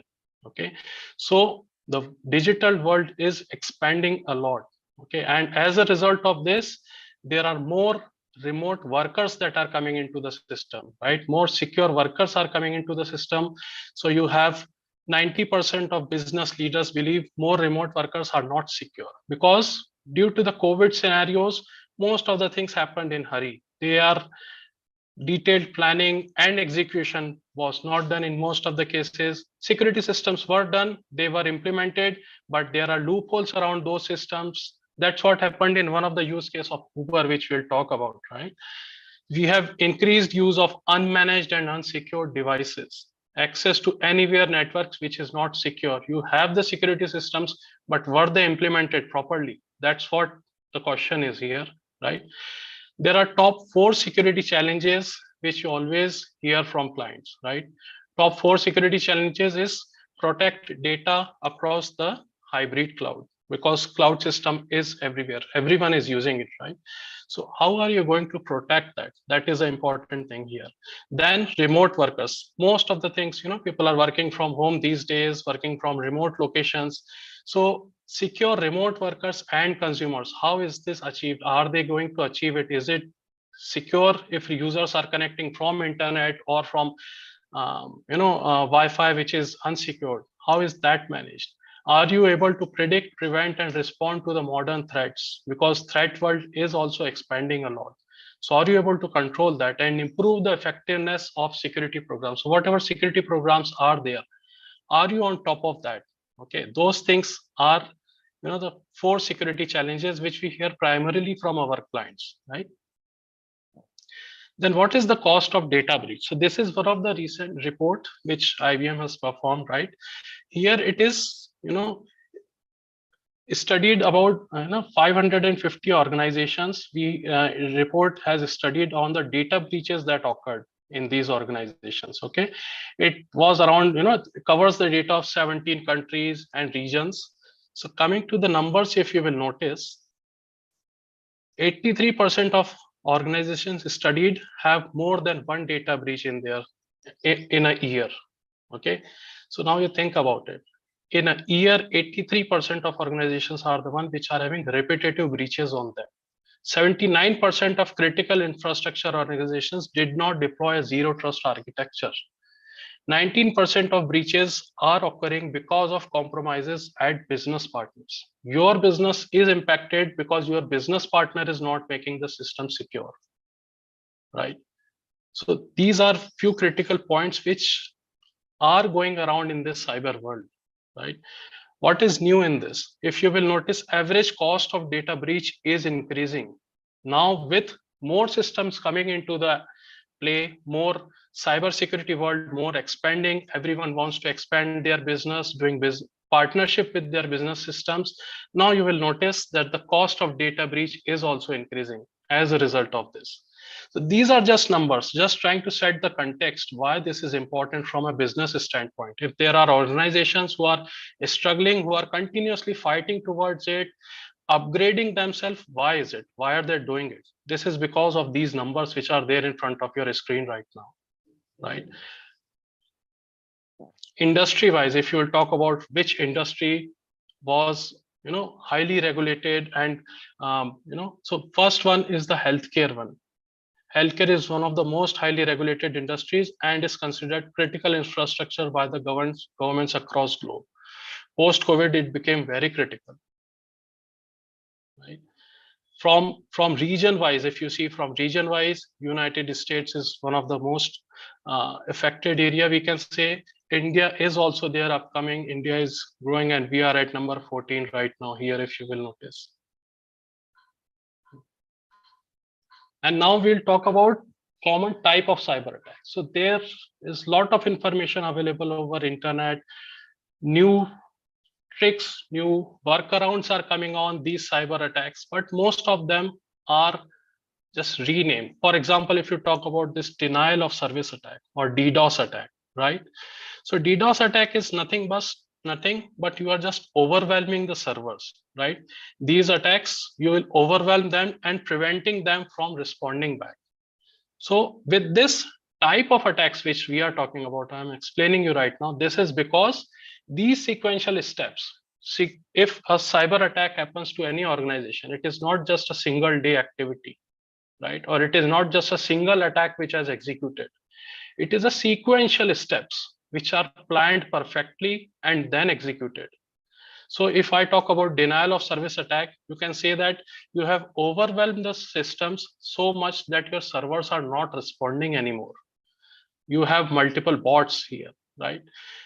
There is a command center. So bot master is sending the commands to command center, sending to hundreds of bot servers, and these hundreds or thousands of bot servers are then sending requests to your target servers. So your server is so busy in responding to these bots that the end user traffic, the server is not able to respond to anymore. There are different type of DDoS attacks also. There is a SYN attack, there is a teardrop attack, there is a ping of death attack.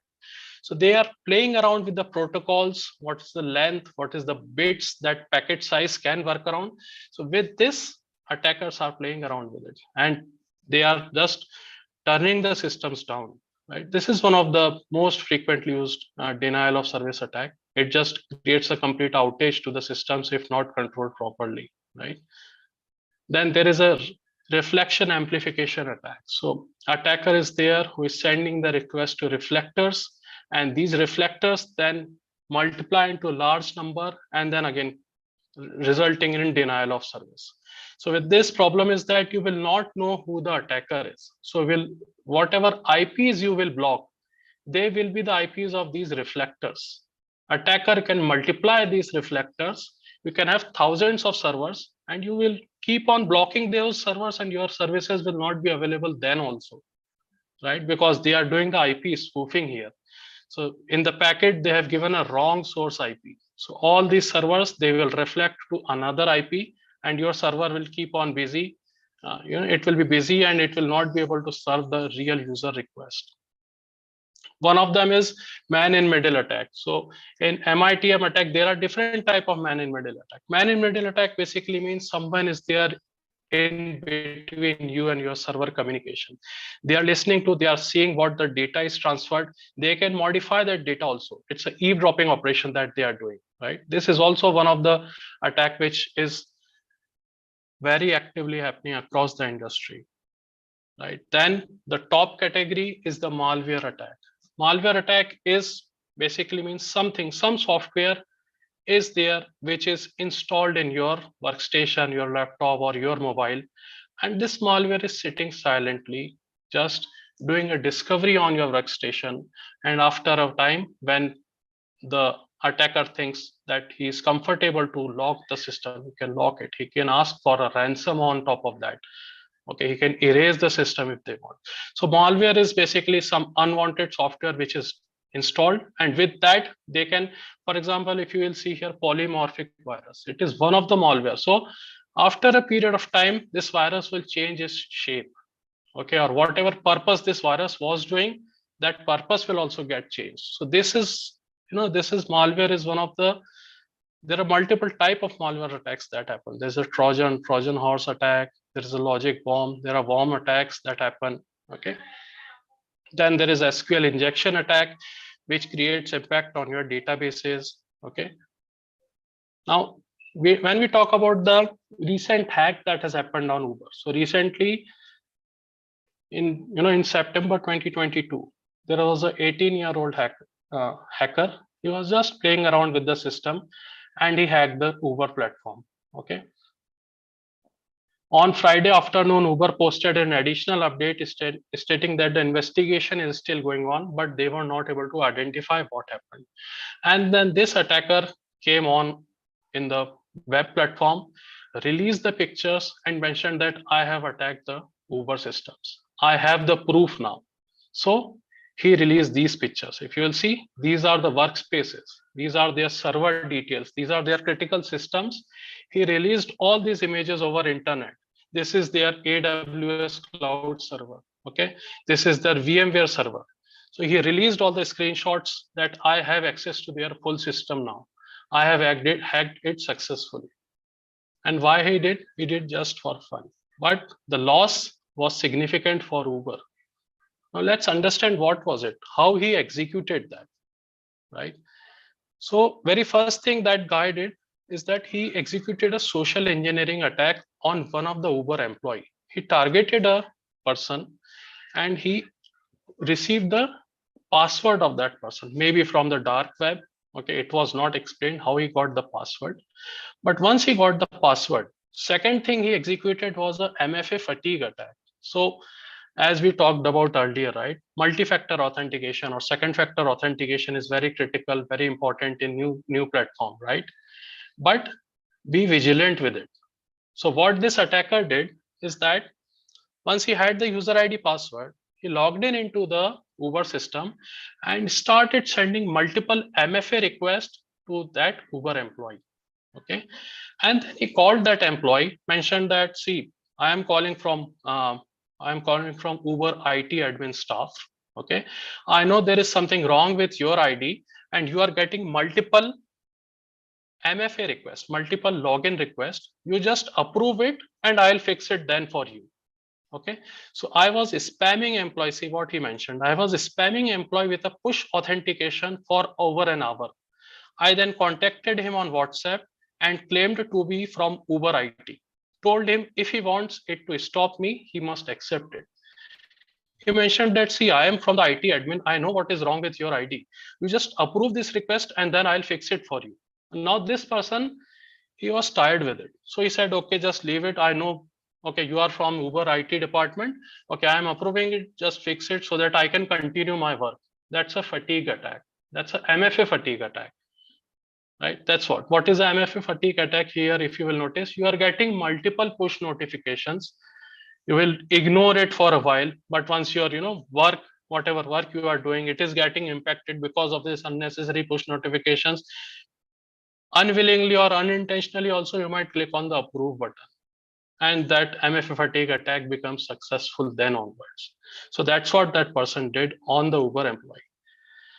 Step 3 was, once he gained the access into the Uber system, after gaining access to the credentials, the threat actor logged into the internal network through corporate VPN, and he began scanning the company's intranet for sensitive information. He was into the system.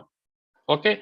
First part of his attack, he got the user ID password. Second, MFA fatigue attack was successful. So his device was added, right? So subsequently, next logins, you do not have to ask for the request because his mobile is there in the VPN, right? Third thing, he was into the network. He didn't did anything till then. He was just sitting idle and started discovery into the system. As a part of the scan, step 4, as a part of the scan, the hacker found a PowerShell script containing the admin credentials for company's PAM system. So Uber was having a privileged access management system deployed in it. So PAM is just for adding some more context to the people who do not know what the PAM platform is. So there are 3 different type of users in any organization. For example, when we talk about any bank, right? You have external customers who are using the internet banking for you, right? For example, if you talk about SBI, for example. So SBI is having a large user base of external customers. Then there is a base of internal employees, right? Maybe 1 or 2 lakh employees which SBI will be having. So that is, one is external users, second is internal users, and third is privileged users. So these privileged users are very limited users who are managing the IT servers, right? Whatever devices, databases, application servers, these are the PAM users. They are privileged accounts. They are IT admins. They are admin staff, right? So one of the PowerShell script was containing the admin credential of their PAM system. So now this person, this hacker, got access to their PAM platform. And from their PAM platform, their complete IT infrastructure was open. They were having hundreds of Linux machines, hundreds of VMware servers were there. Everything, he is now having access to those. So see, the New York Times reports that the attacker claimed to have accessed Uber databases and source code as a part of attack. Okay, intention, what was the intention behind it? The hacker told New York Times that he had been working on cybersecurity skills for several years. He said he has broken into Uber systems because company had weak security. The hacker apparently told the New York Times that he breached the Uber for fun and are considering leaking the company's source code also. Now you see, just for fun, if you are not vigilant, Uber was having everything in their platform. They were having PIM system also, but there were loopholes around it. There was a PowerShell script which was kept open, which was having admin credentials in it. One small mistake caused a 5.2% drop in their market share. So this is just another depiction of that same story which we are talking about. So you got the credentials, you have done the MFA spamming, then you get into the network, you did the discovery, you found PowerShell script, you did a privilege escalation. Once you found the PowerShell script, you got the admin privilege. That means whatever privileges you were having, these privileges are now escalated. Now you are into the next level. With privilege escalation, you went into the PAM system. From there, you went into the services and you were having access to all the devices there onwards. And then you can do the exfiltration, right? Exfiltrate secret, and you can take the data out from the network. But he didn't want it to do that. What if he was having a malware at that time with him? He can log the complete Uber platform, but he was doing it just for fun. So I'm just trying to explain you how these sequential steps are executed. It is not a single step which gets executed, right? First the hacker wants to get very basic access. Then he wants to escalate the privileges. Once you have the right access, then he goes to the next level. Whatever is the intention, if user wants to do a malware attack on that, those things will happen. That's how these attacks are happening in industry also right now. For example, now when we talk about top attack types which happened in 2020 and 2021, right? Ransomware is the top category one. So ransomware is a malware attack. Some software is unintentionally, without your consent, installed in your system, okay, and has logged your system now. Now you cannot access your system anymore. You have to give a ransom to gain your access back, right? That is the top category attack right now.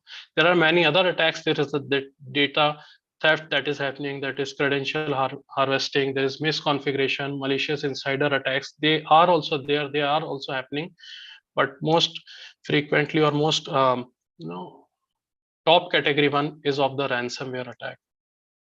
There is a percentage graph here that is also depicting same thing here, but in a different section. Coming back to this, many ransomware actors have continued operations under new names. Yeah, because once their name is out, they have asked for a ransom is paid. Same set of attackers, they will just rebrand themselves, they will just rename themselves and come up with a new name, right? Because there are many rules and regulations and they are being caught and those things are there. So that's how they work on. Same group of operations, same group of members, but they are just rebranding themselves, executing these attacks, right? These are the top infection vectors. One of the top infection vector is phishing attack, right? Or your vulnerability exploitation, your stolen credentials. You are just keeping same password for your multiple web accounts.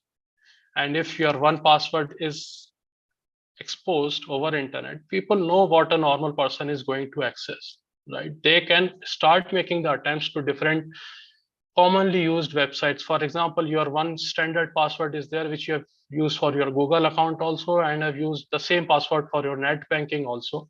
People know that most of the person are having net banking account in 2 or 3 most top category banks. They can start attempting that, right? Then this is on the geography wise. If you break down these attacks, for the first time in the report began documenting geographic trends. Asia has moved to the first place as the most attacked region in 2021, receiving 26% of attacks, which is observed by the X-Force last year. So Asia is in the top category right now when we talk about the cyber attacks that are happening around, right? Japan is the primary factor because of the Olympics, but yeah, Asia is still in the top category, right? Now, what are the preventive measures? How these organizations are preventing or controlling these cyber attacks, what they are doing or what they have to do, right? So very first thing is they have to, because zero trust, I think most of you are already aware, everyone is talking about zero trust these days, right? You have to adopt a zero trust security model to help prevent unauthorized access to sensitive data. We have next slides where we'll talk about this in further detail. But zero trust basically means never trust. You have to always verify everything in your configurations. Even when you are talking about server to server communication, data is transferred between server 1 to server 2. These two servers should also validate themselves first before consuming the data. Your receiver end, your server 2, which is your receiver, should not blindly consume the data which is coming from server 1, right? There may be a malware which is coming in, or there may be IP spoofing that was done. It is shown to be as a server 1, but it is not a server 1 who is the actual one who is sending you the data. So it mentions always verify it before you take any action. Yeah. Protect sensitive data in cloud environments using policy and encryption. That is very important point, which we talked about earlier also. So encryption is a key factor here.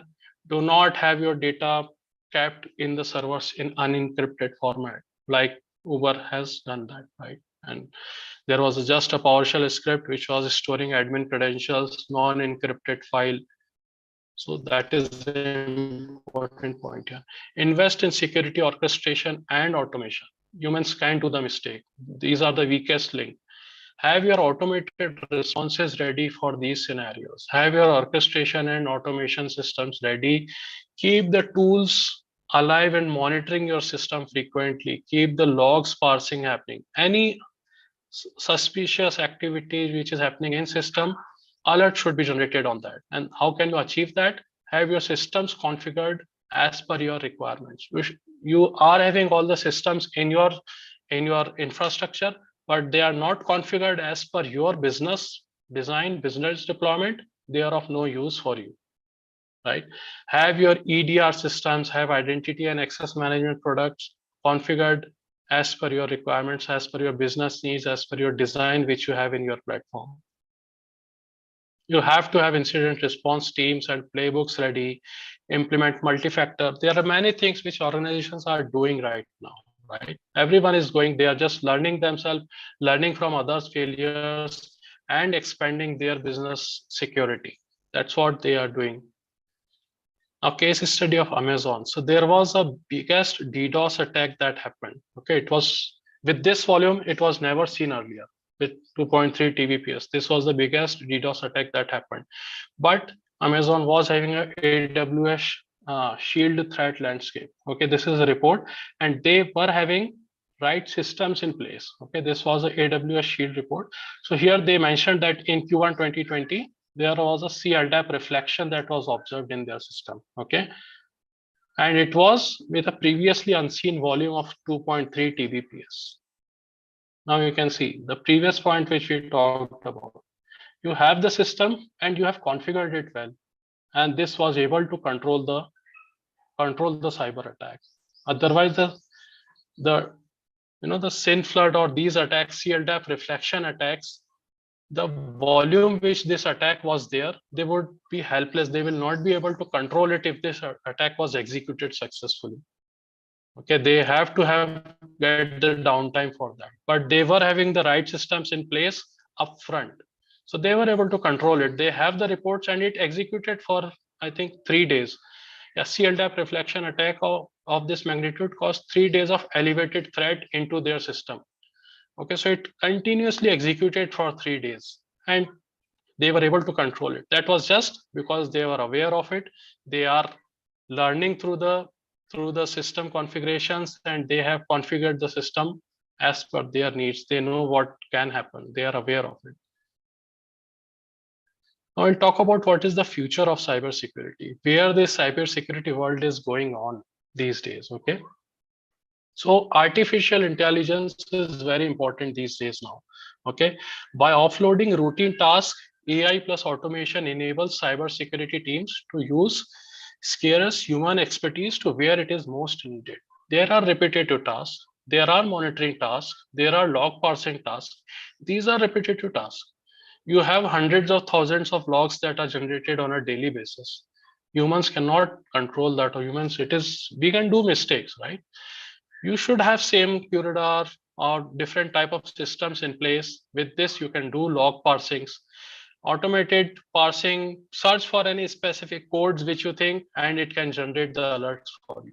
So this artificial intelligence is very critical section which is expanding in the cybersecurity domain, right? Second thing is there are SOC disruptors. Security operations team are facing new challenges. They are expanding to the attack vectors. There is lack of visibility and coordination with the third-party providers. There are gaps, right? Because everyone is more focused towards growing their business, and security at times is left behind, right? So this is the section where artificial intelligence plays a very important role there. Attackers are shifting to automation because the way you are doing, they are also improving themselves. Attackers are also learning and they are having more flexibility. Okay, if one attack is not successful, they can learn and they can change it. But you have to be upfront ready for that. That's what these automation tools do, right? So this is all about artificial intelligence, some more numbers, some more facts around that. If an organization takes 230 calendar days to detect, respond, and recover from a cyber incident without use of artificial intelligence, it could cut the time by 99 days by applying. If you have AI, your response could be much faster, right? That's what these organizations are doing these days. They are enforcing artificial intelligence into their security system. This is just combination of different AI automations. You have to detect, respond, and recover those things which we talked about just now, right? And very important factor which I just don't want to miss is about the zero trust architecture, which everyone is talking about. Organizations are enforcing it. All the secure companies, they want to have zero trust. So zero trust is a term of evolving set of network security paradigm. So zero trust primarily says that never trust and always verify. Okay, all the data sources and computing services are considered resources. Okay, all communication is secured regardless of network location. Even if you are in same network layer, you are in same data center, same network layer, you are in same network segment also. You should not blindly trust the sources, right? You should always verify. There should be always a token validation, certificate should also be there, encryption should also be there. Those all things should always be there in your system. Okay. All resource authentication and authorization are dynamic and strictly enforced before access is allowed. So you need to ensure that you have dynamic authentication. It should not be a one-time authentication where one time I have entered my user ID password, now my session is active for say 2 or 3 hours, and during this 2 or 3 hours whatever data transfer I want to do, I can seamlessly do. No, each and every authentication and authorization should be dynamic and should be repetitive, right? Enterprise monitors and measures integrity and secure posture of all owned and associated assets. You have to own that. So that's what the zero trust is all about, right? The enterprises collect as much information as possible about the current state of assets, network infrastructure, and communication, and uses it to improve the security posture. It is a gradual exercise. You cannot have zero trust from day one in your organization. You need to understand what is the basics about it, and then you gradually increase your security in your system. So here, if you will notice, you reduce the risk of business disruption with a zero trust approach. Gradually increase the security components and gradually make your systems more secure. That's what the zero trust is all about, right? If you will see here, initially you will be at the implicit trust. That effectively means you are trusting everything and you are not verifying or you are not revalidating everything before you are sending. Then you do the risk analysis, you do the graded trust, then you move towards zero trust. Trust nothing and verify everything. That's what, even in our life also, when we are talking about our data transfers, if someone is asking for OTPs or those things, we should not blindly trust it. Okay, that's what these organizations are also doing across business partners. When data transfer is happening between different business partners, if they are sharing anything, they have to validate it. There are different type of mechanisms, protocols available which these products are using to enforce zero trust. Now, for the interest of students, one of the things which they also would like to hear is what are the different career options that you have in field of cybersecurity. If someone wants to get into it, what all different domains you have, right? So there are multiple domains within cybersecurity also. Depending on your interest, you can choose that, you can work around in that, improve your skills, get some certifications, and then can get into the cybersecurity domain. This is real life example, executions, how you are going to do it. So first is on the security and risk management. So if you are good with legal and regulatory issues, you are understanding the law things very you are very interested in learning those things, those terminologies, you have security and risk management domain for you. Okay, then you have asset security domain. This is another domain where you have to identify and classify information and assets. You have to manage the data lifecycle, end of support, licenses are there, those things, determine data security control and compliance requirements. That is the asset security related domain.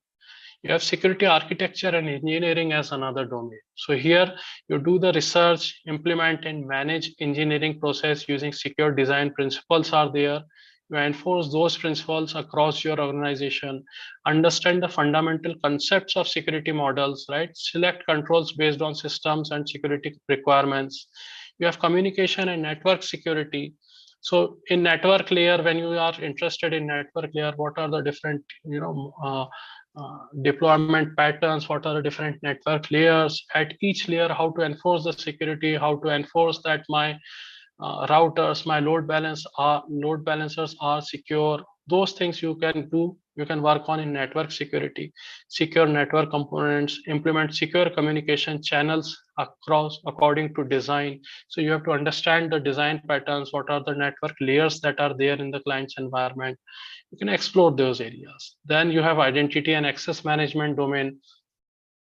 In identity and access management also, there are different type of users as we talked about, right? There is an external set of users.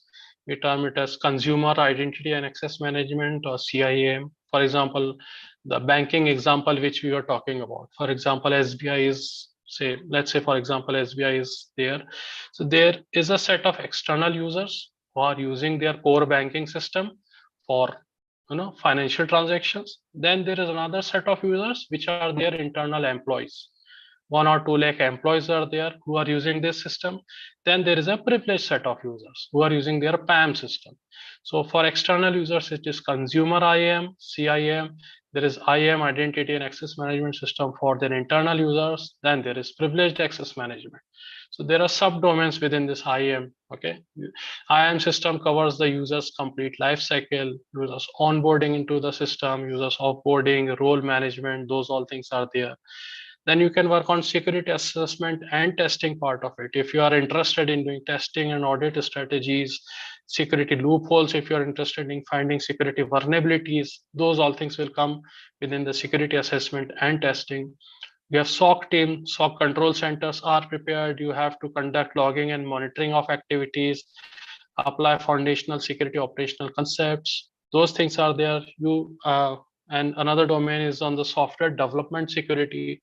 So understand and integrate security in the software, in the complete SDLC lifecycle. Okay, organizations are now becoming smart. They want to have security from the core development. They do not want to security to come at the later point of time. From the very beginning, the design itself, from the design itself, they are working on the security part of it. They identify and apply security controls in software development ecosystem. So if you are interested in it, this is a good domain for you also to work on, right? This is just another graph on cybersecurity roles, how these roles gradually you can go on to the top ladder, from where you can start from the very beginning. If you want to, there are security specialists, security consultants, these are the roles which are mapped to all these domains, these 8 domains which we talked about. There are roles related to these domains. You can start learning on this, get some certifications, keep yourself updated, and then you can start getting into this domain if it is interested to you. So yeah, that is all from my side. If you have any questions, we can talk about it. Thank you so much. Thank you, sir. Dear participant, please feel free to discuss your doubt with these experts. Please write your queries in QA box.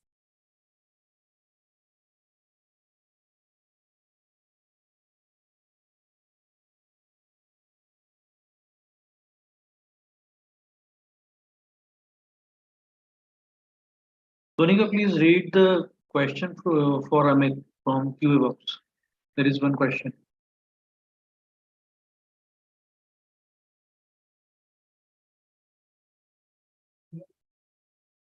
Okay, I will read out. Amit, there is a question in the QA box for you. It is Mr. Manish Kumar, and he asked, we download different applications from Play Store or from other domains. Is there any way to find if the application is collecting our data silently? So with the new security standards which are implemented, right, you have to give the permissions. Applications securely cannot control it. There are standards which are enforced. So application, if collecting data, should be asking you for the permissions. All you have to do is do not download the applications from untrusted sources. Okay, that's an important thing. If you do not know what this source is, do not download it. Then you will not, that application you cannot enforce that application to show you what that application is doing. Download it from the trusted sources and they will ask you for the permissions.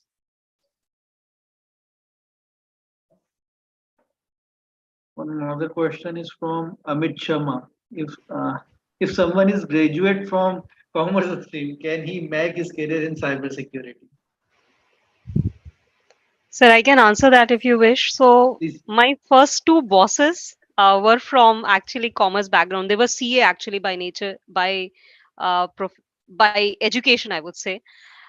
You may encounter a lot of CAs which are doing excellent in information security, especially in audit domain, because CAs know, I mean, they know how to do audit, right?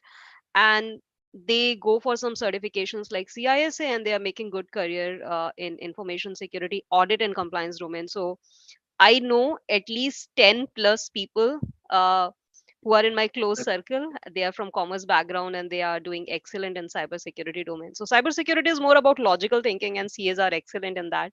So yes, commerce graduates can do good in cybersecurity.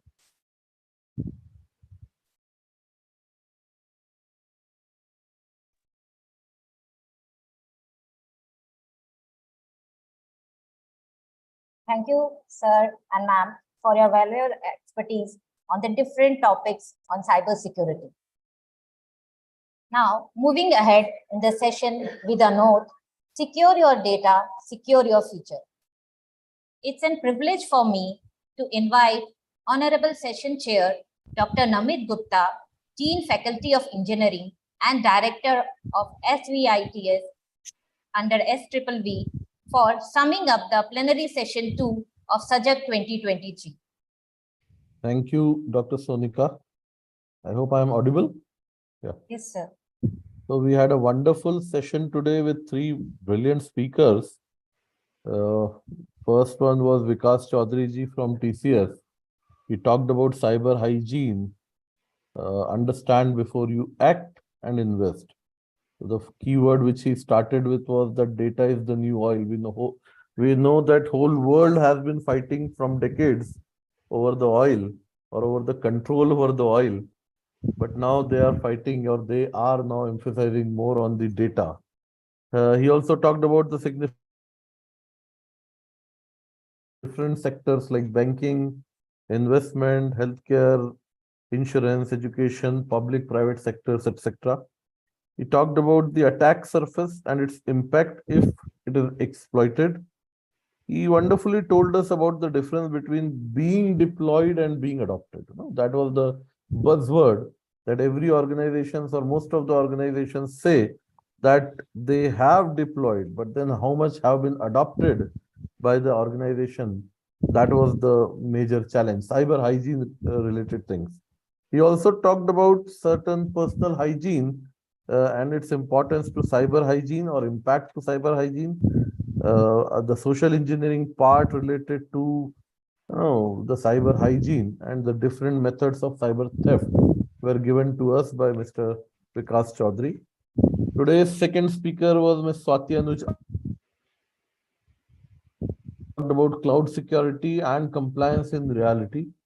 She talked about security challenges for cloud and how cloud service providers are solving it. We also discussed about the shared responsibility into cloud and off the cloud, and how better resilience can be achieved with cloud. During her talk, she also told us about the services which are available, like infrastructure services, container services, and abstracted services. She gave an overview of risk and compliance from the point of view of cloud. Once again from the second speaker. Third speaker was Amit Gargavaji from IBM, basically talking about the cyber security part. He talked about the cost of data breach, the challenges which are, security challenges which are very important in the cyber world. He also gave us 2 very good examples of Uber attack and the DDoS attack on Amazon, and compared the 2 attacks, that how Uber was facing problems and how Amazon could get over to the DDoS attack. He also talked about the AI and automation as future of cybersecurity and about the zero trust architecture. Finally, he gave some idea to the youngsters who have joined today about the different career options in the field of cybersecurity. So wonderful and very informative sessions from all the 3 speakers. I am very much thankful to all the 3 speakers. Thank you very much. Thank you very much, sir, for short and valuable summarization of the plenary session 2 of SAJAG 2023. Now moving further, in the session, I want to request Ms. Sukriti Agrawal, coordinator of SAJAG 2023, to deliver word of thanks. Over to you, ma'am. Thank you, ma'am. A very cheerful noon to everyone. I, Sukriti Agrawal, feel privileged to propose the vote of thanks on the behalf of Sri Vaishnav Vidyapith Vishavidyalaya, Indore, for the plenary session of 6th National Conclave on Cyber Defense, SAJAG 2023, based on the theme Cyber Era Today, Myths and Realities, organized by Sri Vaishnav Vidyapith Vishavidyalaya, Indore, in association with National Cyber Safety and Security Standards. At the outset, I would like to express my profound gratitude to our chief guest and keynote speaker, Dr. Rajat Muna, Director of Indian Institute of Technology, Gandhinagar, Gujarat.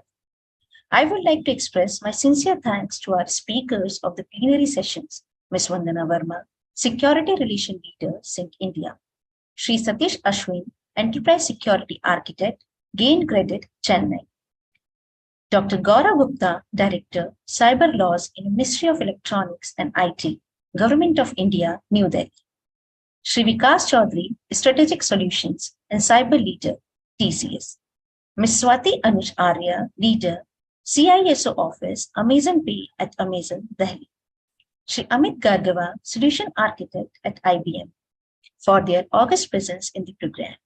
I am grateful to them for sparing their valuable time to enlighten our participants with the basics of cybersecurity. It is indeed a great honor for us to host this distinguished event in the supervision of all such prominent personalities. I would like to express my heartfelt thanks to our session chairpersons, Dr. Santosh Dhar, Rector and Dean, Sri Vaishnav Vidyapith Vishavidyalaya, Indore, Dr. V.R. Sampath, Director, SVITT, SVV, Indore, Dr. K.N. Guruprasad, Dean, Faculty of Sciences, SVV, Indore, and Dr. Namit Gupta, Dean, Faculty of Engineering, SVV, Indore. I am very much thankful to Honorable Chancellor, Dr. Purushottam Das Pasari, and Secretary, Mr. Kamal Narayanji Buradia, for their continuous support. I would like to express my sense of obligation to Honorable Vice Chancellor, Dr. Rupinder Dhar, for helping us in strengthening various mechanisms to host this event. I also wish to express my gratitude to Dr. Anand Rajawat, Dean Academic and Chairperson, SAJAG 2023, for providing encouragement to the organizing committee to host this event. I would like to take this opportunity to place on record our hearty thanks to Dr. Jigyasu Dubey, Professor and Head of Information Technology Department and Convener, SAJAG 2023, all the members of Advisory Board for perfect logistic support and guidance he has extended to all of us. I am also thankful to Head of Institutions, Head of Department, and faculty members for their kind presence today. I take this opportunity to thank participants for registering for the SAJAG 2023 and their active participation at the event. I thank all the members, my colleagues who have been involved in this exercise from last 1 month. Without their cooperation and full support, this event would not have been initiated. At the end, I would like to thank our academic partner, National Cyber Safety and Security Standards. Last but not the least, lots of thanks to IT support team and my dear students, team volunteers, SAJAG 2023. Thank you all once again. Have a beautiful evening to all. Jai Hind, Jai Bharat. Okay, thank you. Thank you, Amit ji. Thank you, Swati. Thank you, Namit sir. Thank you, everyone. Thank you, sir. Thank you and bye-bye. Thank you, sir. Thank you. Thank you.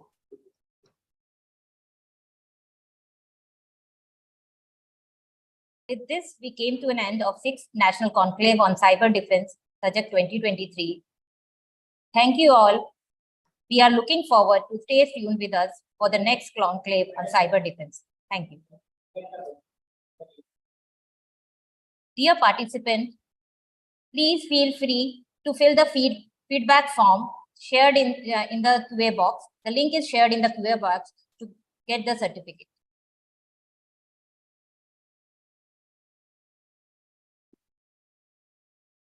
Please participant, please fill the feedback form, share the link in the QA box.